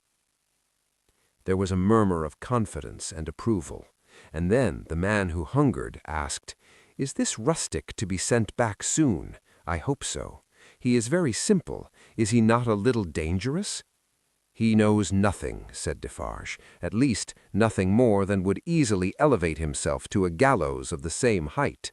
I charge myself with him. Let him remain with me. I will take care of him and set him on his road. He wishes to see the fine world, the king, the queen, and court. Let him see them on Sunday." "What?" exclaimed the hungry man, staring. "Is it a good sign that he wishes to see royalty and nobility?" "Jacques," said Defarge, "judiciously show a cat milk if you wish her to thirst for it. Judiciously show a dog his natural prey if you wish it to bring it down one day." Nothing more was said, and the mender of roads, being found already dozing on the topmost stair, was advised to lay himself down on the pallet bed and take some rest. He needed no persuasion, and was soon asleep. Worse quarters than Defarge's wine shop could easily have been found in Paris for a provincial slave of that degree. Saving for a mysterious dread by Madame, which he was constantly haunted, his life was very new and agreeable. But Madame sat all day at her counter, so expressly unconscious of him, and so particularly determined not to perceive that his being there had any connection with anything below the surface, that he shook in his wooden shoes whenever his eye lighted on her. For he contended with himself that it was impossible to foresee what that lady might pretend next, and he felt assured that if she should take it into her brightly ornamented head to pretend that she had seen him do a murder and afterwards flay the victim, she would infallibly go through with it until the play was played out.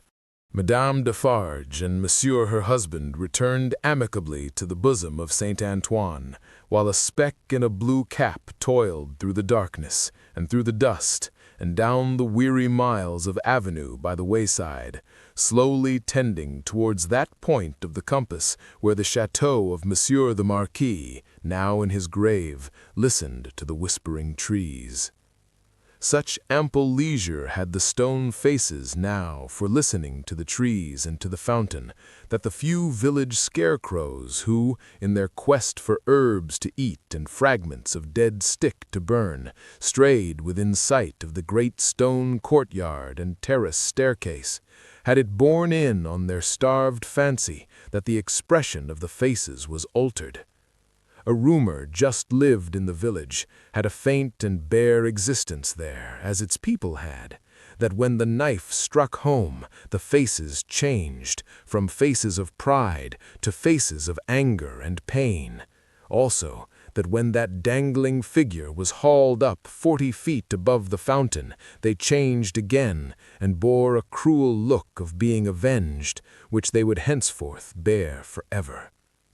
In the stone face over the great window of the bedchamber where the murder was done, 2 fine dints were pointed out in the sculptured nose, which everybody recognized and which nobody had seen of old.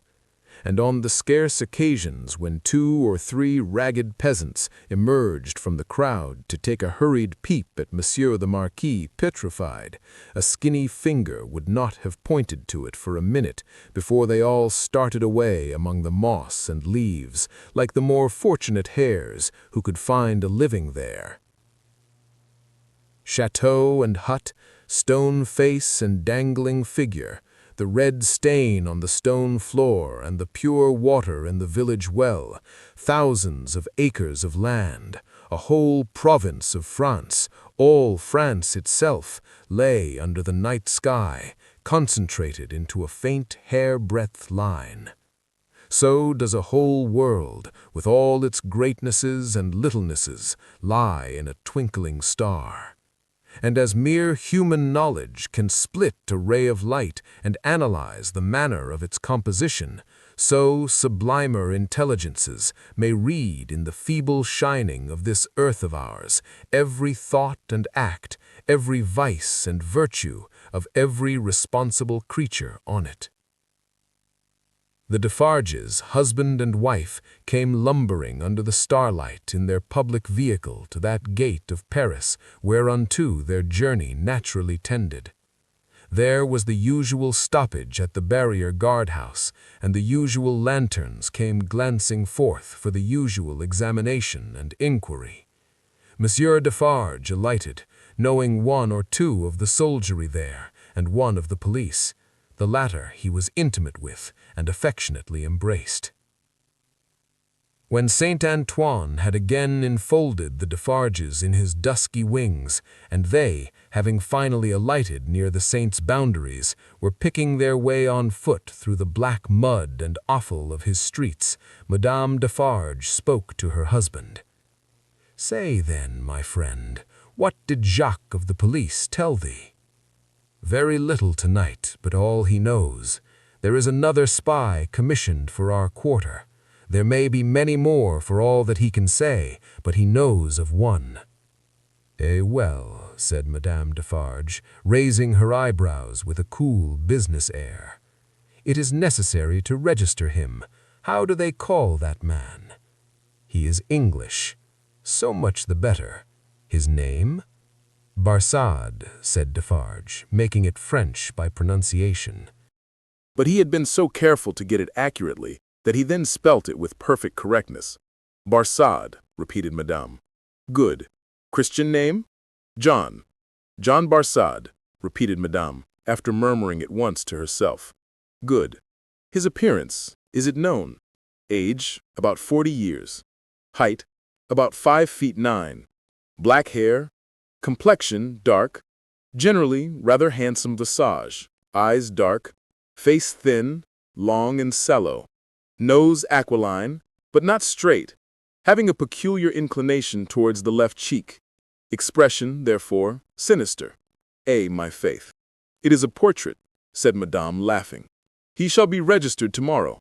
They turned into the wine shop, which was closed, for it was midnight, and where Madame Defarge immediately took her post at her desk, counted the small moneys that had been taken during her absence, examined the stock, went through the entries in the book, made other entries of her own, checked the serving man in every possible way, and finally dismissed him to bed. Then she turned out the contents of the bowl of money for the second time, and began knotting them up in her handkerchief, in a chain of separate knots, for safe keeping through the night. All this while, Defarge, with his pipe in his mouth, walked up and down, complacently admiring, but never interfering. In which condition, indeed, as to the business and his domestic affairs, he walked up and down through life. The night was hot, and the shop, close shut and surrounded by so foul a neighborhood, was ill-smelling. Monsieur Defarge's olfactory sense was by no means delicate, but the stock of wine smelt much stronger than it ever tasted, and so did the stock of rum and brandy and aniseed. He whiffed the compound of scents away as he put down his smoked-out pipe. "You are fatigued," said Madame, raising her glance as she knotted the money. "There are only the usual odors." "I am a little tired," her husband acknowledged. "You are a little depressed, too," said Madame, whose quick eyes had never been so intent on the accounts, but they had had a ray or two for him. "Oh, the men, the men!" "But my dear," began Defarge. "But my dear," repeated Madame, nodding firmly. "But my dear, you are faint of heart tonight, my dear." "Well then," said Defarge, as if a thought were wrung out of his breast. "It is a long time." "It is a long time," repeated his wife. "And when is it not a long time? Vengeance and retribution require a long time. It is the rule." "It does not take a long time to strike a man with lightning," said Defarge. "How long?" demanded Madame composedly. "Does it take to make and store the lightning? Tell me." Defarge raised his head thoughtfully, as if there was something in that, too. "It does not take a long time," said Madame, "for an earthquake to swallow a town." Well, tell me how long it takes to prepare the earthquake." "A long time, I suppose," said Defarge. "But when it is ready, it takes place and grinds to pieces everything before it. In the meantime, it is always preparing, though it is not seen or heard. That is your consolation. Keep it." She tied a knot with flashing eyes, as if it throttled a foe.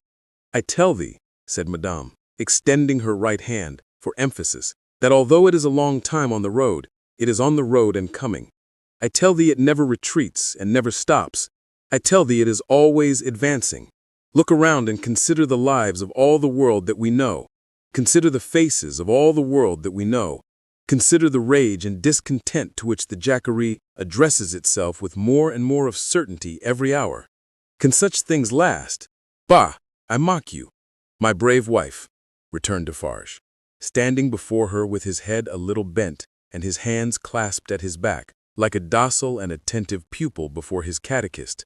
"I do not question all this, but it has lasted a long time, and it is possible, you know well, my wife, It is possible that it may not come during our lives."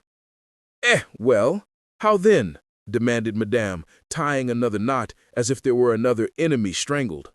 "Well," said Defarge with a half-complaining and half-apologetic shrug, "we shall not see the triumph." "We shall have helped it," returned Madame with her extended hand in strong action. "Nothing that we do is done in vain. I believe with all my soul that we shall see the triumph. But even if not, even if I knew certainly not, show me the neck of an aristocrat and tyrant, and still I would—" Then Madame, with her teeth set, tied a very terrible knot indeed. "Hold!" cried Defarge, reddening a little as if he felt charged with cowardice. "I, too, my dear, will stop at nothing." "Yes, but it is your weakness that you sometimes need to see your victim in your opportunity, to sustain you. Sustain yourself without that. When the time comes, let loose a tiger and a devil.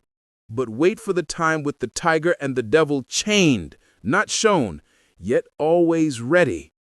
Madame enforced the conclusion of this piece of advice by striking her little counter with her chain of money as if she knocked its brains out, and then gathering the heavy handkerchief under her arm in a serene manner, and observing that it was time to go to bed.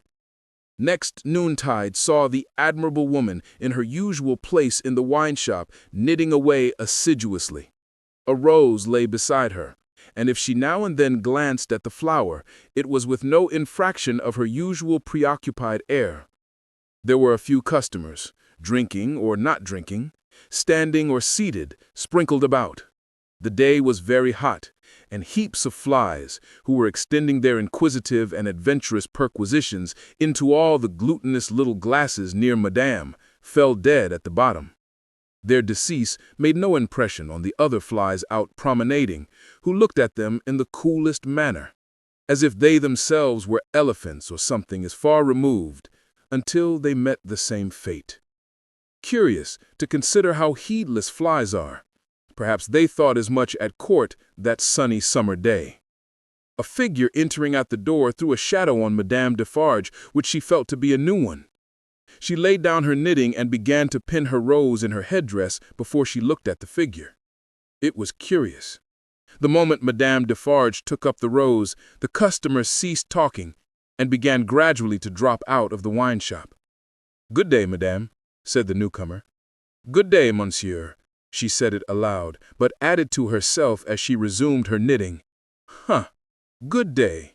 Age about 40, height about 5'9", black hair, generally rather handsome visage, complexion dark, eyes dark, thin, long and sallow face, aquiline nose, but not straight, having a peculiar inclination towards the left cheek, which imparts a sinister expression. Good day, one and all. Have the goodness to give me a little glass of old cognac and a mouthful of cool, fresh water, Madame." Madame complied with a polite air. "Marvelous cognac this, Madame." It was the first time it had ever been so complimented, and Madame Defarge knew enough of its antecedents to know better. She said, however, that the cognac was flattered, and took up her knitting. The visitor watched her fingers for a few moments, and took the opportunity of observing the place in general. "You knit with great skill, Madame." "I am accustomed to it." "A pretty pattern, too." "You think so," said Madame, looking at him with a smile while her fingers moved nimbly. "Decidedly. May one ask what it is for?" Pastime, said Madame, still looking at him with a smile, while her fingers moved nimbly. Not for use? That depends. I may find a use for it one day. If I do, well, said Madame, drawing a breath and nodding her head with a stern kind of coquetry, I'll use it. It was remarkable, but the taste of Saint Antoine seemed to be decidedly opposed to a rose on the headdress of Madame Defarge. Two men had entered separately and had about to order drink when, catching sight of that novelty, they faltered, made a pretense of looking about as if for some friend who was not there, and went away. Nor, of those who had been there when this visitor entered, was there one left. They had all dropped off. The spy had kept his eyes open, but had been able to detect no sign. They had lounged away in a poverty-stricken, purposeless, accidental manner, quite natural and unimpeachable. John, thought Madame, checking off her work as her fingers knitted and her eyes looked at the stranger, stay long enough, and I shall knit barsad before you go. You have a husband, Madame? I have. Children? No children. Business seems bad? Business is very bad. The people are so poor. Ah, the unfortunate, miserable people. So oppressed, too, as you say. As you say, Madame retorted, correcting him and deftly knitting an extra something into his name that boded him no good. Pardon me. Certainly it was I who said so, but you naturally think so, of course. I think, returned Madame in a high voice, I and my husband have enough to do to keep this wine shop open without thinking. All we think here is how to live. That is the subject we think of, and it gives us from morning to night enough to think about without embarrassing our heads concerning others. I think for others? No, no. The spy who was there to pick up any crumbs he could find to make did not allow his baffled state to express itself in his sinister face, but stood with an air of gossiping gallantry, leaning his elbow on Madame Defarge's little counter and occasionally sipping his cognac. A bad business this, Madame, of Gaspard's execution. Ah, the poor Gaspard! With a sigh of great compassion. My faith, returned Madame, coolly and lightly, if people use knives for such purposes, they have to pay for it. He knew beforehand what the price of his luxury was. He has paid the price. I believe, said the spy, dropping his soft voice to a tone that invited confidence and expressing an injured revolutionary susceptibility in every muscle of his wicked face. I believe there is much compassion and anger in this neighborhood, touching the poor fellow, between ourselves. Is there? Asked Madame vacantly. Is there not? Here is my husband, said Madame Defarge. As the keeper of the wine shop entered at the door, the spy saluted him by touching his hat and saying with an engaging smile, Good day, Jacques. Defarge stopped short and stared at him. Good day, Jacques, the spy repeated with not quite so much confidence or quite so easy a smile under the stare. You deceive yourself, monsieur, returned the keeper of the wine shop. You mistake me for another. That is not my name. I am Ernest Defarge. It is all the same, said the spy, airily but discomfited too. Good day. Good day, answered Defarge dryly. I was saying to Madame, with whom I had the pleasure of chatting when you entered, that they tell me there is, and no wonder, much sympathy and anger in Saint Antoine touching the unhappy fate of poor Gaspard. No one has told me so, said Defarge, shaking his head. I know nothing of it. Having said it, he passed behind the little counter and stood with his hand on the back of his wife's chair, looking over that barrier at the person to whom they were both opposed and whom either of them would have shot with the greatest satisfaction. The spy, well used to his business, did not change his unconscious attitude, but drained his little glass of cognac, took a sip of fresh water, and asked for another glass of cognac.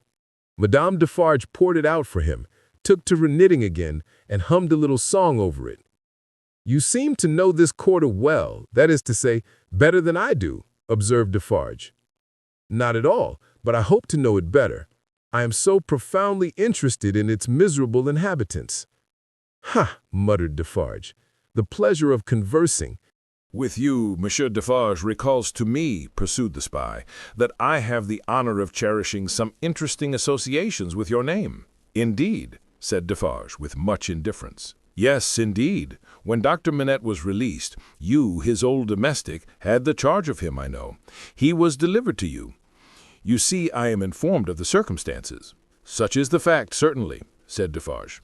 He had had it conveyed to him in an accidental touch of his wife's elbow as she knitted and warbled that he would do best to answer, but always with brevity. It was to you, said the spy, that his daughter came, and it was from your care that his daughter took him, accompanied by a neat brown monsieur. How was he called? In a little wig. Lorry, of the Bank of Tellson and Company, over to England. Such is the fact, repeated Defarge. Very interesting remembrances, said the spy. I have known Dr. Manette and his daughter in England. Yes, said Defarge. You don't hear much about them now, said the spy. No, said Defarge. In effect, Madame struck in, looking up from her work and her little song. We never hear about them. We received the news of their safe arrival, and perhaps another letter, or perhaps two, but since then they have gradually taken their road in life. We, ours, and we have held no correspondence. Perfectly so, madame, replied the spy. She's going to be married. Going, echoed madame. She was pretty enough to have been married long ago. You English are cold, it seems to me. Oh, you know I am English. I perceive your tongue is, returned madame, and what the tongue is, I suppose the man is. He did not take the identification as a compliment, but he made the best of it, and turned it off with a laugh. After sipping his cognac to the end, he added, Yes, Miss Manette is going to be married, but not to an Englishman, to one who, like herself, is French by birth. And speaking of Gaspard, oh, poor Gaspard, it was cruel, cruel. It is a curious thing that she is going to marry the nephew of Monsieur the Marquis, for whom Gaspard was exalted to that height of so many feet. In other words, the present Marquis. But he lives unknown in England. He is no Marquis there. He is Mr. Charles Darnay. The Darnays is the name of his mother's family. Madame Defarge knitted steadily, but the intelligence had a palpable effect upon her husband. Do what he would behind the little counter, as to the striking of a light and the lighting of his pipe, he was troubled, and his hand was not trustworthy. The spy would have been no spy if he had failed to see it or to record it in his mind. Having made at least this one hit, whatever it might prove to be worth, and no customers coming in to help him to any other, Mr. Barsad paid for what he had drunk and took his leave, taking occasion to say in a genteel manner before he departed that he looked forward to the pleasure of seeing Monsieur and Madame Defarge again. For some minutes after he had emerged into the outer presence of St. Antoine, the husband and wife remained exactly as he had left them, lest he should come back. Can it be true, said Defarge, in a low voice, looking down at his wife as he stood smoking with his hand on the back of her chair, what he has said of Mademoiselle Manette? As he has said it, returned Madame, lifting her eyebrows a little, it is probably false, but it may be true. If it is, Defarge began and stopped. If it is, repeated his wife, and if it does come, while we live to see it triumph, I hope for her sake destiny will keep her husband out of France. Her husband's destiny, said Madame Defarge, with her usual composure, will take him where he is to go, and will lead him to the end that is to end him. That is all I know. But it is very strange. Now, at least, is it not very strange, said Defarge, rather pleading with his wife to induce her to admit it, that after all our sympathy for Monsieur, her father, and herself, her husband's name should be prescribed under your hand at this moment, by the side of that infernal dogs who has just left us? Stranger things than that will happen when it does come, answered Madame. I have them both here of a certainty, and they are both here for their merits. That is enough. She rolled up her knitting when she had said those words, and presently took the rose out of the handkerchief that was wound about her head. Either St. Antoine had an instinctive sense that the objectionable decoration was gone, or St. Antoine was on the watch for its disappearance. Howbeit, the saint took courage to lounge in very shortly afterwards, and the wine-shop recovered its habitual aspect. In the evening, at which season of all others Saint Antoine turned himself inside out, and sat on doorsteps and window ledges, and came to the corners of vile streets and courts for a breath of air, Madame Defarge, with her work in her hand, was accustomed to pass from place to place, and from group to group. A missionary, there were many like her, such as the world will do well never to breed again. All the women knitted. They knitted worthless things, but the mechanical work was a mechanical substitute for eating and drinking. The hands moved for the jaws and the digestive apparatus. If the bony fingers had been still, the stomachs would have been more famine-pinched. But, as the fingers went, the eyes went, and the thoughts. And as Madame Defarge moved on from group to group, all three went quicker and fiercer among every little knot of women that she had spoken with and left behind. Her husband smoked at his door, looking after her with admiration.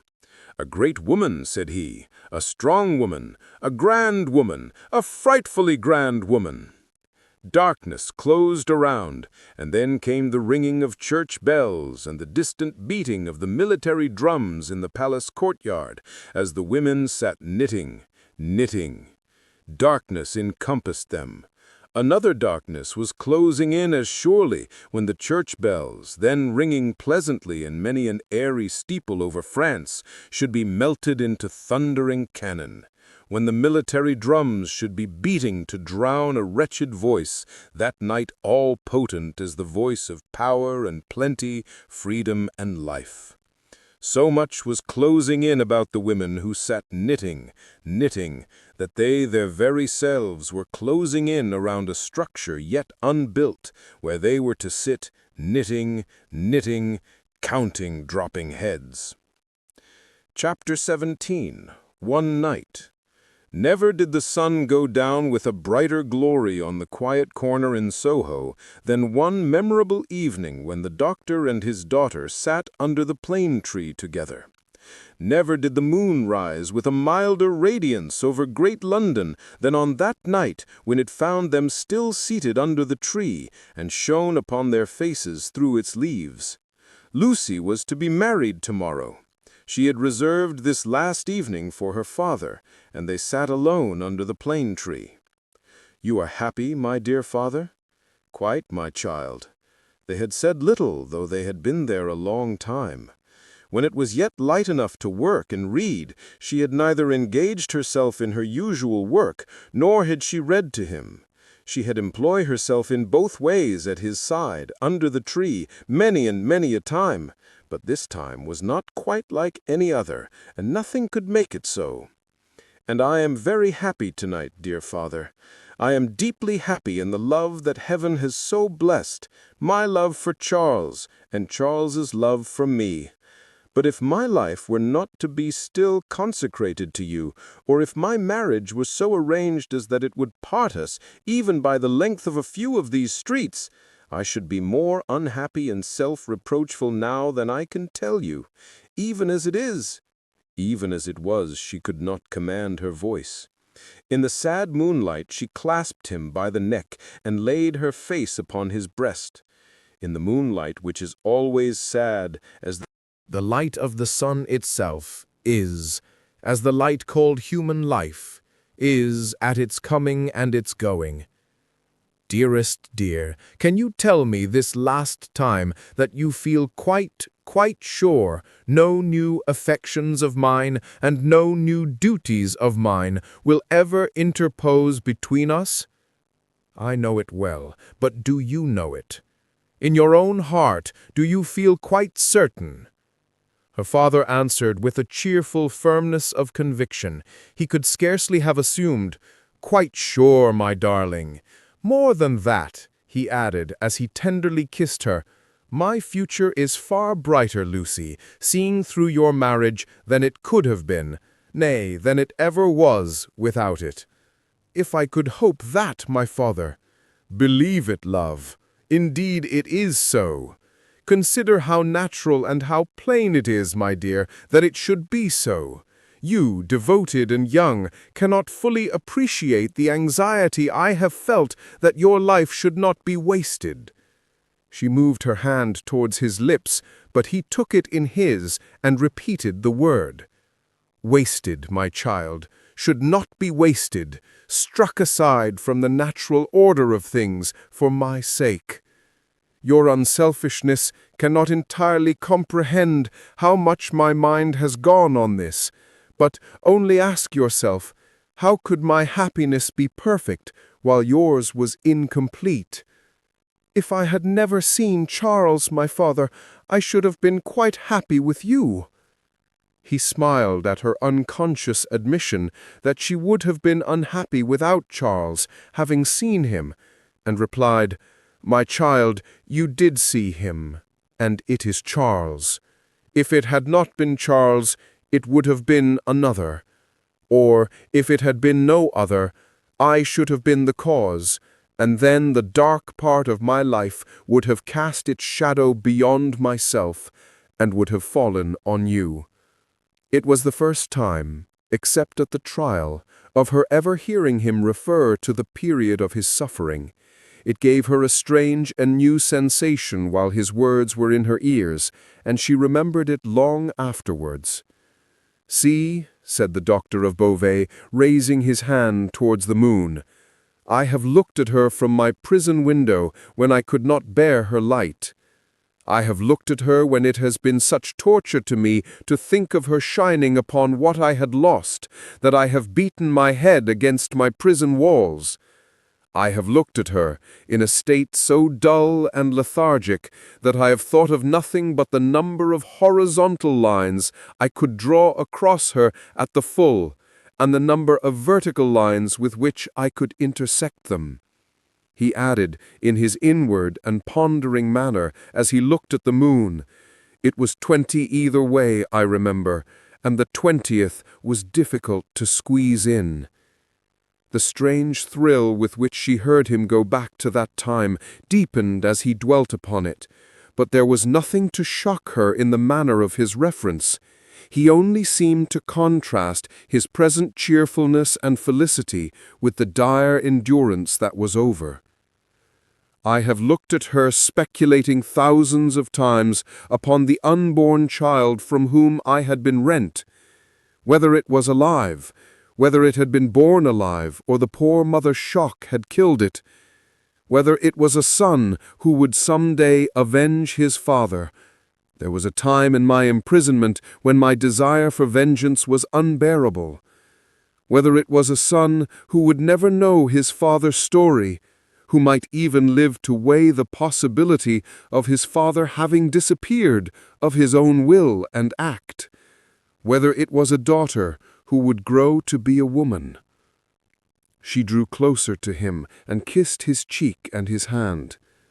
I have pictured my daughter to myself as perfectly forgetful of me, rather altogether ignorant of me and unconscious of me. I have cast up the years of her age year after year. I have seen her married to a man who knew nothing of my fate. I have altogether perished from the remembrance of the living, and in the next generation my place was a blank.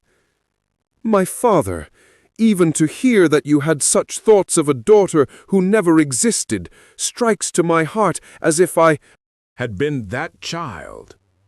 You, Lucie? It is out of the consolation and restoration you have brought to me that these remembrances arise and pass between us and the moon on this last night. What did I say just now? She knew nothing of you. She cared nothing for you. So, but on other moonlight nights, when the sadness and the silence have touched me in a different way, have affected me with something as like a sorrowful sense of peace as any emotion that had pain for its foundations could, I have imagined her as coming to me in my cell and leading me out into the freedom beyond the fortress. I have seen her image in the moonlight often, as I now see you, except that I never held her in my arms. It stood between the little grated window and the door. But you understand that that was not the child I am speaking of. The figure was not. The image, the fancy. No, that was another thing. It stood before my disturbed sense of sight, but it never moved. The phantom that my mind pursued was another and more real child. Of her outward appearance, I know no more than that she was like her mother. The other had that likeness too, as you have, but was not the same. Can you follow me, Lucie? Hardly, I think. I doubt you must have been a solitary prisoner to understand these perplexed distinctions. His collected and calm manner could not prevent her blood from running cold, as he thus tried to anatomize his old condition.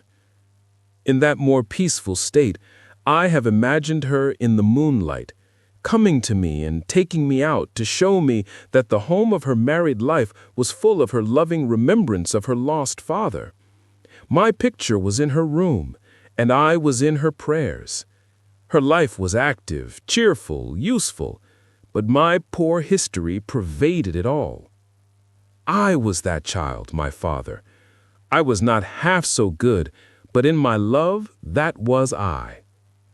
And she showed me her children, said the doctor of Beauvais, and they had heard of me and had been taught to pity me. When they passed a prison of the state, they kept far from its frowning walls and looked up at its bars and spoke in whispers. She could never deliver me. I imagined that she always brought me back after showing me such things. But then, blessed with the relief of tears, I fell upon my knees and blessed her. I am that child, I hope, my father. Oh, my dear, will you bless me as fervently tomorrow? Lucie, I recall these old troubles and the reason that I have tonight for loving you better than words can tell and thanking God for my great happiness. My thoughts, when they were wildest, never rose near the happiness that I have known with you and that we have before us. He embraced her, solemnly commended her to heaven, and humbly thanked heaven for having bestowed her on him. By and by, they went into the house. There was no one bidden to the marriage but Mr. Lorry. There was even to be no bridesmaid but the gaunt Miss Pross. The marriage was to make no change in their place of residence. They had been able to extend it by taking to themselves the upper rooms formerly belonging to the apocryphal invisible lodger, and they desired nothing more. Dr. Manette was very cheerful at the little supper. They were only 3 at table, and Miss Pross made the 3rd. He regretted that Charles was not there, was more than half disposed to object to the loving little plot that kept him away, and drank to him affectionately. So the time came for him to bid Lucie good night, and they separated. But in the stillness of the 3rd hour of the morning, Lucie came downstairs again and stole into his room, not free from unshaped fears beforehand. All things, however, were in their places. All was quiet, and he lay asleep, his white hair picturesque on the untroubled pillow, and his hands lying quiet on the coverlid. She put her needless candle in the shadow at a distance, crept up to his bed, and put her lips to his, then leaned over him and looked at him. The bitter waters of captivity had worn, but he covered up their tracks with a determination so strong that he held the mastery of them even in his sleep. A more remarkable face in its quiet, resolute, and guarded struggle with an unseen assailant was not to be beheld in all the wide dominions of sleep that night. She timidly laid her hand on his dear breast and put up a prayer that she might ever be as true to him as her love aspired to be, and as his sorrows deserved. Then she withdrew her hand and kissed his lips once more, and went away.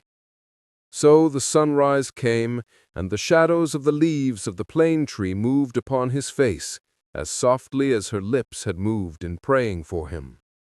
Chapter 18. 9 Days. The marriage day was shining brightly, and they were ready outside the closed door of the doctor's room, where he was speaking with Charles Darnay. They were ready to go to church, the beautiful bride, Mr. Lorry, and Miss Pross, to whom the event, through a gradual process of reconciliation to the inevitable, would have been one of absolute bliss, but for the yet lingering consideration that her brother Solomon should have been the bridegroom.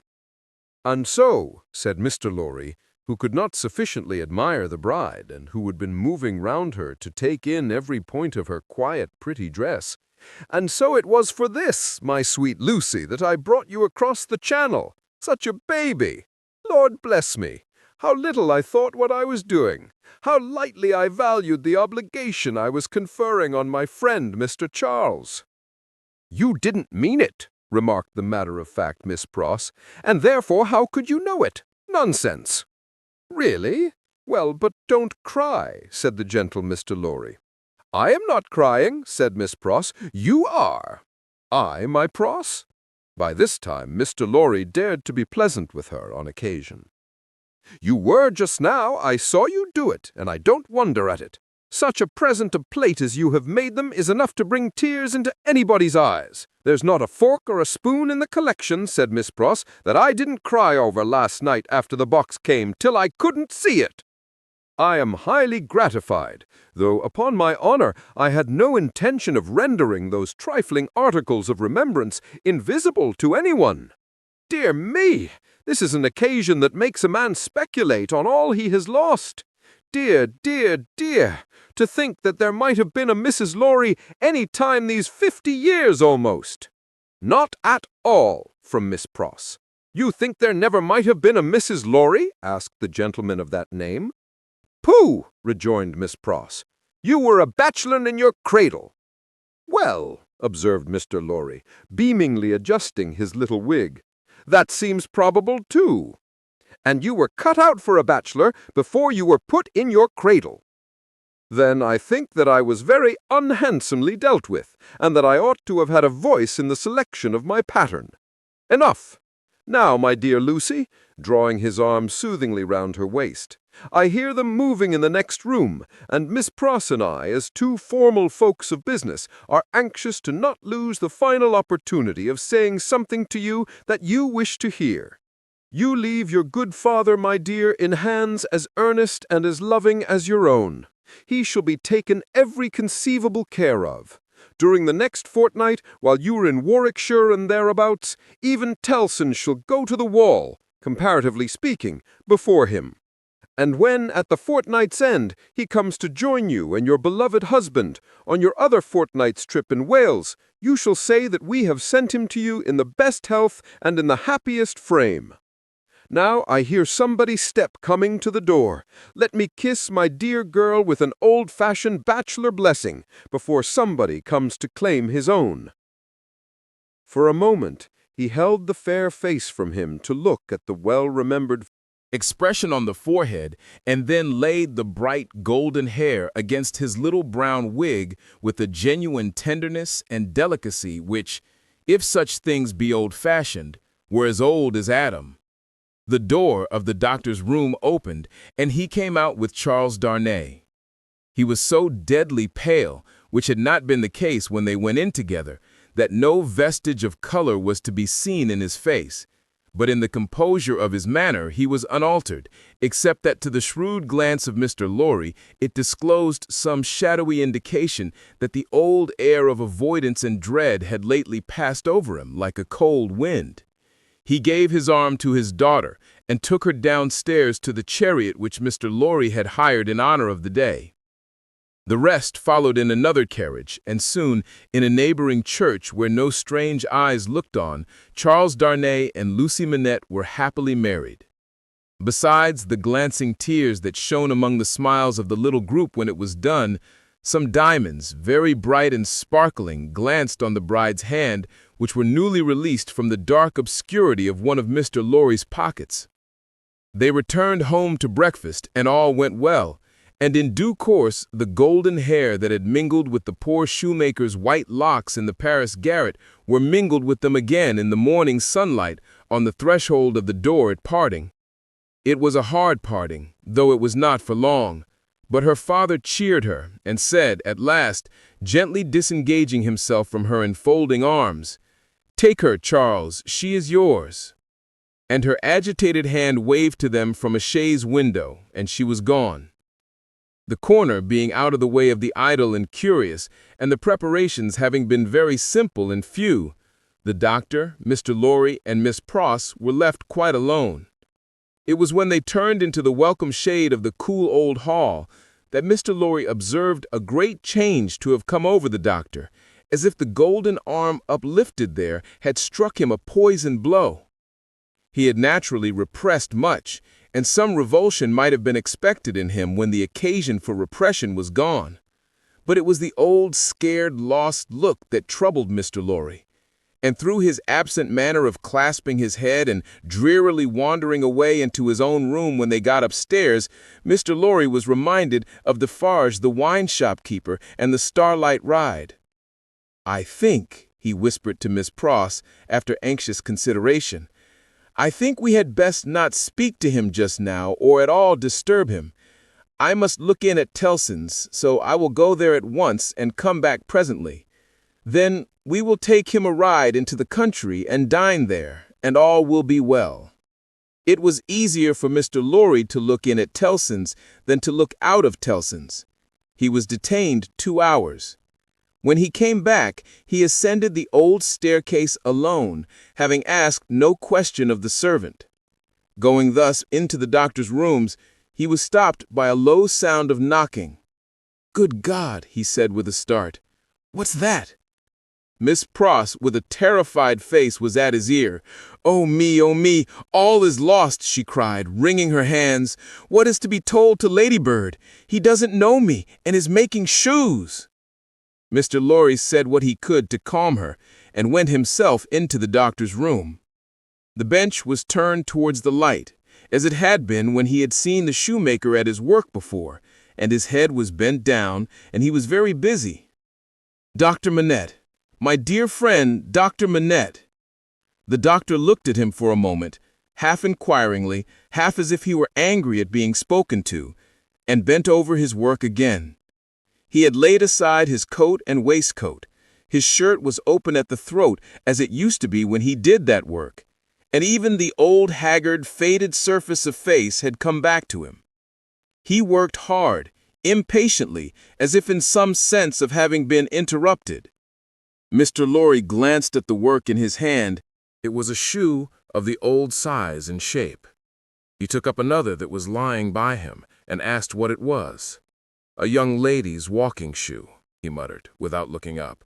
"It ought to have been finished long ago. Let it be." "But Dr. Manette, look at me."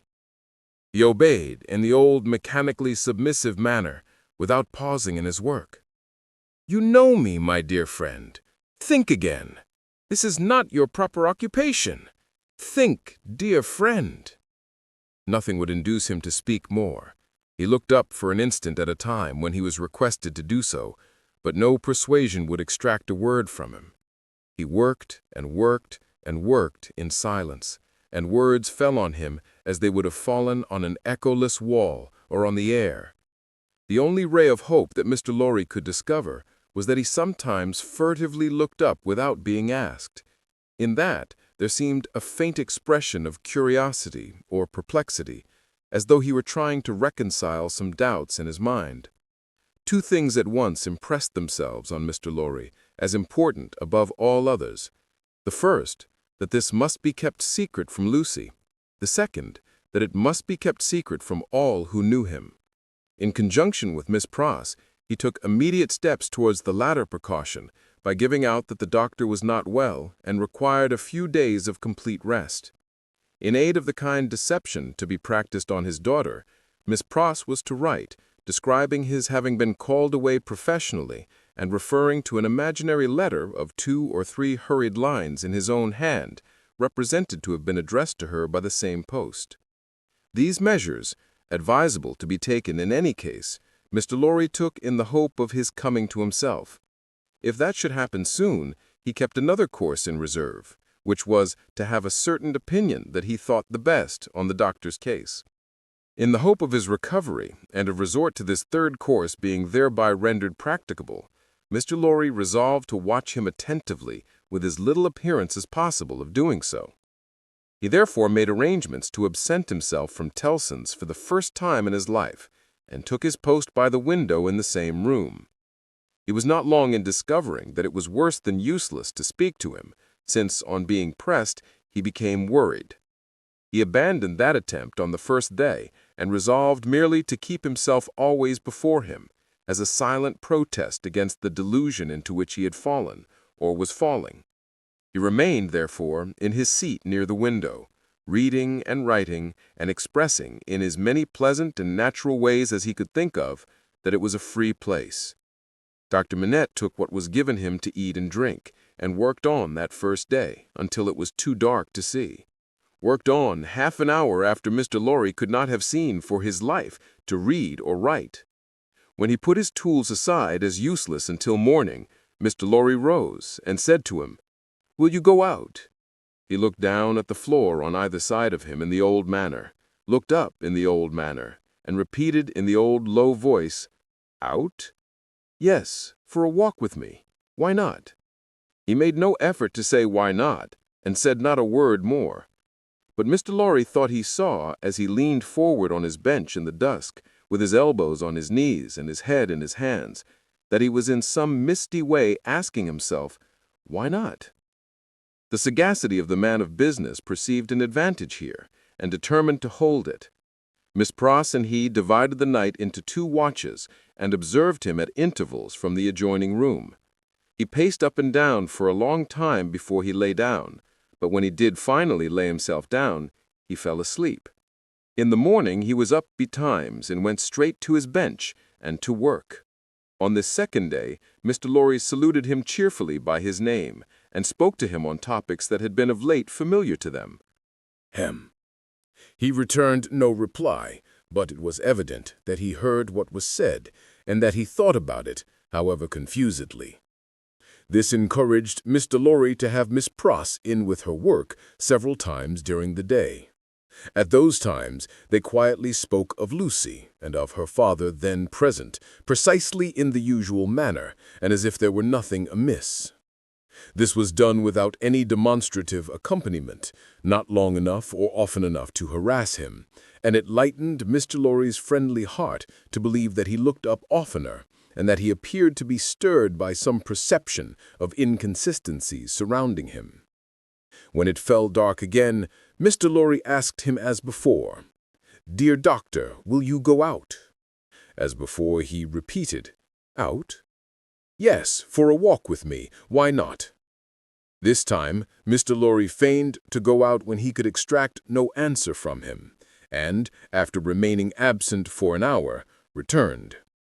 In the meanwhile, the doctor had removed to the seat in the window, and had sat there looking down at the plane tree. But on Mr. Lorry's return, he slipped away to his bench. The time went very slowly on, and Mr. Lorry's hope darkened, and his heart grew heavier again, and grew yet heavier and heavier every day. The 3rd day came and went, the 4th, the 5th. 5 days, 6 days, 7 days, 8 days, 9 days. With a hope ever darkening, and with a heart always growing heavier and heavier, Mr. Lorry passed through this anxious time.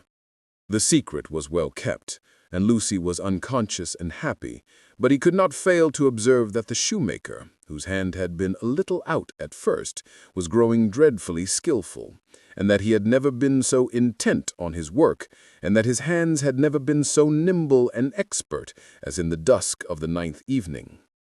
Chapter 19. An Opinion. Worn out by anxious watching, Mr. Lorry fell asleep at his post. On the 10th morning of his suspense, he was startled by the shining of the sun into the room where a heavy slumber had overtaken him when it was dark night. He rubbed his eyes and roused himself, but he doubted, when he had done so, whether he was not still asleep. For going to the door of the doctor's room and looking in, he perceived that the shoemaker's bench and tools were put aside again, and that the doctor himself sat reading at the window. He was in his usual morning dress, and his face, which Mr. Lorry could distinctly see, though still very pale, was calmly studious and attentive. Even when he had satisfied himself that he was awake, Mr. Lorry felt giddily uncertain for some few moments whether the late shoemaking might not be a disturbed dream of his own. For did not his eyes show him his friend before him in his accustomed clothing and aspect, and employed as usual? And was there any sign within their range that the change of which he had so strong an impression had actually happened? It was but the inquiry of his first confusion and astonishment, the answer being obvious. If the impression were not produced by a real corresponding and sufficient cause, how came he, Jarvis Lorry, there? How came he to have fallen asleep in his clothes on the sofa in Dr. Manette's consulting room, and to be debating these points outside the doctor's bedroom door in the early morning? Within a few minutes, Miss Pross stood whispering at his side. If he had had any particle of doubt left, her talk would of necessity have resolved it, but he was by that time clear-headed and had none. He advised that they should let the time go by until the regular breakfast hour, and should then meet the doctor as if nothing unusual had occurred. If he appeared to be in his customary state of mind, Mr. Lorry would then cautiously proceed to seek direction and guidance from the opinion he had been, in his anxiety, so anxious to obtain. Miss Pross submitting herself to his judgment, the scheme was worked out with care. Having abundance of time for his usual methodical toilette, Mr. Lorry presented himself at the breakfast hour in his usual white linen, and with his usual neat leg. The doctor was summoned in the usual way, and came to breakfast. So far as it was possible to comprehend him without overstepping those delicate and gradual approaches which Mr. Lorry felt to be the only safe advance, he had first supposed that his daughter's marriage had taken place yesterday. An incidental allusion, purposely thrown out, to the day of the week and the day of the month, set him thinking and counting, and evidently made him uneasy. In all other respects, however, he was so composedly himself that Mr. Lorry determined to have the aid he sought, and that aid was his own. Therefore, when the breakfast was done and cleared away, and he and the doctor were left together, Mr. Lorry said feelingly, "My dear Manette, I am anxious to have your opinion, in confidence, on a very curious case in which I am deeply interested. That is to say, it is very curious to me. Perhaps to your better information it may be less so." Glancing at his hands, which were discolored by his late work, the doctor looked troubled and listened attentively. He had already glanced at his hands more than once. "Dr. Manette," said Mr. Lorry, touching him affectionately on the arm, "the case is the case of an old and prolonged shock, of great acuteness and severity to the affections, the feelings, as you express it, the mind. The mind. It is the case of a shock under which the sufferer was borne down. One cannot say for how long, because I believe he cannot calculate the time himself, and there are no other means of getting at it. It is the case of a shock from which the sufferer recovered, by a process that he cannot trace himself, as I once heard him publicly relate in a striking manner. It is the case of a shock from which he has recovered so completely as to be a highly intelligent man, capable of close application of mind and great exertion of body, and of constantly making fresh additions to his stock of knowledge, which was already very large. But unfortunately there has been," he paused and took a deep breath, "a slight relapse." The doctor, in a low voice, asked, "Of how long duration?" 9 days and nights." "How did it show itself?" "I infer," glancing at his hands again, "in the resumption of some old pursuit connected with the shock." "That is the fact." "Now, did you ever see him," asked the doctor distinctly and collectedly, though in the same low voice, "engaged in that pursuit originally?" "Once." "And when the relapse fell on him, was he in most respects, or in all respects, as he was then?" "I think in all respects." "You spoke of his daughter. Does his daughter know of the relapse?" "No. It has been kept from her, and I hope will always be kept from her. It is known only to myself, and to one other who may be trusted." The doctor grasped his hand and murmured, "That was very kind, that was very thoughtful." Mr. Lorry grasped his hand in return, and neither of the two spoke for a little while. "Now, my dear Manette," said Mr. Lorry, at length, in his most considerate and most affectionate way, "I am a mere man of business and unfit to cope with such intricate and difficult matters. I do not possess the kind of information necessary. I do not possess the kind of intelligence. I want guiding. There is no man in this world on whom I could so rely for right guidance as on you. Tell me, how does this relapse come about? Is there danger of another? Could a repetition of it be prevented? How should a repetition of it be watched? Treated? How does it come about at all? What can I do for my friend? No man ever can have been more desirous in his heart to serve a friend than I am to serve mine, if I knew how. But I don't know how to originate in such a case. If your sagacity, knowledge, and experience could put me on the right track, I might be able to do so much. Unenlightened and undirected, I can do so little. Pray discuss it with me. Pray enable me to see it a little more clearly, and teach me how to be a little more useful." Dr. Manette sat meditating after these earnest words were spoken, and Mr. Lorry did not press him.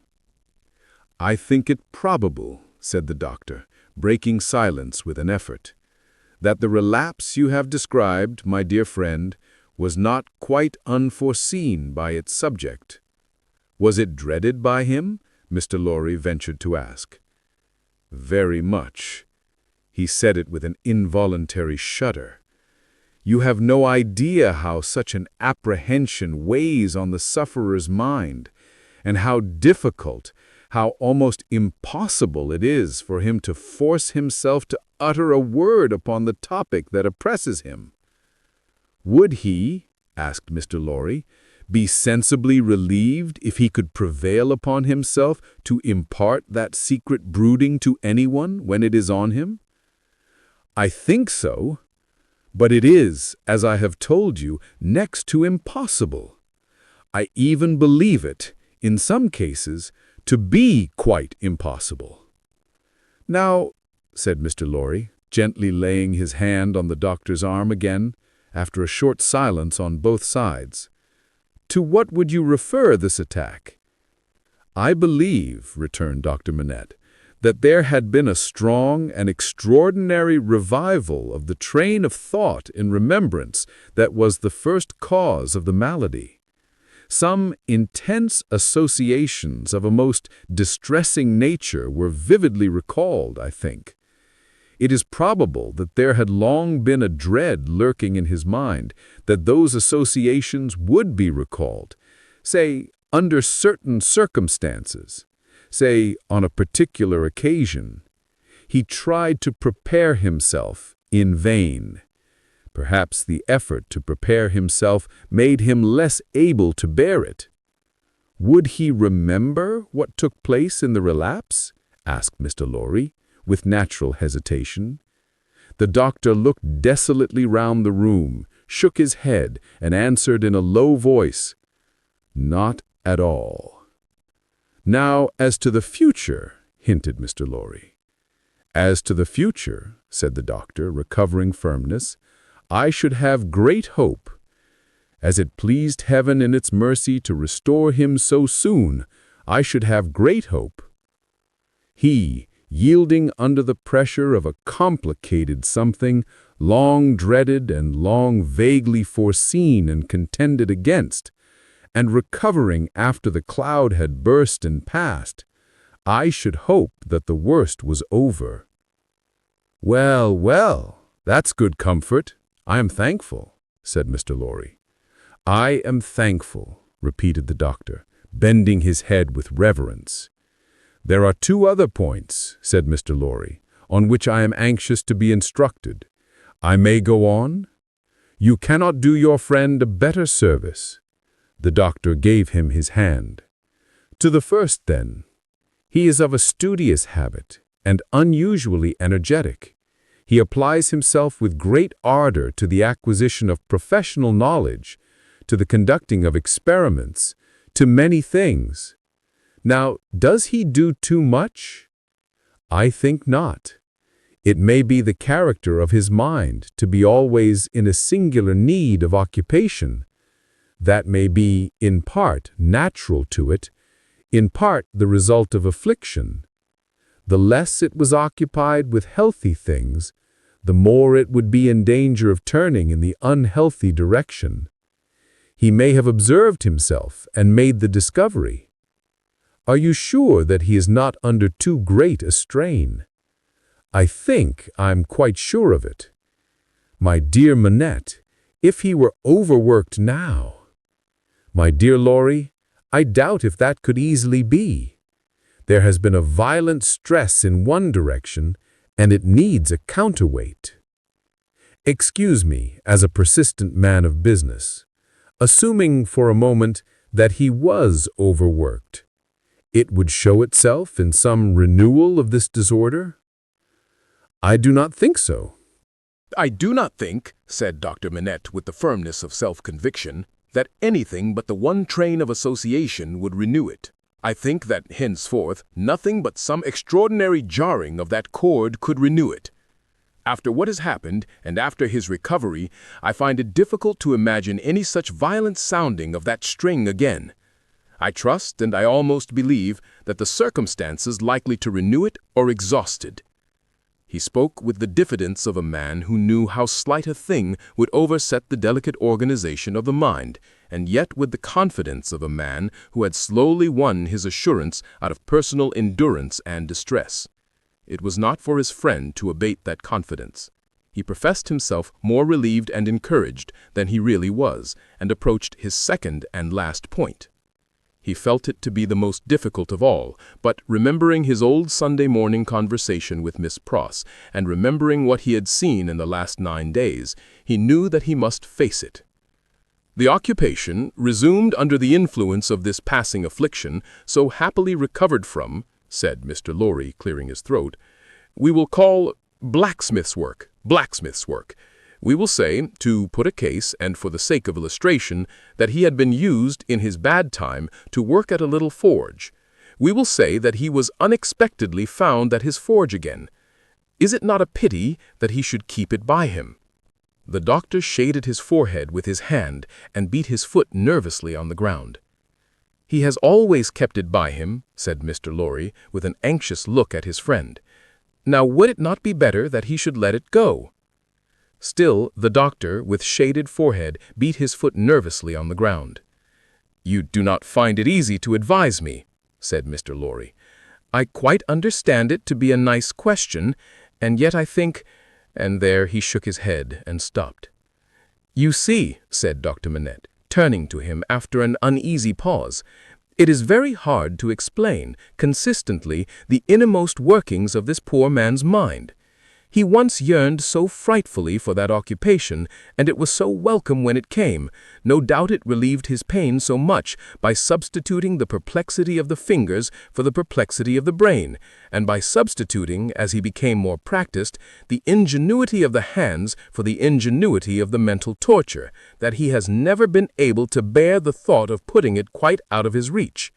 Even now, when I believe he is more hopeful of himself than he has ever been, and even speaks of himself with a kind of confidence, the idea that he might need that old employment and not find it gives him a sudden sense of terror, like that which one may fancy strikes to the heart of a lost child.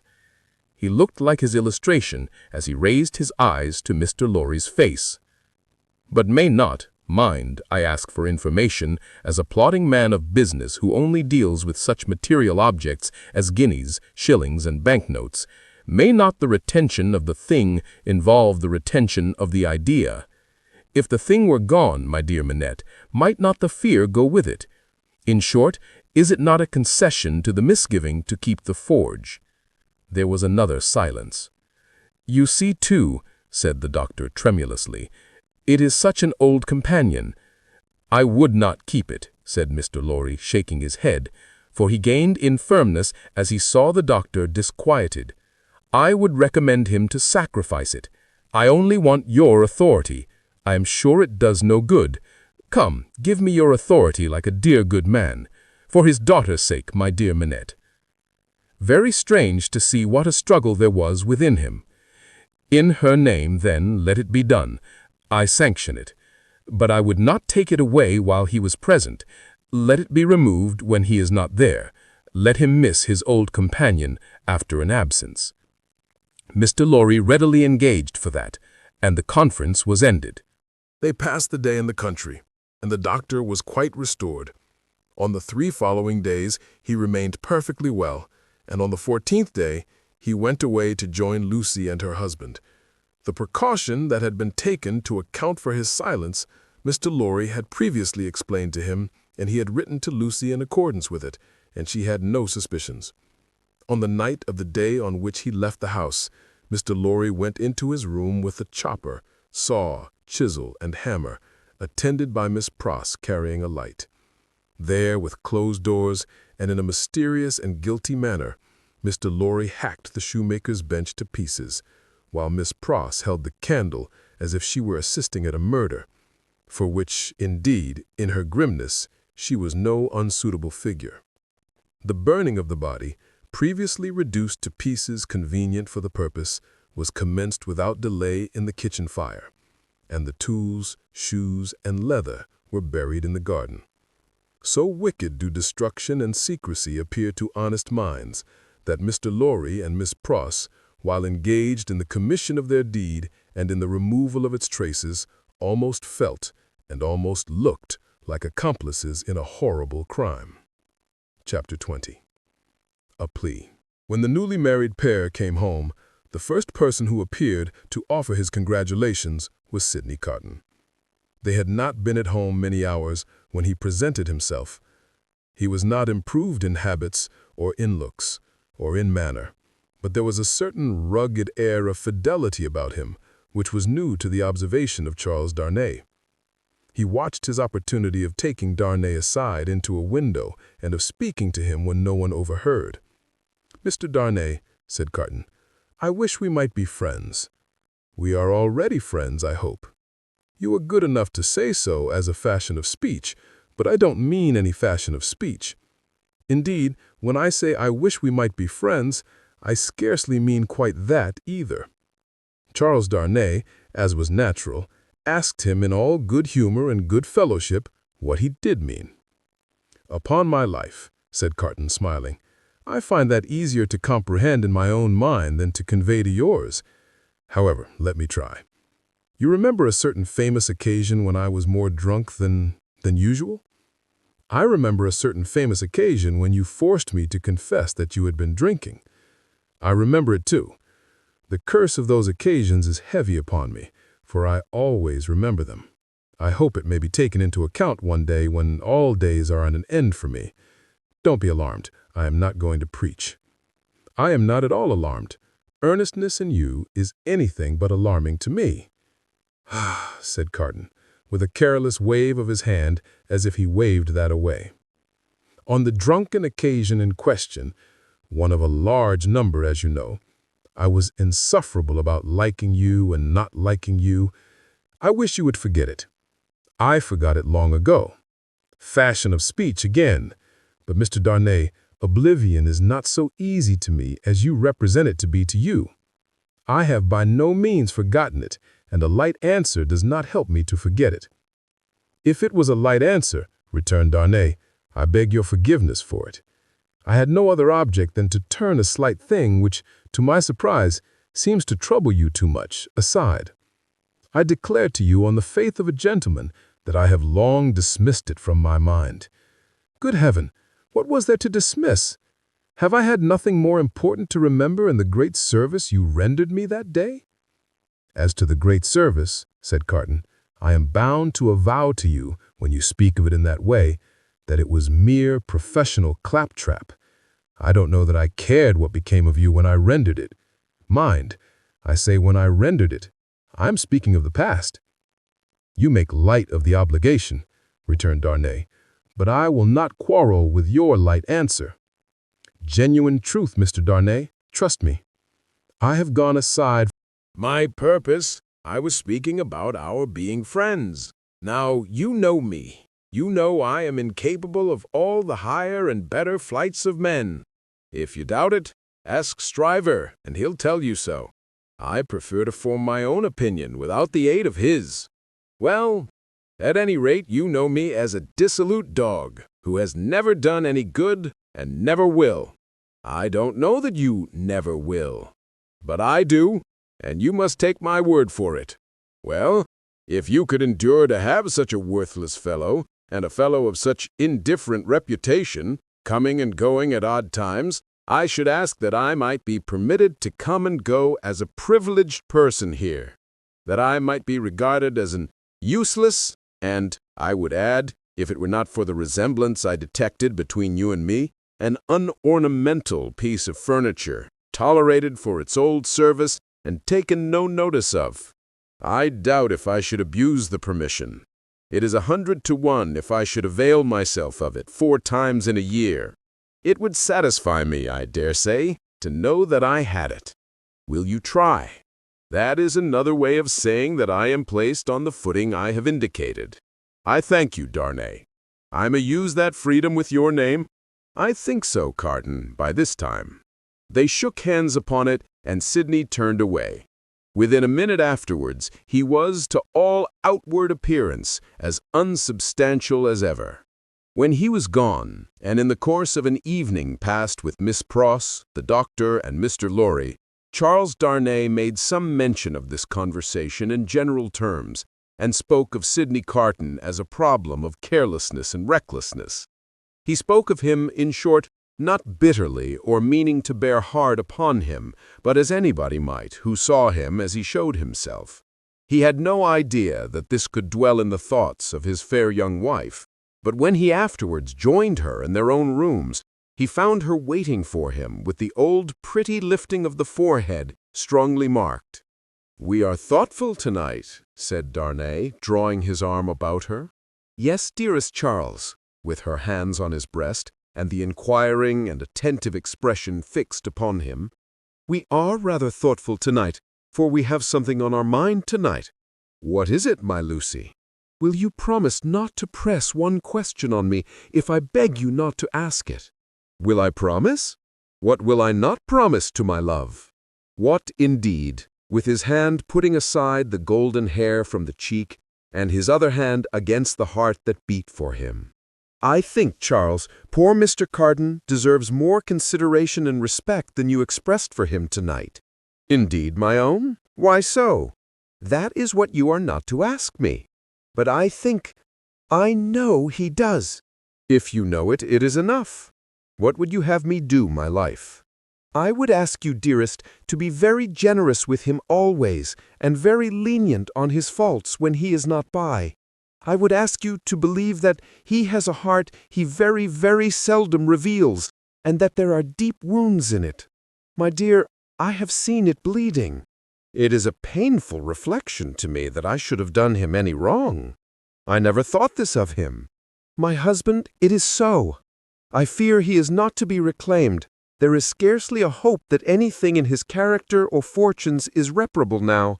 But I am sure that he is capable of good things, gentle things, even magnanimous things." She looked so beautiful in the purity of her faith in this lost man that her husband could have looked at her as she was for hours. "And oh, my dearest love," she urged, clinging nearer to him, laying her head upon his breast and raising her eyes to his, "remember how strong we are in our happiness, and how weak he is in his misery." The supplication touched him home. "I will always remember it, dear heart. I will remember it as long as I live." He bent over the golden head and put the rosy lips to his and folded her in his arms. If one forlorn wanderer, twisting in the dark, then pacing the dark streets, could have heard her innocent disclosure, and could have seen the drops of pity kissed away by her husband from the soft blue eyes so loving of that husband, he might have cried to the night, and the words would not have parted from his lips for the first time, "God bless her for her sweet compassion." Chapter 21. Echoing Footsteps. A wonderful corner for echoes, it has been remarked, that corner where the doctor lived. ever busily winding the golden thread which bound her husband and her father and herself and her old directress in companion in a life of quiet bliss, Lucie sat in the still house in the tranquilly resounding corner, listening to the echoing footsteps of years. At first, there were times, though she was a perfectly happy young wife, when her work would slowly fall from her hands and her eyes would be dimmed. For there was something coming in the echoes, something light afar off and scarcely audible yet, that stirred her heart too much. Fluttering hopes and doubts, hopes of a love as yet unknown to her, doubts of her remaining upon earth to enjoy that new delight, divided her breast. Among the echoes, then, there would arise the sound of footsteps at her own early grave, and thoughts of the husband who would be left so desolate, and who would mourn for her so much, swelled to her eyes and broke like waves. That time passed, and her little Lucie lay on her bosom. Then, among the advancing echoes, there was the tread of her tiny feet and the sound of her prattling words. Let greater echoes resound as they would, the young mother at the cradle side could always hear those coming. They came, and the shady house was sunny with a child's laugh, and the divine friend of children, to whom in her trouble she had confided hers, seemed to take her child in his arms as he took the child of old, and made it a sacred joy to her. Ever busily winding the golden thread that bound them all together, weaving the service of her happy influence through the tissue of all their lives, and making it predominate nowhere, Lucie heard in the echoes of years none but friendly and soothing sounds. Her husband's step was strong and prosperous among them, her father's firm and equal. Lo, Miss Pross in harness of string, awakening the echoes as an unruly charger, whip-corrected, snorting and pawing the earth under the plane tree in the garden. Even when there were sounds of sorrow among the rest, they were not harsh nor cruel. Even when golden hair like her own lay in a halo on a pillow round the worn face of a little boy, and he said with a radiant smile, "Dear Papa and Mamma, I am very sorry to leave you both, and to leave my pretty sister, but I am called, and I must go." Those were not tears all of agony that wetted his young mother's cheek as the spirit departed from her embrace that had been entrusted to it. Suffer them and forbid them not. They see my Father's face. O Father, blessed words. Thus the rustling of an angel's wings got blended with the other echoes, and they were not wholly of earth, but had in them that breath of heaven. Sighs of the winds that blew over a little garden tomb were mingled with them also, and both were audible to Lucie in a hushed murmur, like the breathing of a summer sea asleep on a sandy shore, as the little Lucie, comically studious at the task of the morning, or dressing a doll at her mother's footstool, chattered in the tongues of the two cities that were blended in her life. The echoes rarely answered to the actual tread of Sydney Carton. Some half-dozen times a year at most, he claimed his privilege of coming in uninvited and would sit among them through the evening as he had once done often. He never came there heated with wine. And one other thing regarding him was whispered in the echoes, which has been whispered by all true echoes for ages and ages. No man ever really loved a woman, lost her, and knew her with a blameless though an changed her mind when she was a wife and a mother, but her children had a strange sympathy with him, an instinctive delicacy of pity for him. What fine hidden sensibilities are touched in such a case, no echoes tell, but it is so, and it was so here. Carton was the first stranger to whom little Lucie held out her chubby arms, and he kept his place with her as she grew. The little boy had spoken of him, almost at the last. "Poor Carton, kiss him for me." Mr. Stryver shouldered his way through the law like some great engine forcing itself through turbid water, and dragged his useful friend in his wake like a boat towed astern. As the boat so favored is usually in a rough plight, and mostly under water, so Sydney had a swamped life of it.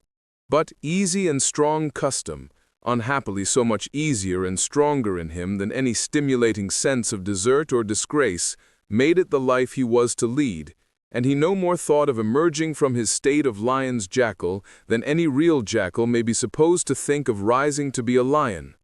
Stryver was rich, had married a florid widow with property and 3 boys, who had nothing particularly shining about them but the straight hair of their dumpling heads.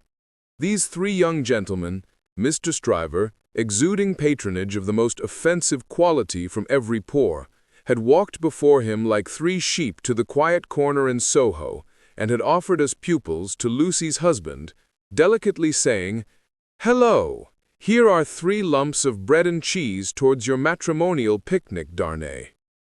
The polite rejection of the 3 lumps of bread and cheese had quite bloated Mr. Stryver with indignation, which he afterwards turned to account in the training of the young gentlemen, by directing them to beware of the pride of beggars, like that tutor fellow. He was also in the habit of declaiming to Mrs. Stryver, over his full-bodied wine, on the arts Mrs. Darnay had once put in practice to catch him, and on the diamond-cut diamond arts in himself, madam, which had rendered him not to be caught. Some of his King's Bench familiars, who were occasionally parties to the full-bodied wine and the lie, excused him for the latter by saying that he had told it so often that he believed it himself, which is surely such an incorrigible aggravation of an originally bad offense as to justify any such offenders being carried off to some suitably retired spot and there hanged out of the way. These were among the echoes to which Lucie, sometimes pensive, sometimes amused and laughing, listened in the echoing corner until her little daughter was 6 years old. How near to her heart the echoes of her child's tread came, and those of her own dear father's, always active and self-possessed, and those of her dear husband's, need not be told. Nor how the lightest echo of their united home, directed by herself with such a wise and elegant thrift that it was more abundant than any waste, was music to her. Nor how there were echoes all about her, sweet in her ears, of the many times her father had told her that he found her more devoted to him married, if that could be, than single, and of the many times her husband had said to her that no cares and duties seemed to divide her love for him, or her help to him, and asked her, "What is the magic secret, my darling, of your being everything to all of us, as if there were only one of us, yet never seeming to be hurried, or to have too much to do?" But there were other echoes, from a distance, that rumbled menacingly in the corner all through this space of time, and it was now, about little Lucie's 6th birthday, that they began to have an awful sound, as of a great storm in France with a dreadful sea rising. On a night in mid-July 1789, Mr. Lorry came in late, from Tellson's, and sat himself down by Lucie and her husband in the dark window. It was a hot, wild night, and they were all 3 reminded of the old Sunday night when they looked at the lightning from the same place. "I began to think," said Mr. Lorry, pushing his brown wig back, "that I should have to pass the night at Tellson's. We've been so full of business all day that we have not known what to do first or which way to turn. There is such an uneasiness in Paris that we have actually a run of confidence upon us. Our customers over there seem not to be able to confide their property to us fast enough. There is positively a mania among some of them for sending it to England." "That has a bad look," said Darnay. "A bad look, you say, my dear Darnay? Yes, but we don't know what reason there is in it. People are so unreasonable.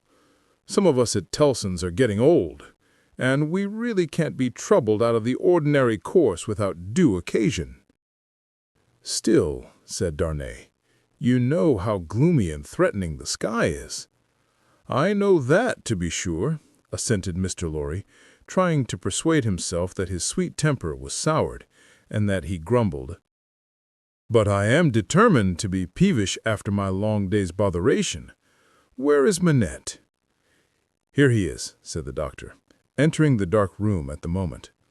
"I'm quite glad you're at home. for these hurries and forebodings by which I have been surrounded all day long have made me nervous without reason. You are not going out, I hope. No, I'm going to play backgammon with you if you like. I don't think I do like, if I may speak my mind. I am not fit to be pitted against you tonight. Is the tea-board still there, Lucie? I can't see.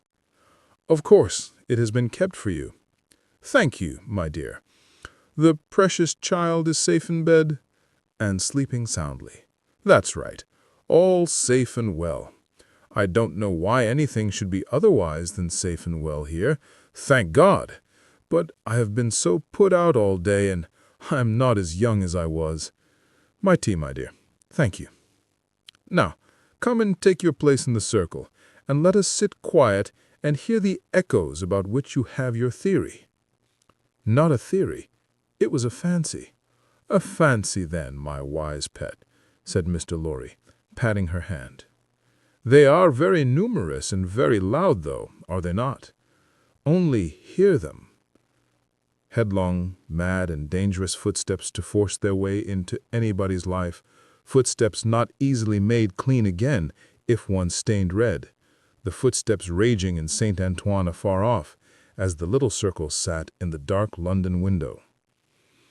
St. Antoine had been, that morning, a vast dusky mass of scarecrows heaving to and fro, with frequent gleams of light above the billowy heads where steel blades and bayonets shone in the sun. A tremendous roar arose from the throat of St. Antoine, and a forest of naked arms struggled in the air like shriveled branches of trees in a winter wind, all the fingers convulsively clutching at every weapon or semblance of a weapon that was thrown up from the depths below, no matter how far off. Who gave them out, whence they last came, where they began, through what agency they crookedly quivered and jerked, scores at a time, over the heads of the crowd, like a kind of lightning, no eye in the throng could have told, but muskets were being distributed, so were cartridges, powder and ball, bars of iron and wood, knives, axes, pikes, every weapon that distracted ingenuity could discover or devise. People who could lay hold of nothing else set themselves with bleeding hands to force stones and bricks out of their places in walls. Every pulse and heart in St. Antoine was on high fever strain and at high fever heat. Every living creature there held life as of no account and was demented with a passionate readiness to sacrifice it.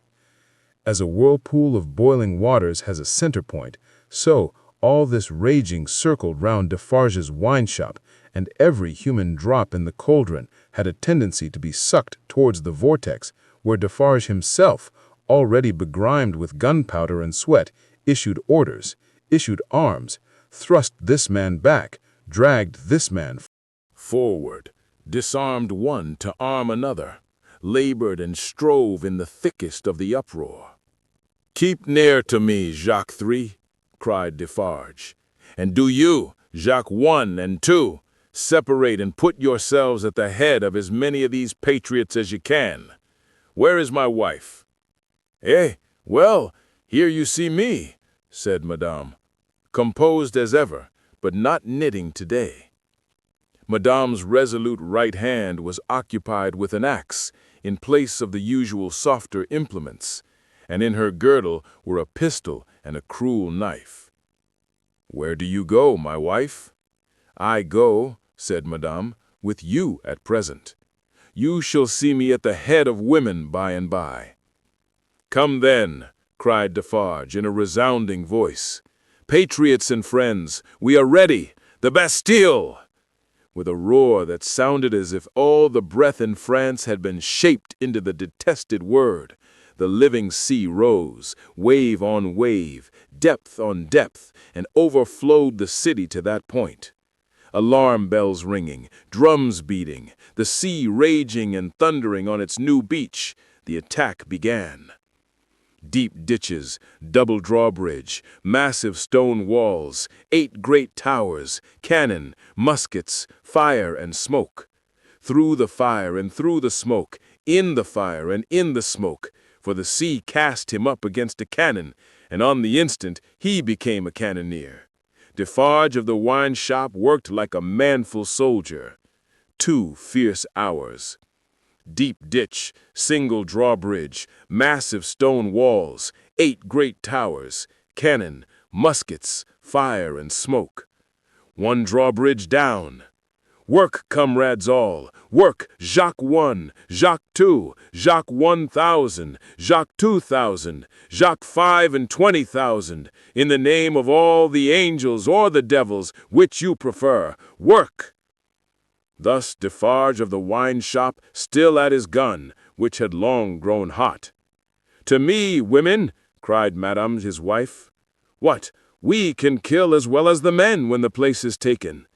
And to her, with a shrill, thirsty cry, trooping women variously armed, but all armed alike in hunger and revenge. Cannon, muskets, fire and smoke, but still the deep ditch, the single drawbridge, the massive stone walls, and the 8 great towers. Slight displacements of the raging sea made by the falling wounded. Flashing weapons, blazing torches, smoking wagon loads of wet straw, hard work at neighboring barricades in all directions, shrieks, volleys, execrations, bravery without stint, boom, smash, and rattle, and the furious sounding of the living sea. But still the deep ditch, and the single drawbridge, and the massive stone walls, and the 8 great towers. And still Defarge of the wine shop at his gun, grown doubly hot by the service of 4 fierce hours. A white flag from within the fortress and a parley, this dimly perceptible through the raging storm, nothing audible in it. Suddenly the sea rose immeasurably wider and higher, and swept Defarge of the wine shop over the lower drawbridge, past the massive stone outer walls, in among the 8 great towers, surrendered.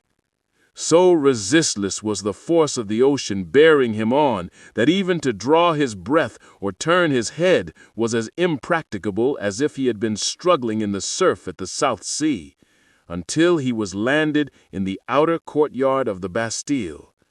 There, against an angle of a wall, he made a struggle to look about him. Jacques 3 was nearly at his side. Madame Defarge, still heading some of her women, was visible in the inner distance, and her knife was in her hand. Everywhere was tumult, exultation, deafening and maniacal bewilderment, astounding noise, yet furious dumb show. The prisoners! The records! The secret cells! The instruments of torture! The prisoners! Of all these cries and 10,000 incoherences, the prisoners was the cry most taken up by the sea, that rushed in as if there were an eternity of people, as well as of time and space. Defarge laid his strong hand on the breast of one of these men, a man with a gray head, who had a lighted torch in his hand, separated him from the rest, and got him between himself and the wall. "Show me the North Tower," said Defarge. "Quick!" "I will faithfully," replied the man, "if you will come with me, but there is no one there." "What is the meaning of 105 North Tower?" asked Defarge. "Quick!" "The meaning, monsieur? Does it mean a captive or a place of captivity, or do you mean that I shall strike you dead?" "Kill him!" croaked Jacques 3, who had come close up. "Monsieur, it is a cell. Show it me." "Pass this way, then." Jacques 3, with his usual craving on him, and evidently disappointed by the dialogue taking a turn that did not seem to promise bloodshed, held by Defarge's arm as he held by the turnkeys. Their 3 heads had been close together during this brief discourse, and it had been as much as they could do to hear one another, even then. So tremendous was the noise of the living ocean, in its eruption into the fortress, and its inundation of the courts and passages and staircases. All around outside, too, it beat the walls with a deep, hoarse roar, from which, occasionally, some partial shouts of tumult broke and leapt into the air like spray. through gloomy vaults where the light of day had never shone, past hideous doors of dark dens and cages, down cavernous flights of steps, and again up steep, rugged ascents of stone and brick, more like dry waterfalls than staircases. Defarge, the turnkey, and Jacques III, linked hand and arm, went with all the speed they could make. Here and there, especially at first, the inundation started on them and swept by. But when they had done descending and were winding and climbing up a tower, they were alone. Hemmed in here by the massive thickness of walls and arches, the storm within the fortress and without was only audible to them in a dull, subdued way, as if the noise out of which they had come had almost destroyed their sense of hearing. The turnkey stopped at a low door, put a key in a clashing lock, swung the door slowly open, and said, as they all bent their heads and passed in, 105, North Tower. There was a small, heavily grated, unglazed window high in the wall, with a stone screen before it, so that the sky could only be seen by stooping low and looking up. There was a small chimney, heavily barred across a few feet within. There was a heap of old, feathery wood ashes on the hearth. There was a stool and table and a straw bed. There were the 4 blackened walls and a rusted iron ring in one of them. "Pass that torch slowly along these walls, that I may see them," said Defarge to the turnkey. The man obeyed, and Defarge followed the light closely with his eyes. "Stop! Look here, Jacques." "A.M.," croaked Jacques III as he read greedily. "Alexander Manette," said Defarge in his ear, following the letters with his swart forefinger, deeply ingrained with gunpowder. And here he wrote, "A poor physician," and it was he, without doubt, who scratched a calendar on this stone. "What is that in your hand? A crowbar? Give it me." He had still the linstock of his gun in his own hand. He made a sudden exchange of the 2 instruments, and turning on the worm-eaten stool and table, beat them to pieces in a few blows. "Hold the light higher," he said, wrathfully to the turnkey. "Look among those fragments with care, Jacques, and see, here is my knife." Throwing it to him, "Rip open that bed and search the straw. Hold the light higher, you." With a menacing look at the turnkey, he crawled upon the hearth, and peering up the chimney, struck and prized at its sides with the crowbar, and worked at the iron grating across it. In a few minutes, some mortar and dust came dropping down, which he averted his face to avoid, and in it, and in the old wood ashes, and in a crevice in the chimney, into which his weapon had slipped or wrought itself, he groped with a cautious touch. "Nothing in the wood, and nothing in the straw, Jacques?" "Nothing." "Let us collect them together in the middle of the cell. So, light them, you." The turnkey fired the little pile, which blazed high and hot. Stooping again to come out at the low arched door, they left it burning and retraced their way to the courtyard, seeming to recover their sense of hearing as they came down, until they were in the raging flood once more. They found it surging and tossing in quest of Defarge himself. Saint Antoine was clamorous to have its wine-shop-keeper foremost in the guard upon the governor who had defended the Bastille and shot the people. Otherwise, the governor would not be marched to the Hôtel de Ville for judgment. Otherwise, the governor would escape, and the people's blood, suddenly of some value after many years of worthlessness, be unavenged. In the howling universe of passion and contention that seemed to encompass this grim old officer, conspicuous in his gray coat and red decoration, there was but one quite steady figure, and that was a woman's. "See, there is my husband!" she cried, pointing him out. "See, Defarge!" She stood immovable close to the grim old officer, and remained immovable close to him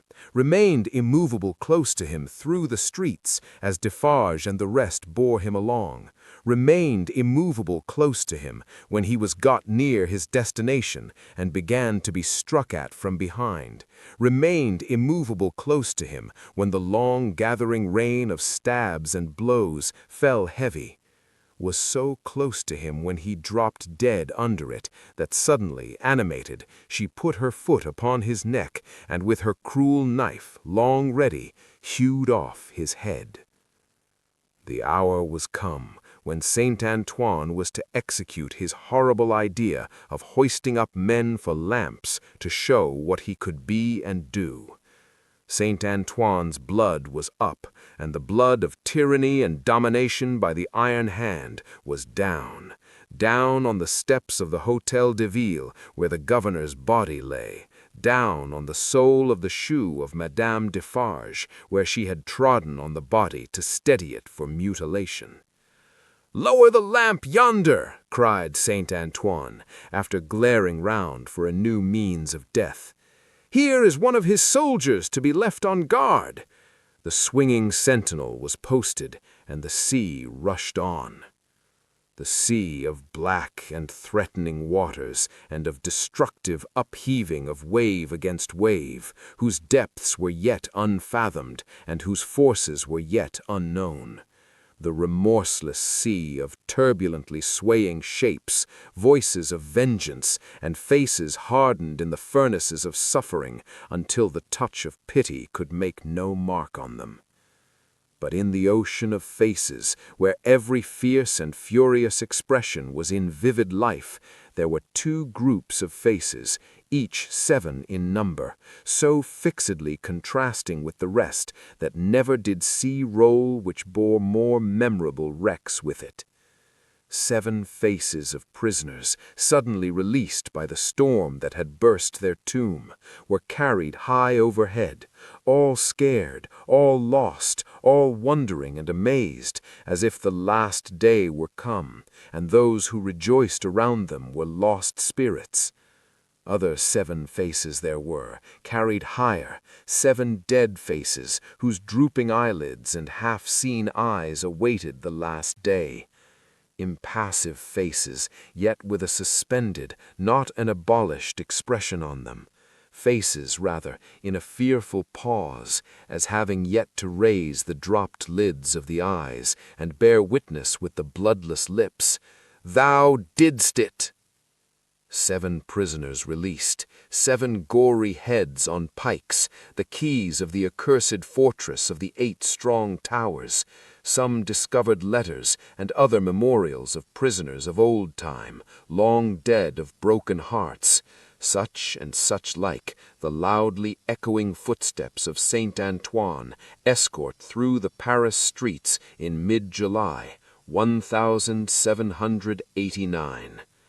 Now, heaven defeat the fancy of Lucie Darnay, and keep these feet far out of her life, for they are headlong, mad, and dangerous, and in the years so long after the breaking of the cask at Defarge's wine-shop door, they are not easily purified, once stained red. Chapter 22. The Sea Still Rises. Haggard Saint Antoine had had only one exultant week in which to soften his modicum of hard and bitter bread to such extent as he could, with the relish of fraternal embraces and congratulations, when Madame Defarge sat at her counter as usual, presiding over the customers.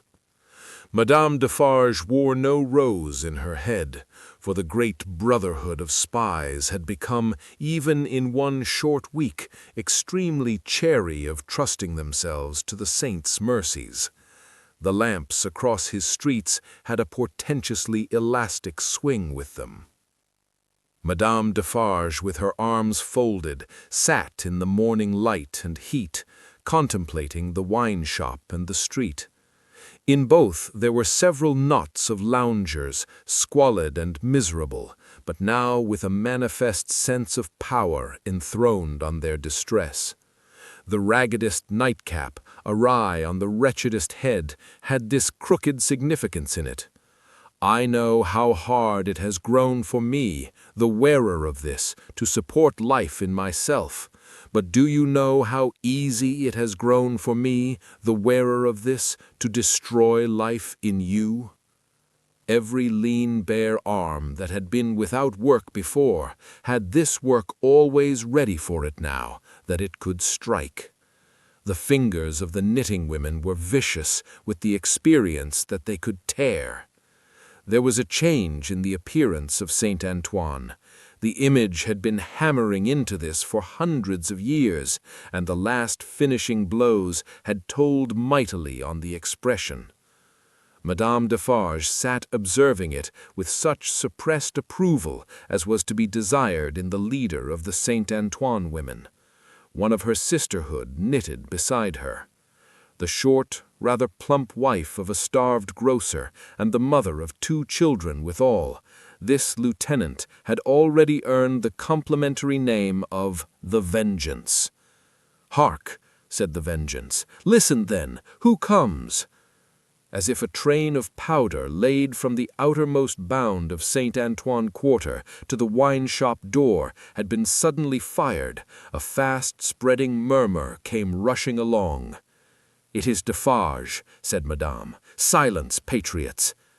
Defarge came in breathless, pulled off a red cap he wore, and looked around him. "Listen everywhere," said Madame again. "Listen to him." Defarge stood, panting against a backdrop of eager eyes and open mouths formed outside the door.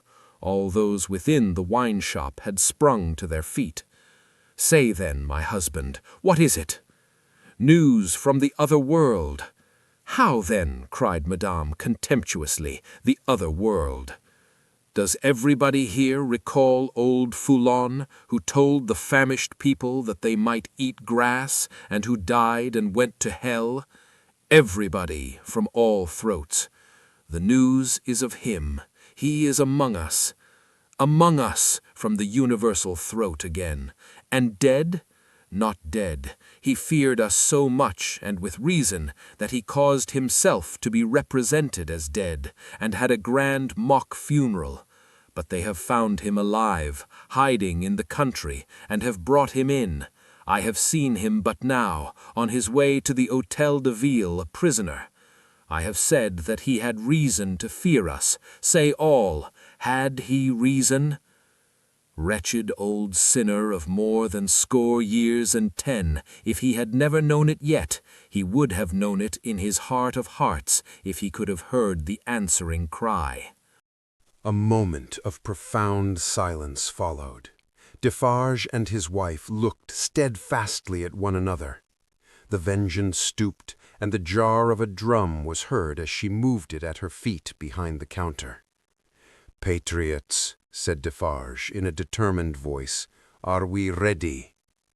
Instantly, Madame Defarge's knife was in her girdle. The drum was beating in the streets, as if it and a drummer had flown together by magic, and the Vengeance, uttering terrific shrieks and flinging her arms about her head like all the 40 Furies at once, was tearing from house to house, rousing the women. The men were terrible, in the bloody-minded anger with which they looked from windows, caught up what arms they had, and came pouring down into the streets, but the women were a sight to chill the boldest. From such household occupations as their bare poverty yielded, from their children, from their aged and their sick crouching on the bare ground, famished and naked, they ran out with streaming hair, urging one another and themselves to madness with the wildest cries and actions. "Villain Foulon taken, my sister! Old Foulon taken, my mother! Miscreant Foulon taken, my daughter!" Then a score of others ran into the midst of these, beating their breasts, tearing their hair, and screaming, "Foulon alive! Foulon who told the starving people they might eat grass! Foulon who told my old father that he might eat grass when these breasts were dry with want! O Mother of God, this Foulon! O Heaven, our suffering! Hear me, my dead baby and my withered father! I swear on my knees, on these stones, to avenge you on Foulon. Husbands and brothers and young men, give us the blood of Foulon, give us the head of Foulon, give us the heart of Foulon, give us the body and soul of Foulon, rend Foulon to pieces and dig him into the ground, that grass may grow from him." With these cries, numbers of the women lashed into blind frenzy, whirled about, striking and tearing at their own friends, until they dropped into a passionate swoon, and were only saved by the men belonging to them from being trampled underfoot. Nevertheless, not a moment was lost, not a moment. This Foulon was at the Hôtel de Ville, and might be loosed. Never, if Saint Antoine knew his own sufferings, insults, and wrongs. Armed men and women flocked out of the quarter so fast, and drew even these last dregs after them with such a force of suction, that within a quarter of an hour there was not a human creature in Saint Antoine's bosom but a few old crones and the wailing children. No. They were all by that time choking the hall of examination, where this old man, ugly and wicked, was, and overflowing into the adjacent open space and streets. The Defarges, husband and wife, the Vengeance, and Jacques III were in the first press, and at no great distance from him, in the hall. "See," cried Madame, pointing with her knife, "see the old villain bound with ropes. That was well done to tie a bunch of grass upon his back. Ha, ha, ha! That was well done. Let him eat it now." Madame put her knife under her arm and clapped her hands as at a play. The people immediately behind Madame Defarge, explaining the cause of her satisfaction to those behind them, and those again explaining to others, and those to others, the neighboring streets resounded with the clapping of hands. Similarly, during 2 or 3 hours of drawl and the winnowing of many bushels of words, Madame Defarge's frequent expressions of impatience were taken up with marvelous quickness at a distance, the more readily because certain men who had, by some wonderful exercise of agility, climbed up the external architecture to look in from the windows, knew Madame Defarge well, and acted as a telegraph between her and the crowd outside the building. At length the sun rose so high that it struck a kindly ray as of hope or protection directly down upon the old prisoner's head. The favor was too much to bear. In an instant the barrier of dust and chaff that had stood surprisingly long went to the winds, and Saint Antoine had got him. It was known directly to the furthest confines of the crowd. Defarge had but sprung over a railing and a table, and folded the miserable wretch in a deadly embrace. Madame Defarge had but followed, and turned her hand in one of the ropes with which he was tied. The Vengeance and Jacques III were not yet up with them, and the men at the windows had not yet swooped into the hall, like birds of prey from their high perches, when the cry seemed to go up all over the city. "Bring him out! Bring him to the lamp!" Down and up and head foremost on the steps of the building, now on his knees, now on his feet, now on his back, dragged and struck at and stifled by the bunches of grass and straw that were thrust into his face by hundreds of hands, torn, bruised, panting, bleeding, yet always entreating and beseeching for mercy. Now full of vehement agony of action, with a small clear space about him as the people drew one another back that they might see. Now a log of dead wood drawn through a forest of legs, he was hauled to the nearest street corner where one of the fatal lamps swung, and there Madame Defarge let him go, as a cat might have done to a mouse, and silently and composedly looked at him while they made ready, and while he besought her, the women passionately screeching at him all the time, and the men sternly calling out to have him killed with grass in his mouth. Once he went aloft, and the rope broke, and they caught him shrieking. Twice he went aloft, and the rope broke, and they caught him shrieking. Then the rope was merciful, and held him, and his head was soon upon a pike, with grass enough in the mouth for all Saint Antoine to dance at the sight of.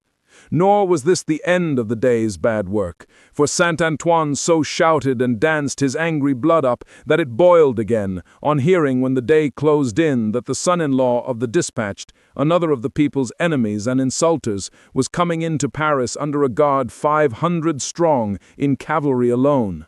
Saint-Antoine wrote his crimes on flaring sheets of paper, seized him, would have torn him out of the breast of an army to bear Folon company, set his head and heart on pikes, and carried the 3 spoils of the day in wolf procession through the streets. Not before dark night did the men and women come back to the children, wailing and breadless. Then the miserable baker shops were beset by long files of them, patiently waiting to buy bad bread. And while they waited with stomachs faint and empty, they beguiled the time by embracing one another on the triumphs of the day and achieving them again in gossip. Gradually, these strings of ragged people shortened and frayed away, and then poor lights began to shine in high windows, and slender fires were made in the streets, at which neighbors cooked in common, afterwards supping at their doors. Scanty and insufficient suppers those, and innocent of meat as of most other sauce to wretched bread. Yet human fellowship infused some nourishment into the flinty viands, and struck some sparks of cheerfulness out of them. Fathers and mothers who had had their full share in the worst of the day played gently with their meager children, and lovers, with such a world around them and before them, loved and hoped. It was almost morning when Defarge's wine shop parted with its last knot of customers, and Monsieur Defarge said to Madame his wife, in husky tones, while fastening the door, "At last it has come, my dear." "Well," returned Madame, "almost." Saint-Antoine slept, the Defarges slept, even the Vengeance slept with her starved grocer, and the drum was at rest. The drum's was the only voice in Saint-Antoine that blood and hurry had not changed. The Vengeance, as custodian of the drum, could have wakened him up, and had the same speech out of him as before the Bastille fell, or old Folon was seized. Not so with the hoarse tones of the men and women in Saint-Antoine's bosom.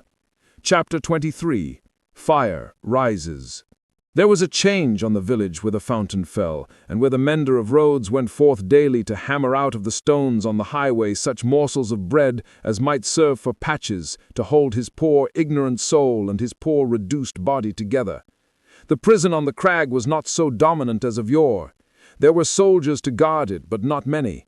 There were officers to guard the soldiers, but not one of them knew what his men would do, beyond this, that it would probably not be what he was ordered. Far and wide lay a ruined country, yielding nothing but desolation. Every green leaf, every blade of grass and blade of grain was as shriveled and poor as the miserable people. Everything was bowed down, dejected, oppressed, and broken. Habitations, fences, domesticated animals, men, women, children, and the soil that bore them, all worn out. Monseigneur, often a most worthy individual gentleman, was a national blessing, gave a chivalrous tone to things, was a polite example of luxurious and shining life, and a great deal more to equal purpose. Nevertheless, Monseigneur as a class had, somehow or other, brought things to this. Strange that creation, designed expressly for Monseigneur, should be so soon wrung dry and squeezed out. There must be something short-sighted in the eternal arrangements, surely. Thus it was, however, and the last drop of blood having been extracted from the flints and the last screw of the rack having been turned so often that its purchase crumbled, and it now turned and turned with nothing to bite, Monseigneur began to run away from a phenomenon so low and unaccountable. But this was not the change on the village, and on many a village like it. For scores of years gone by, Monseigneur had squeezed it and wrung it, and had seldom graced it with his presence, except for the pleasures of the chase. Now found in hunting the people, now found in hunting the beasts, for whose preservation Monseigneur made edifying spaces of barbarous and barren wilderness. No, the change consisted in the appearance of strange faces of low caste, rather than in the disappearance of the high caste, chiseled and otherwise beautified and beautifying features of Monseigneur. For in these times, as the mender of roads worked, solitary in the dust, not often troubling himself to reflect that dust he was and to dust he must return, being for the most part too much occupied in thinking how little he had for supper and how much more he would eat if he had it, in these times, as he raised his eyes from his lonely labor and viewed the prospect, he would see some rough figure approaching on foot, the like of which was once a rarity in those parts, but was now a frequent presence. As it advanced, the mender of roads would discern without surprise that it was a shaggy-haired man of almost barbarian aspect, tall, in wooden shoes that were clumsy even to the eyes of a mender of roads, grim, rough, swart, steeped in the mud and dust of many highways, dank with the marshy moisture of many low grounds, sprinkled with the thorns and leaves and moss of many byways through woods. Such a man came upon him, like a ghost, at noon in the July weather, as he sat on his heap of stones under a bank, taking such shelter as he could get from a shower of hail. The man looked at him, looked at the village in the hollow, at the mill, and at the prison on the crag. When he had identified these objects in what benighted mind he had, he said, in a dialect that was just intelligible, "How goes it, Jacques?" "All well, Jacques." "Touch, then." They joined hands, and the man sat down on the heap of stones. "No dinner?" "Nothing but supper now," said the mender of roads with a hungry face. "It is the fashion," growled the man. "I meet no dinner anywhere." He took out a blackened pipe, filled it, lighted it with flint and steel, pulled at it until it was in a bright glow, then suddenly held it from him and dropped something into it from between his finger and thumb that blazed and went out in a puff of smoke. "Touch, then." It was the turn of the mender of roads to say at this time, after observing these operations. They again joined hands. "Tonight?" said the mender of roads. "Tonight," said the man, putting the pipe in his mouth. "Where?" "Here." He and the mender of roads sat on the heap of stones looking silently at one another, with the hail driving in between them like a pygmy charge of bayonets, until the sky began to clear over the village. "Show me," said the traveler then, moving to the brow of the hill. "See," returned the mender of roads, with extended finger. "You go down here, and straight through the street, and past the fountain." "To the devil with all that," interrupted the other, rolling his eye over the landscape. "I go through no streets and past no fountains. Well, about 2 leagues beyond the summit of that hill above the village." "Good. When do you cease to work?" "At sunset." "Will you wake me before departing? I have walked 2 nights without resting. Let me finish my pipe, and I shall sleep like a child. Will you wake me?" "Surely." The wayfarer smoked his pipe out, put it in his breast, slipped off his great wooden shoes, and lay down on his back on the heap of stones. He was fast asleep directly. As the road mender plied his dusty labor, and the hail clouds rolling away revealed bright bars and streaks of sky, which were responded to by silver gleams upon the landscape, the little man, who wore a red cap now in place of his blue one, seemed fascinated by the figure on the heap of stones. His eyes were so often turned towards it that he used his tools mechanically, and one would have said to very poor account. The bronze face, the shaggy black hair and beard, the coarse woolen red cap, the rough medley dress of homespun stuff and hairy skins of beasts, the powerful frame attenuated by spare living, and the sullen and desperate compression of the lips in sleep, inspired the mender of roads with awe. The traveler had traveled far, and his feet were footsore, and his ankles chafed and bleeding. His great shoes, stuffed with leaves and grass, had been heavy to drag over the many long leagues, and his clothes were chafed into holes, as he himself was into sores. Stooping down beside him, the road mender tried to get a peep at secret weapons in his breast or where not, but in vain, for he slept with his arms crossed upon him and set as resolutely as his lips. Fortified towns with their stockades, guardhouses, gates, trenches, and drawbridges seemed to the mender of roads to be so much air as against this figure. And when he lifted his eyes from it to the horizon and looked around, he saw in his small fancy similar figures, stopped by no obstacle, tending to centers all over France. The man slept on, indifferent to showers of hail and intervals of brightness, to sunshine on his face and shadow, to the paltering lumps of dull ice on his body and the diamonds into which the sun changed them, until the sun was low in the west and the sky was glowing. Then the mender of roads, having got his tools together and all things ready to go down into the village, roused him. "Good," said the sleeper, rising on his elbow. 2 leagues beyond the summit of the hill?" "About." About. Good. The mender of roads went home, with the dust going on before him according to the set of the wind, and was soon at the fountain, squeezing himself in among the lean kine brought there to drink, and appearing even to whisper to them in his whispering to all the village. When the village had taken its poor supper, it did not creep to bed, as it usually did, but came out of doors again, and remained there. A curious contagion of whispering was upon it, and also, when it gathered together at the fountain in the dark, another curious contagion of looking expectantly at the sky in one direction only.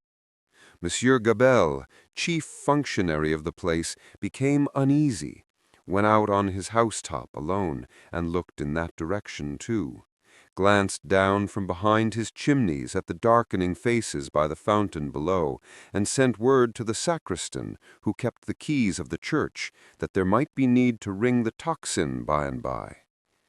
The night deepened, the trees environing the old chateau keeping its solitary state apart, moved in a rising wind, as though they threatened the pile of building massive and dark in the gloom.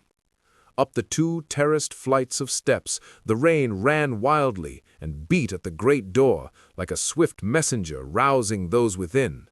Uneasy rushes of wind went through the hall among the old spears and knives and passed lamenting up the stairs and shook the curtains of the bed where the last marquis had slept. East, west, north and south, through the woods, 4 heavy-treading, unkempt figures crushed the high grass and cracked the branches, striding on cautiously to come together in the courtyard. 4 lights broke out there and moved away in different directions, and all was black again. But not for long. Presently the chateau began to make itself strangely visible by some light of its own, as though it were growing luminous. Then a flickering streak played behind the architecture of the front, picking out transparent places and showing where balustrades, arches, and windows were. Then it soared higher and grew broader and brighter. Soon, from a score of the great windows, flames burst forth, and the stone faces, awakened, stared out a fire. A faint murmur arose about the house from the few people who were left there, and there was a saddling of a horse and riding away. There was spurring and splashing through the darkness, and bridle was drawn in the space by the village fountain, and the horse in a foam stood at Monsieur Gabelle's door. "Help, Gabelle! Help, everyone!" The tocsin rang impatiently, but other help, if that were any, there was none. The mender of roads and 250 particular friends stood with folded arms at the fountain, looking at the pillar of fire in the sky. "It must be 40 feet high," said they, grimly, and never moved. The rider from the chateau and the horse in a foam clattered away through the village and galloped up the stony steep to the prison on the crag. At the gate, a group of officers were looking at the fire. Removed from them, a group of soldiers. "Help, gentlemen, officers! The chateau is on fire. Valuable objects may be saved from the flames by timely aid. Help! Help!" The officers looked toward the soldiers, who looked at the fire, gave no orders, and answered with shrugs and biting of lips, "It must burn." As the rider rattled down the hill again and through the street, the village was illuminating. The mender of roads and the 250 particular friends, inspired as one man and woman by the idea of lighting up, had darted into their houses and were putting candles in every dull little pane of glass. The general scarcity of everything occasioned candles to be borrowed in a rather peremptory manner of Monsieur Gabelle, and in a moment of reluctance and hesitation on that functionary's part, the mender of roads, once so submissive to authority, had remarked that carriages were good to make bonfires with, and that post-horses would roast. The chateau was left to itself to flame and burn. In the roaring and raging of the conflagration, a red-hot wind, driving straight from the infernal regions, seemed to be blowing the edifice away. With the rising and falling of the blaze, the stone faces showed as if they were in torment. When great masses of stone and timber fell, the face with the 2 dints in the nose became obscured. anon struggled out of the smoke again, as if it were the face of the cruel marquis, burning at the stake and contending with the fire. The chateau burned. The nearest trees, laid hold of by the fire, scorched and shriveled. Trees at a distance, fired by the 4 fierce figures, begirt the blazing edifice with a new forest of smoke. Molten lead and iron boiled in the marble basin of the fountain. The water ran dry. The extinguisher tops of the towers vanished like ice before the heat and trickled down into 4 rugged wells of flame. Great rents and splits branched out in the solid walls like crystallization. Stupefied birds wheeled about and dropped into the furnace. 4 fierce figures trudged away, east, west, north, and south, along the night-enshrouded roads, guided by the beacon they had lighted, toward their next destination. The illuminated village had seized hold of the tocsin and, abolishing the lawful ringer, rang for joy. Not only that, but the village, light-headed with famine, fire, and bell-ringing, and bethinking itself that Monsieur Gabelle had to do with the collection of rent and taxes, though it was but a small installment of taxes and no rent at all that Gabelle had got in those latter days, became impatient for an interview with him, and surrounding his house summoned him to come forth for personal conference. Whereupon Monsieur Gabelle did heavily bar his door and retire to hold counsel with himself. The result of that conference was that Gabelle again withdrew himself to his housetop behind his stack of chimneys, this time resolved, if his door were broken in, he was a small southern man of retaliative temperament, to pitch himself head foremost over the parapet and crush a man or 2 below. Probably Monsieur Gabelle passed a long night up there, with the distant chateau for fire and candle, and the beating at his door combined with the joy ringing for music, not to mention his having an ill-omened lamp slung across the road before his posting-house gate, which the village showed a lively inclination to displace in his favor. A trying suspense, to be passing a whole summer night on the brink of the black ocean, ready to take that plunge into it upon which Monsieur Gabelle had resolved. But the friendly dawn appearing at last, and the rush candles of the village guttering out, the people happily dispersed, and Monsieur Gabelle came down bringing his life with him for that while. Within 100 miles, and in the light of other fires, there were other functionaries less fortunate, that night and other nights, whom the rising sun found hanging across once peaceful streets where they had been born and bred. Also, there were other villagers and townspeople less fortunate than the mender of roads and his fellows, upon whom the functionaries and soldiery turned with success, and whom they strung up in their turn. But the fierce figures were steadily wending east, west, north, and south, be that as it would. And whosoever hung, fire burned. The altitude of the gallows that would turn to water and quench it, no functionary, by any stretch of mathematics, was able to calculate successfully. Chapter 24. Drawn to the lodestone rock. In such risings of fire and risings of sea, the firm earth shaken by the rushes of an angry ocean which had now no ebb but was always on the flow, higher and higher, to the terror and wonder of the beholders on the shore, 3 years of tempest were consumed. 3 more birthdays of little Lucie had been woven by the golden thread into the peaceful tissue of the life of her home. Many a night and many a day had its inmates listened to the echoes in the corner, with hearts that failed them when they heard the thronging feet. For the footsteps had become to their minds as the footsteps of a people, tumultuous under a red flag and with their country declared in danger, changed into wild beasts by terrible enchantment long persisted in. Monseigneur, as a class, had disassociated himself from the phenomenon of his not being appreciated, of his being so little wanted in France as to incur considerable danger of receiving his dismissal from it and this life together.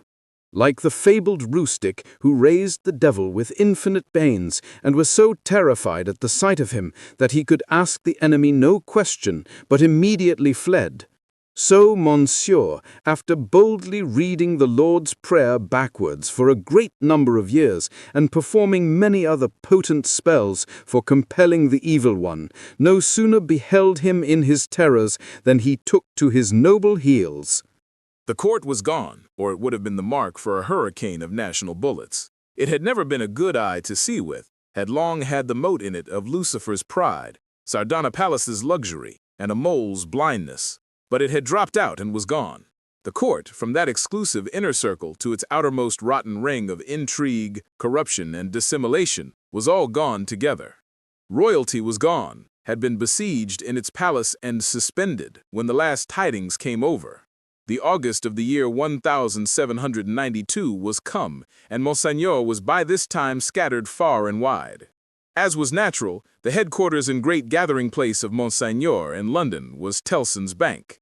Spirits are supposed to haunt the places where their bodies most resorted, and Monseigneur without a guinea haunted the spot where his guineas used to be. Moreover, it was the spot to which such French intelligence as was most to be relied upon came quickest. Again, Tellson's was a munificent house, and extended great liberality to old customers who had fallen from their high estate.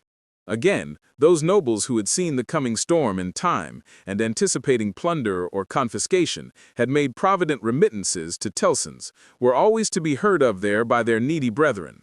To which it must be added that every newcomer from France reported himself and his tidings at Tellson's, almost as a matter of course. For such variety of reasons, Tellson's was at that time, as to French intelligence, a kind of high exchange, and this was so well known to the public, and the inquiries made there were in consequence so numerous, that Tellson's sometimes wrote the latest news out in a line or so, and posted it in the bank windows for all who ran through Temple Bar to read. On a steaming, misty afternoon, Mr. Lorry sat at his desk, and Charles Darnay stood leaning on it, talking with him in a low voice. The penitential den, once set apart for interviews with the House, was now the news exchange, and was filled to overflowing. It was within half an hour or so of the time of closing. "But although you are the youngest man that ever lived," said Charles Darnay, rather hesitating, "I must still suggest to you—" "I understand that I am too old," said Mr. Lorry. "Unsettled weather, a long journey, uncertain means of traveling, a disorganized country, a city that may not be even safe for you?" "My dear Charles," said Mr. Lorry with cheerful confidence, "you touch some of the reasons for my going, not for my staying away.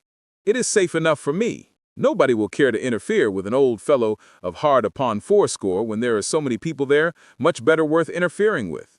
As to its being a disorganized city, if it were not a disorganized city, there would be no occasion to send somebody from our house here to our house there, who knows the city and the business of old and is in Tellson's confidence. As to the uncertain traveling, the long journey, and the winter weather, if I were not prepared to submit myself to a few inconveniences for the sake of Tellson's after all these years, who ought to be?" "I wish I were going myself," said Charles Darnay, somewhat restlessly, and like one thinking aloud. "Indeed, you are a pretty fellow to object and advise," exclaimed Mr. Lorry. "You wish you were going yourself, and you a Frenchman born? You are a wise counselor. My dear Mr. Lorry, it is because I am a Frenchman born that the thought, which I did not mean to utter here, however, has passed through my mind often. One cannot help thinking, having had some sympathy for the miserable people and having abandoned something to them," he spoke here in his former thoughtful manner, "that one might be listened to, and might have the power to persuade to some restraint. Only last night after you had left us, when I was talking to Lucie—" You are not ashamed to mention the name of Lucie, wishing you were going to France at this time of day. However, I am not going," said Charles Darnay with a smile. "It is more to the purpose that you say you are, and I am in plain reality. The truth is, my dear Charles," Mr. Lorry glanced at the distant house and lowered his voice, "you can have no conception of the difficulty with which our business is transacted, and of the peril in which our books and papers over yonder are involved. The Lord above knows what the compromising consequences would be to numbers of people if some of our documents were seized or destroyed. And they might be, at any time, you know, for who can say that Paris is not set afire today or sacked tomorrow? Now, a judicious selection from these with the least possible delay, and the burying of them, or otherwise getting them out of harm's way, is within the power, without loss of precious time, of scarcely anyone but myself, if anyone. And shall I hang back when Tellson's knows this and says this? Tellson's, whose bread I have eaten these 60 years, because I am a little stiff about the joints? Why, I am a boy, sir, to half a dozen old codgers here. How I admire the gallantry of your youthful spirit, Mr. Lorry. Tut! Nonsense, sir. And, my dear Charles, said Mr. Lorry, glancing at the house again, you are to remember that getting things out of Paris at this present time, no matter what things, is next to an impossibility. Papers and precious matters were this very day brought to us here. I speak in strict confidence. It is not businesslike to whisper it, even to you.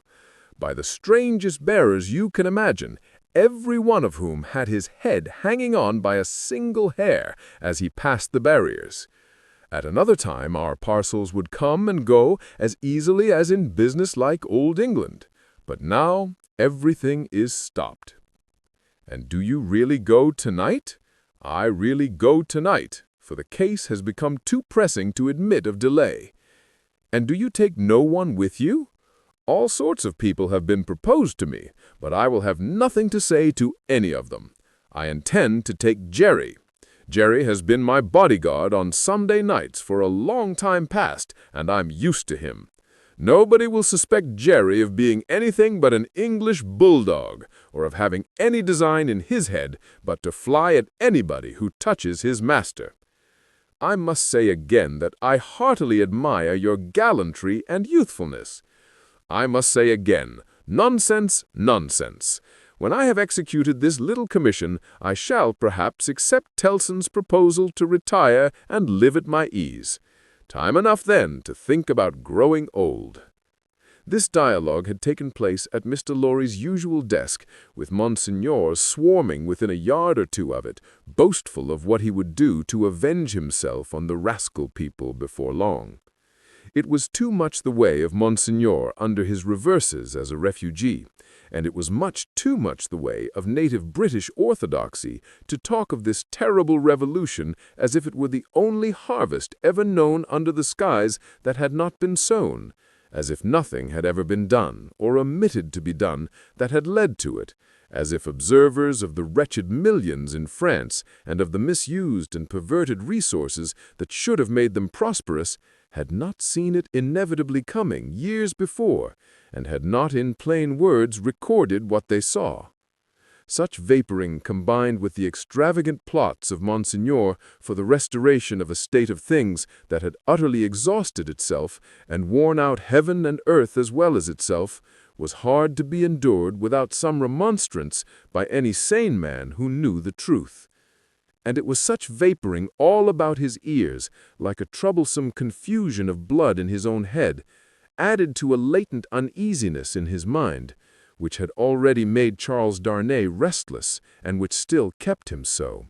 Among the talkers was Stryver of the King's Bench Bar, for on his way to state promotion, and therefore loud on the theme, broaching to Monsignor his devices for blowing up the people and exterminating them from the face of the earth, and doing without them, and for accomplishing many similar objects, akin in their nature to the abolition of eagles by sprinkling salt on the tails of the race. Him Darnay heard with a particular feeling of objection, and Darnay stood divided between going away, that he might hear no more, and remaining to interpose his word, when the thing that was to be went on to shape itself out. The House approached Mr. Lorry, and laying a soiled and unopened letter before him, asked if he had yet discovered any traces of the person to whom it was addressed. The House laid the letter down so close to Darnay that he saw the direction, the more quickly because it was his own right name. The address, turned into English, ran, very pressing, to Monsieur heretofore the Marquis Saint-Evremond of France, confided to the cares of Messrs. Tellson and Co., bankers, London, England. On the marriage morning, Dr. Manette had made it his one urgent and express request to Charles Darnay that the secret of this name should be, unless he, the doctor, dissolved the obligation, kept inviolate between them. Nobody else knew it to be his name. His own wife had no suspicion of the fact. Mr. Lorry could have none. No, said Mr. Lorry in reply to the House, I have referred it, I think, to everybody now here, and no one can tell me where this gentleman is to be found. The hands of the clock verging upon the hour of closing the bank, there was a general set of the current of talkers past Mr. Lorry's desk. He held the letter out inquiringly, and Monsieur looked at it in the person of this plotting and indignant refugee, and Monsieur looked at it in the person of that plotting and indignant refugee. And this, that, and the other, all had something disparaging to say, in French or in English, concerning the Marquis who was not to be found. Nephew, I believe, but in any case degenerate successor of the polished Marquis who was murdered, said one. Happy to say, I never knew him. A craven who abandoned his post, said another. This Monseigneur had been got out of Paris, legs uppermost, and half suffocated in a load of hay, some years ago. Infected with the new doctrines, said a third, eyeing the direction through his glass in passing. Set himself in opposition to the last Marquis, abandoned the estates when he inherited them, and left them to the ruffian herd. They will recompense him now, I hope, as he deserves. Hey, cried the blatant striver. Did he, though? Is that the sort of fellow? Let us look at his infamous name. Damn the fellow. Darnay, unable to restrain himself any longer, touched Mr. Stryver on the shoulder and said, I know the fellow. Do you, by Jupiter? Said Stryver. I am sorry for it. Why? Why, Mr. Darnay? Do you hear what he did? Don't ask why in these times. But I do ask why. Then I tell you again, Mr. Darnay, I am sorry for it. I am sorry to hear you putting any such extraordinary questions. Here was a fellow who, infected with the most pestilent and blasphemous code of devilry that ever was known, abandoned his property to the vilest scum of the earth that ever did murder by wholesale, and you ask me why I am sorry that a man who instructs youth knows him. Well, but I'll answer you. I am sorry because I believe there is contamination in such a scoundrel. That's why. Mindful of the secret, Darnay with great difficulty checked himself and said, You may not understand the gentleman. I understand how to put you in a corner, Mr. Darnay, said Bully Stryver, and I'll do it. If this fellow is a gentleman, I don't understand him. You may tell him so, with my compliments. You may also tell him from me that after abandoning his worldly goods and position to this butcherly mob, I wonder he is not at the head of them. But no. Gentlemen, said Stryver, looking all round and snapping his fingers, I know something of human nature, and I tell you that you'll never find a fellow like this fellow trusting himself to the mercies of such precious protégés. No, gentlemen, he'll always show 'em a clean pair of heels very early in the scuffle, and sneak away. With those words and the final snap of his fingers, Mr. Stryver shouldered himself into Fleet Street, amidst the general approbation of his hearers. Mr. Lorry and Charles Darnay were left alone at the desk in the general departure from the bank. Will you take charge of the letter? Said Mr. Lorry. You know where to deliver it? I do.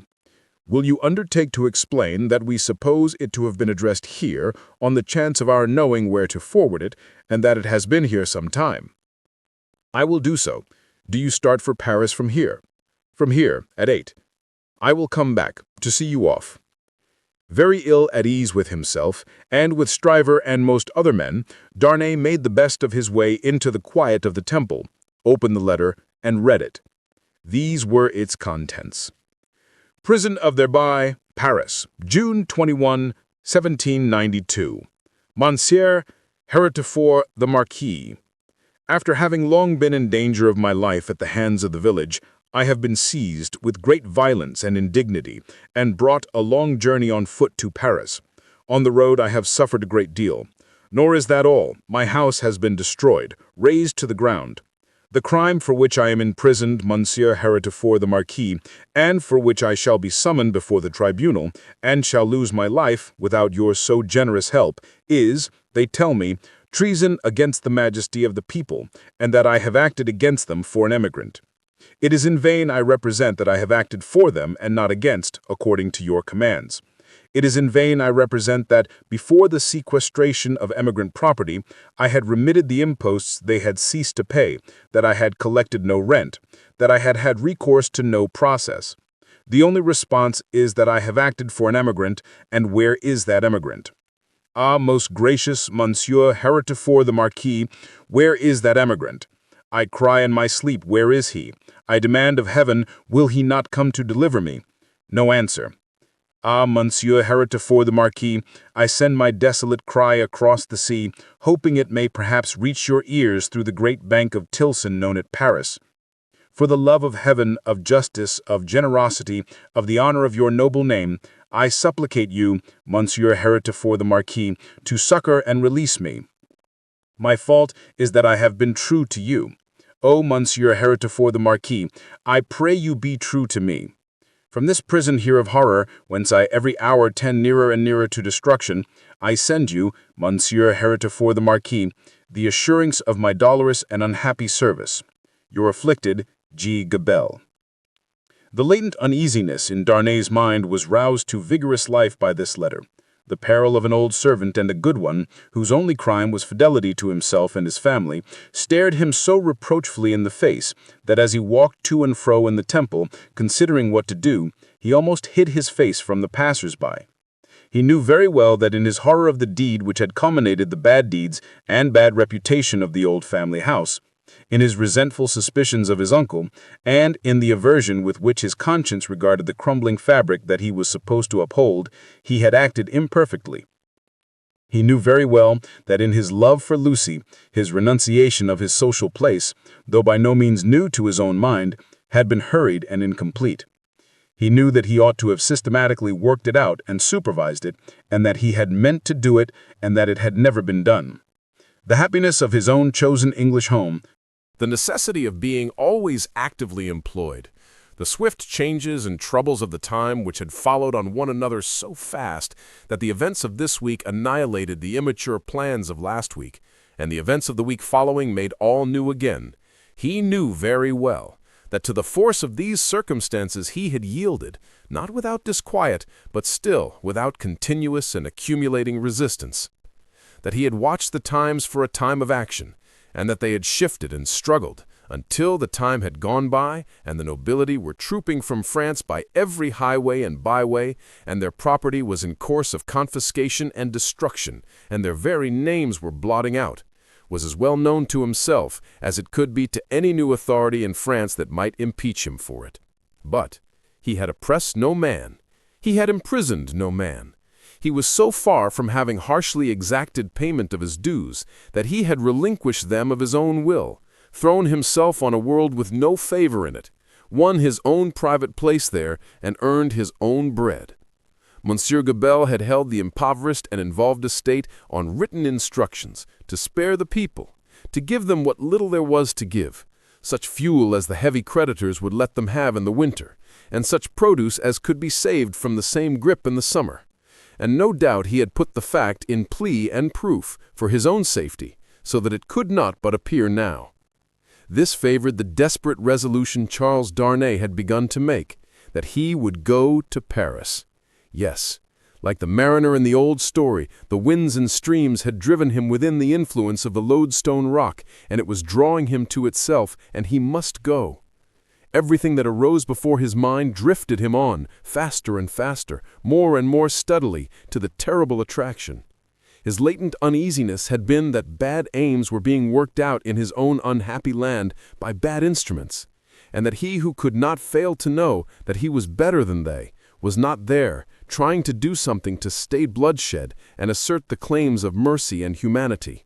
With this uneasiness half stifled and half reproaching him, he had been brought to the pointed comparison of himself with the brave old gentleman in whom duty was so strong. Upon that comparison, injurious to himself, had instantly followed the sneers of Monseigneur, which had stung him bitterly, and those of Stryver, which above all were coarse and galling for old reasons. Upon those had followed Gabelle's letter, the appeal of an innocent prisoner in danger of death to his justice, honor, and good name. His resolution was made. He must go to Paris. Yes, the lodestone rock was drawing him, and he must sail on until he struck. He knew of no rock. He saw hardly any danger. The intention with which he had done what he had done, even although he had left it incomplete, presented it before him in an aspect that would be gratefully acknowledged in France on his presenting himself to assert it. Then, that glorious vision of doing good, which is so often the sanguine mirage of so many good minds, arose before him, and he even saw himself in the illusion with some influence to guide this raging revolution that was running so fearfully wild. As he walked to and fro with his resolution made, he considered that neither Lucie nor her father must know of it until he was gone. Lucie should be spared the pain of separation, and her father, always reluctant to turn his thoughts toward the dangerous ground of old, should come to the knowledge of the step as a step taken, and not in the balance of suspense and doubt. How much of the incompleteness of his situation was referable to her father through the painful anxiety to avoid reviving old associations of France in his mind, he did not discuss with himself. But that circumstance, too, had had its influence in his course. He walked to and fro with thoughts vague, several busy, until it was time to return to Tellson's and take leave of Mr. Lorry. As soon as he arrived in Paris, he would present himself to this old friend, but he must say nothing of his intention now. A carriage with post-horses was ready at the bank door, and Jerry was booted and equipped. "I have delivered that letter," said Charles Darnay to Mr. Lorry. "I would not consent to your being charged with any written answer, but perhaps you will take a verbal one." "That I will, and readily," said Mr. Lorry, "if it is not dangerous." "Not at all, though it is to a prisoner in the Abbey." "What is his name?" said Mr. Lorry, with his open pocketbook in his hand. "Gabelle." "Gabelle. And what is the message to the unfortunate Gabelle in prison?" "Simply that he has received the letter and will come." "Any time mentioned?" "He will start upon his journey tomorrow night." "Any person mentioned?" "No." He helped Mr. Lorry to wrap himself in a number of coats and cloaks and went out with him from the warm atmosphere of the old bank into the misty air of Fleet Street. "My love to Lucie and to little Lucie," said Mr. Lorry at parting, "and take precious care of them till I come back." Charles Darnay shook his head and doubtfully smiled as the carriage rolled away. That night, it was the 14th of August, he sat up late and wrote 2 fervent letters. One was to Lucie, explaining the strong obligation he was under to go to Paris, and showing her at length the reasons that he had for feeling confident that he could become involved in no personal danger there. The other was to the doctor, confiding Lucie and their dear child to his care, and dwelling on the same topics with the strongest assurances. To both he wrote that he would dispatch letters in proof of his safety immediately after his arrival. It was a hard day, that day of being among them with the first reservation of their joint lives on his mind. It was a hard matter to preserve the innocent deceit of which they were profoundly unsuspicious. But an affectionate glance at his wife, so happy and busy, made him resolute not to tell her what impended. He had been half moved to do it, so strange it was to him to act in anything without her quiet aid. And the day passed quickly. Early in the evening he embraced her and her scarcely less dear namesake, pretending that he would return by and by. An imaginary engagement took him out, and he had secreted a valise of clothes ready. And so he emerged into the heavy mist of the heavy streets with a heavier heart. The unseen force was drawing him fast to itself now, and all the tides and winds were setting straight and strong towards it. He left his 2 letters with a trusty porter to be delivered half an hour before midnight and no sooner, took horse for Dover, and began his journey.